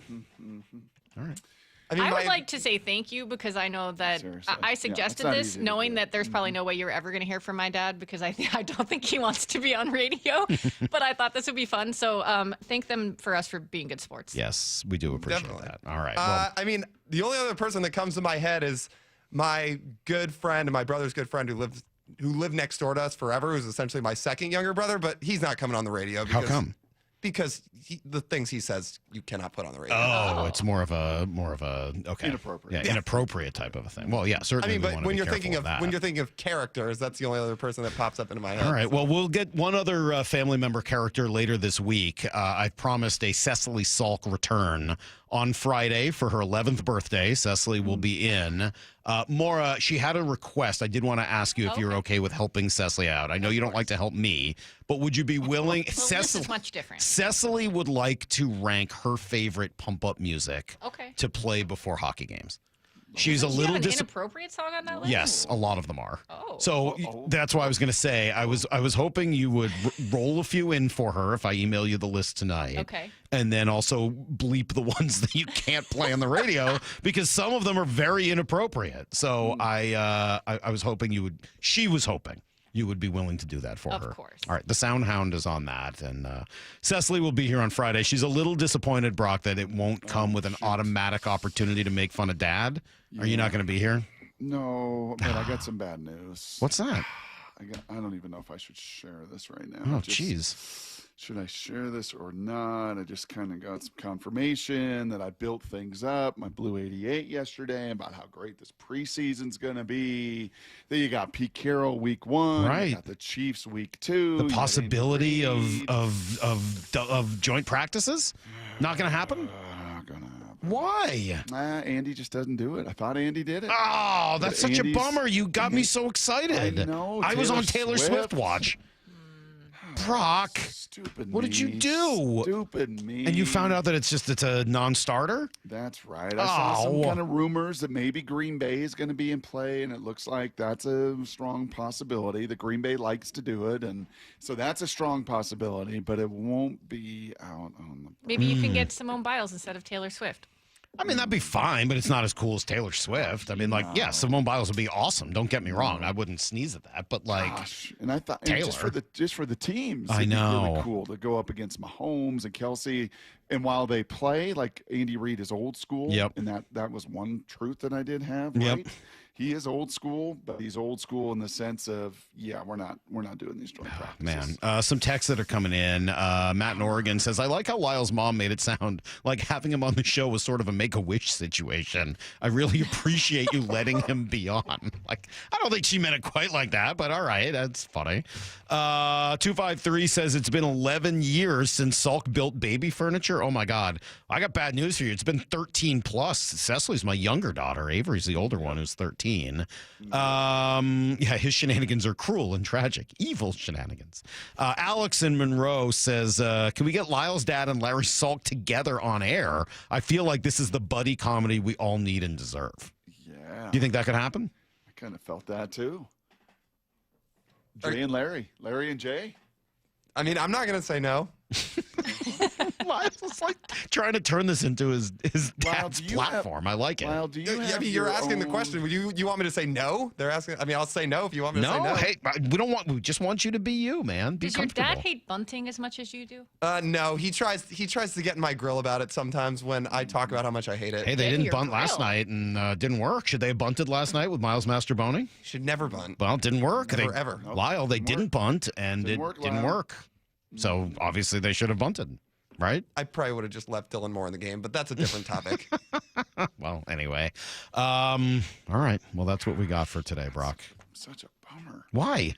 I wanted to see my homies. I wanted to see those guys out here in Seattle. Now, you'll get to play against them. They're old school, and they play more in the preseason than anybody else does. So, that's cool. I don't know if I believe honestly, you. I don't believe anything you say about Andy Reid in the preseason now. They go away to camp. They're super old school. They don't. Oh, that's a bummer. I know. I'm sorry. 509 says Simone Biles is actually in Chicago now, not in Green Bay. So, My bad. So much for that. 253 says Lyle doesn't get excited about anything, does he? No, not really. He's pretty even keeled. He's also so tired in the morning that I don't think we're getting like the full scale version of his personality. If you listen on the Marine Layer, or certainly if he's doing any of his Man on the Street interviews, you get much more animated, screaming, yelling, shrieking Lyle. So if that's more your speed, you're probably going to be more of a Marine Layer guy than a Brock and Salk guy. You get a little bit more animated, loud version of Lyle. This is the type of stuff his mom doesn't like, I think. Right? Is this the type of stuff that his mom was talking about? You're doing it right now. All right. Well, I'll tell you what I'll do, Maura. It is time. I've got my hat. It is time for Trash Takes. Get it together. Don't look like trash. Trash Takes. It's a bunch of trash. Oh, gosh. I thought it was trash. On Brock and Salk. That's a terrible take. I would 206 says, I would love to hear Salt's wife give her favorite idioms to describe others. I don't know if my wife's a big idiom person. Maybe she'd call you an idiom. I don't know. All right, Trash Takes this week. Who's the champ, Lyle? Yeah. Did I win last week? I think you did. Yeah. Where do you want to go? Would you want to go first, second, or third? I kind of like the idea of going second. That's what I picked last time. I think you're the two-time champion right now. How about that? And I'm the loser. I'm not. So, Maura, where would you like to go, first or third? I'll go first. All right, Maura's up first. What do we got? All right, we have Marjorie Harris, the wife of Commanders owner Josh Harris. Right. I was thinking of the politician. She's also their foundation chair. She was talking about the upcoming draft that's going to be held there at the National Mall, and she made a claim that I don't think anyone thinks is true. We have so much to look forward to. And look, the Commanders are America's team. And so what better place to have the NFL draft than in the mall? Wow. Marjorie. America's team? I love it. I mean, is that a shot at your division rival? Or Yes. Mm-hmm. That's but it's just, I mean, come on. No. Okay. So you're going with Marjorie. Marjorie Harris. Especially, I'm sorry, but this team just got back in the good graces of everyone. You're doing some good work to redeem the image, but you have a ways to go, I think, before you can win over all of America. Okay. Okay, that's yours. Lyle, what do you got today? I could spend a whole segment on this, but I got to tell you, all this Juan Soto stuff this weekend is what's ridiculous. going on there? So the Subway Series went on this weekend. Yankees Mets. It was his return to the Bronx, and well, Yankees fans had some greetings for him, to put it lightly. Here's him in his first at bat.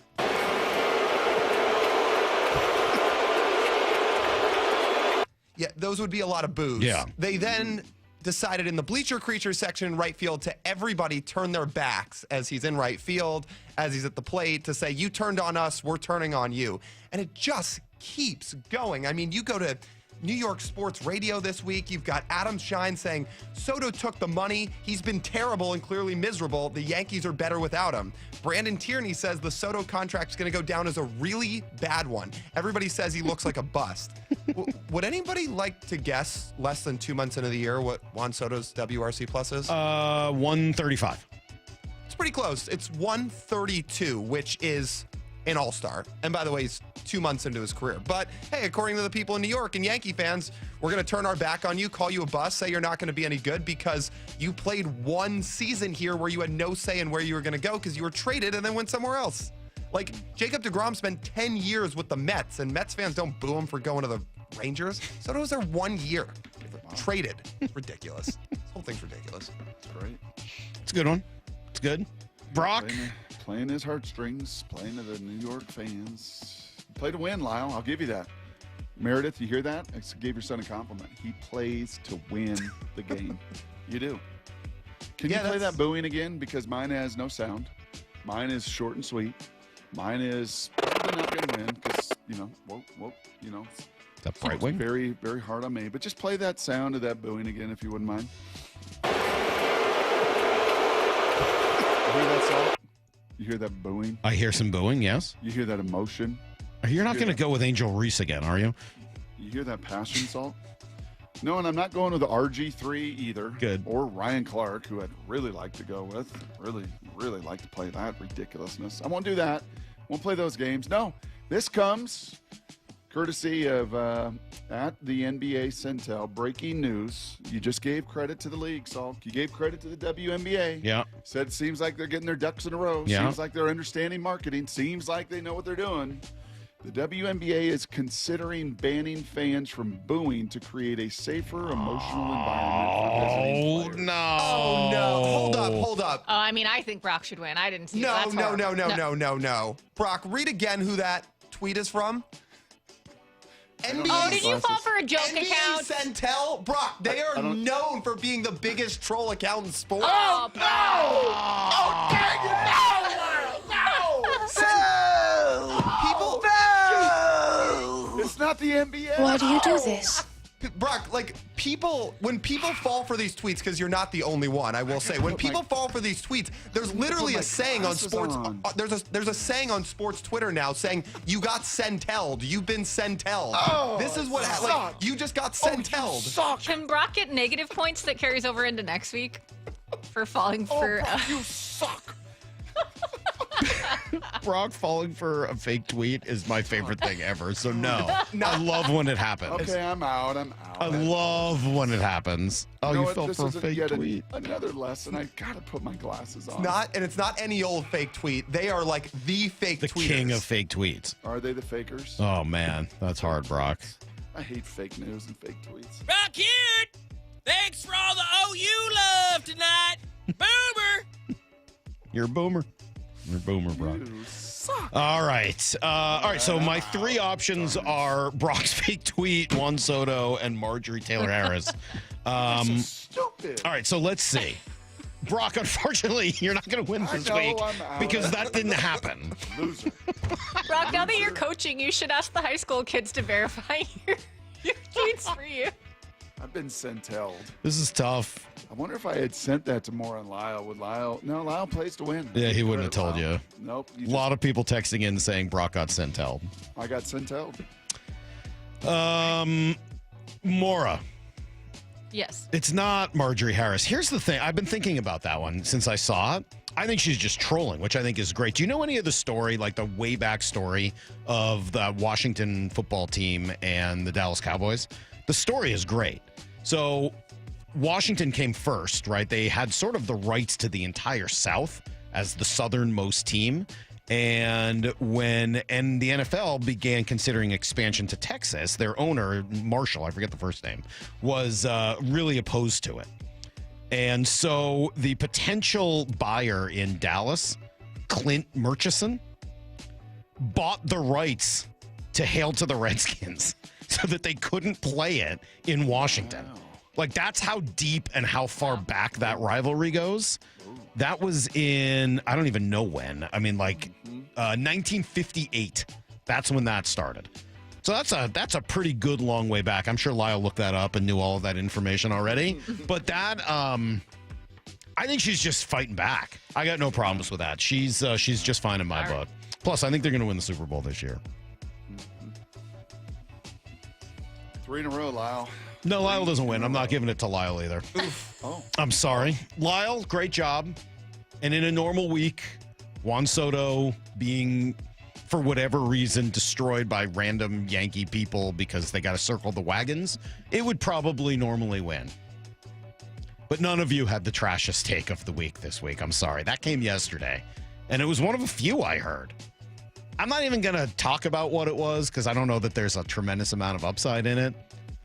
But if you've been listening to the show over the course of the day, if you heard our segment right at 6 a.m., if you heard our friend Ryan Rowland-Smith at 8:30, if you heard us talking about being randomly attacked for no reason at 9 o'clock, you know that none of the three of you got the trashiest take of the week, and we'll reserve that for someone who will go unnamed. There you go. That is trash takes for this week. You look good in that hat. Thanks, buddy. It is a good-looking hat. Yeah, you need have to wear hats more. Honestly. Yeah.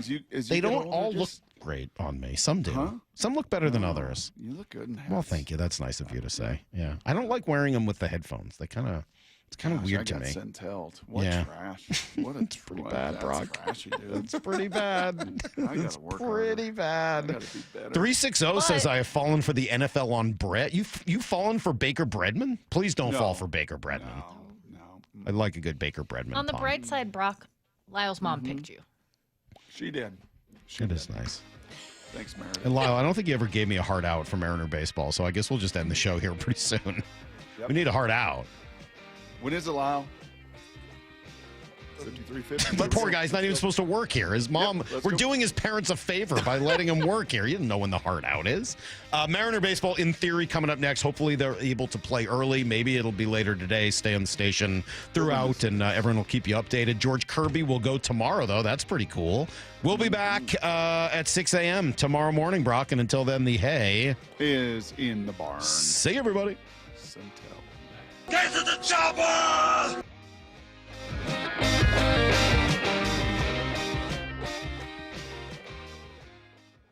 For Down Territory, going inside the game with former Cougs and Seahawks wide receiver Michael Bumpus. I like this question. What team is making you an even bigger hater? You're getting even better at being a hater. And they make it easy. Yeah. The Dane Cowboys. Yeah. They got 6 primetime games. Mm-hmm. 6 primetime games. Of course they did. And they're going to be a barely over 500 team. But here's the thing. The Cowboys are going to be on primetime, and everybody's going to watch. For Down Territory, every day at 11:15 and 1:15 on Bump and Stacy. Jaden Schwartz for Techline Roofing. The ice may have melted, but spring is the perfect time for a new roof. Call Techline Roofing. Take advantage of our easy financing and our spring special. That's TEKLINE roofing.com.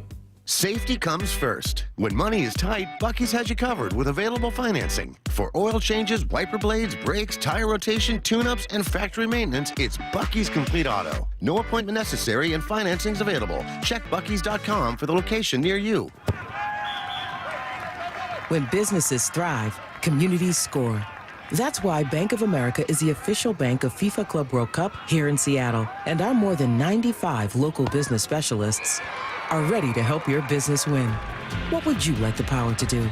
Learn more at bankofamerica.com/local business. Bank of America, official bank of FIFA Club World Cup 2025. Bank of America Corporation, all rights reserved. All month long at a casino not far away, a share of over $98,000 in cash and prizes is rocketing your way. Embark on an epic quest for cash every Saturday in May at Silver Reef with 2 winners destined to be drawn every hour from 7 p.m. till midnight. It's the return of the envelope, and that means galaxy-sized fun. Claim 1 free daily entry. Don't forget, your Reef Rewards card can save you up to 25 cents per gallon at Lummi Bay Market next to Silver Reef. Silver Reef Casino Resort, located off I-5 exit 260. Your new beginning starts now. D.R. Horton has new construction homes available throughout the greater Seattle area. With spacious floor plans, flexible living spaces, and home technology packages, you can enjoy more cozy moments and sweet memories in your beautiful new home. With new home communities opening throughout the Seattle area, D.R. Horton has the ideal home for you. Visit drhorton.com to learn more. D.R. Horton, America's builder, an equal housing opportunity builder. Hey, it's Mike Rohn. If I have a choice, I like to do business with companies that actually stand for something. That's why I switched from Verizon to Pure Talk. No offense to Verizon, I'm sure they stand for something. I just don't know what it is. Pure Talk, on the other hand, is a veteran-owned company that supports our military in a big way, and I appreciate that.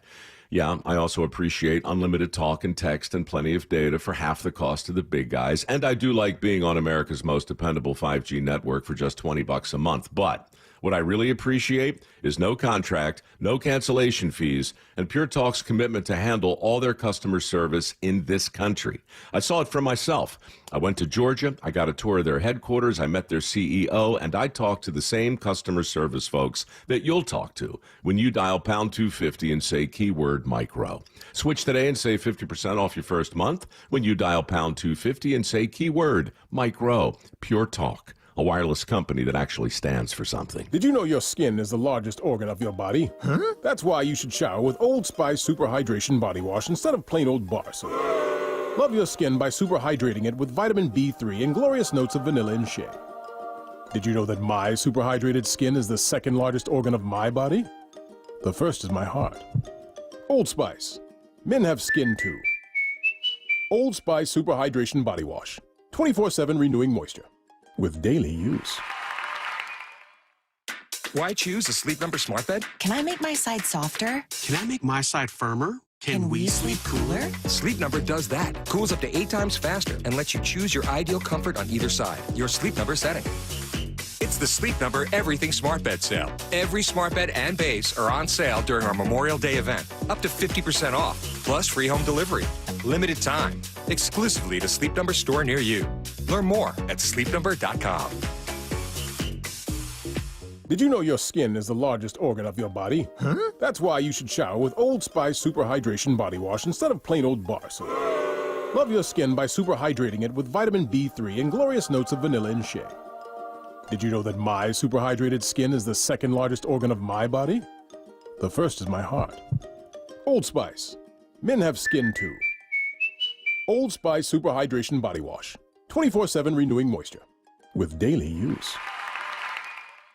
Did you know your skin is the largest organ of your body? Huh? That's why you should shower with Old Spice Super Hydration Body Wash instead of plain old bar soap.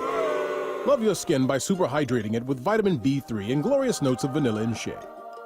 Did you know that my super hydrated skin is the second largest? This is Mariners Baseball on Seattle Sports. Take every game with you on the go by downloading the Seattle Sports app. 710 KIRO AM Seattle and KIRO FM HD2 Tacoma. The home of the Mariners. The Seattle Mariners pregame show is on. Back she goes, going and going. Goodbye, baseball, he did it! Julio Rodriguez. Mariners Mariners pregame is brought to you by the new Chevy Trax, Beacon Plumbing, and Muckleshoot Casino Resort. Seattle Mariners pregame. The countdown to first pitch is underway. Well, good morning and welcome to Right Field here on the south side of Chicago. Shannon Dreyer coming to you live from the Western Washington Toyota broadcast booth. Counting you down to the 11:10 first pitch, Logan Evans and Shane Smith, the pitching matchup as the Mariners look to take the series. We've got a great show planned for you today. We had some good news in the manager media session that we'll get to. And as a bonus, Jerry DiPoto is going to be joining us in about 15 minutes for an extended conversation here on the pregame show. Plenty to get to with the president of baseball operations. I'm also pleased to tell you that the grounds crew right now is hard at work right now, removing the tarp from the field, and we indeed will have baseball likely on time. So last night, of course, rain throughout the night. They kept the tarp on the field overnight. Looks like, it might be misting a tiny bit, not nearly as bad as last night, but they are preparing the field to play right now, and some of the players are starting to come out, play a little catch, get warmed up, and do the things they need to do in preparation for tonight's contest. We do have a lineup move or a roster move to talk about this morning. Casey Lawrence gave a much-needed 5 innings of one-run ball last night, but has been DFA'd this morning. Mariners hope to keep him in the organization, but they need to get another arm into the pen. And because of his service time, this is the only way to get Casey off of the roster. I would say there's a good chance we see him again, as we have seen him every time he has been DFA'd, or just about.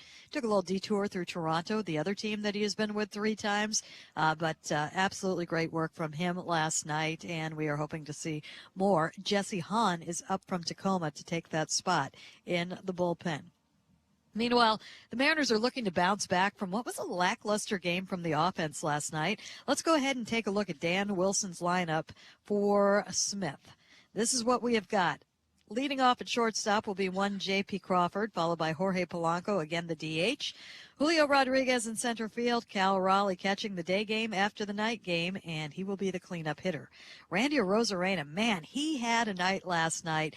Wind was, let's just say, I don't think there was any chance that a ball was going to go out, definitely out of left field last night, let alone the park. Well, Randy Arozarena had to take all sorts of interesting routes because it kept changing on him. That was an absolute circus in the outfield, and they handled it. Good to see what he did last night out there. He is in left field again. He will be followed by Rowdy Tellez at first base, Leody Taveras in right field, Dylan Moore at second base, and rounding out the 9 at third base is Ben Williamson. As for the health report brought to you by Virginia Mason Franciscan Health, we are going to take a big name off of the IL tomorrow. George Kirby will be removed from the IL, activated, and he will start tomorrow in Houston. We'll get to the probables for that series in just a bit, but everybody excited to see George Kirby come back. And you have to bear in mind, this is basically the first game of the season for him. He is still building up. I would anticipate around 75 to 80 pitches from him tomorrow, but this has been a long time coming. We are looking forward to seeing him on the hill. The health report is powered by Virginia Mason Franciscan Health, the sports medicine provider of the Seattle Mariners. We've got a great show planned for you, as I mentioned, coming up on the Roundtable and the Mariners Clubhouse Insider. In about 15 minutes, we're going to sit down with Jerry DiPoto and have, I guess we're just past the quarter mark right now, but a good time to really kind of check in on where everything is, not just with the big league club, but man, a lot of good stuff going on in the minors as well. We're going to get to it all. We'll also have all of the usuals, picks to click, check in on the rest of baseball, take a look at the pitching matchup, and much, much more. But coming up next, we hear from the skipper, Dan Wilson. We're just getting started. Stick around. You are listening to us on the Global Credit Union Mariners Radio Network. When you need mealtime inspiration, it's worth shopping Fred Meyer for mouth-watering meals and appetizing ingredients. And no matter what tasty choice you make, our low prices add up to big savings. Plus, you get over $600 in digital coupons each week and up to $1 off per gallon at the pump and points. At Fred Meyer, you always get big flavors and big savings. Fred Meyer, fresh for everyone. Fuel restrictions apply. Whatever temperatures this summer brings, your friendly and knowledgeable Bryant dealer is ready to help. Your dealer is committed to achieving a high level of training, and skills are backed by outstanding products from one of the industry's most trusted names, Bryant. So whether you need a quick fix or an entirely new cooling system, your local Bryant dealer will do whatever it takes for your family's comfort. Schedule an appointment today. For a dealer near you, visit BryantNorthwest.com. Bryant, whatever it takes. Hundreds of beautiful rooms and suites, rooftop dining at Smoke and Cedar, and the best gaming in the Northwest. All waiting for you at Muckleshoot Casino Resort. Muckleshoot. Don't miss your chance to score a Randy Arozarena bobblehead. This exclusive Mariners collectible featuring Randy in his iconic crossed-arm pose will be available at all 3 games against the Nationals, May 27th through 29th. Get your tickets at mariners.com. When it comes to pitching, walks aren't great. When it comes to steel, walk-behind mowers are. Rick Riz here, and whether it's a gas or battery walk-behind mower, it's a steal of a deal with Steel. Get a free battery with the purchase of a set, a unit, battery, and charger. Or save up to $120 on gas walk-behind mowers. Get a perfect cut with Steel's American-made mowers. Steel, trusted by me, trusted by the Mariners. Start easier, work smarter, and finish faster with Steel. Find your local Steel dealer at steeldealers.com. This is Mariners Baseball. The countdown to first pitch continues with the Dan Wilson Show. Okay, Dan, the finale here in Chicago, it looks like the skies are clearing a little bit, so that's a good start there. What are you hoping to see? I know it's just 2 games, but what would you like to see from the offense to kind of kickstart things a little bit today? Well, I mean, to be honest, more of the same. I think, we've done a good job early in this road trip of creating the traffic and getting them in. We did a great job of that in game 1 here. Yesterday, we got traffic, just weren't able to get them in towards the end of the ball game. So, Shane Smith, obviously a guy that has good stuff. He's a good starter. But what we do offensively, tough at bats, at bat after at bat to wear guys down. That's what we're looking to do today, against Smith, and these guys will be ready to do it. On the flip side, the pitching has done something absolutely amazing on this road trip. The walk was a little bit of a problem at home. That was one of the things that was pointed to as some of the struggles. They've had 7 in 5 games on this road trip. How has that turned around? Yeah, I think we talk so much about attacking the strike zone and not hurting ourselves with the walk, and these guys have really taken to that here on this road trip, and has correlated in just giving up a single run in each of the ball games. These guys attack the zone. I think they get ahead, and it makes for such a different at bat when you're a hitter. So kudos to the guys all around, starters, bullpen, whatever it is. These guys have really done the job in that way, and we're seeing the benefits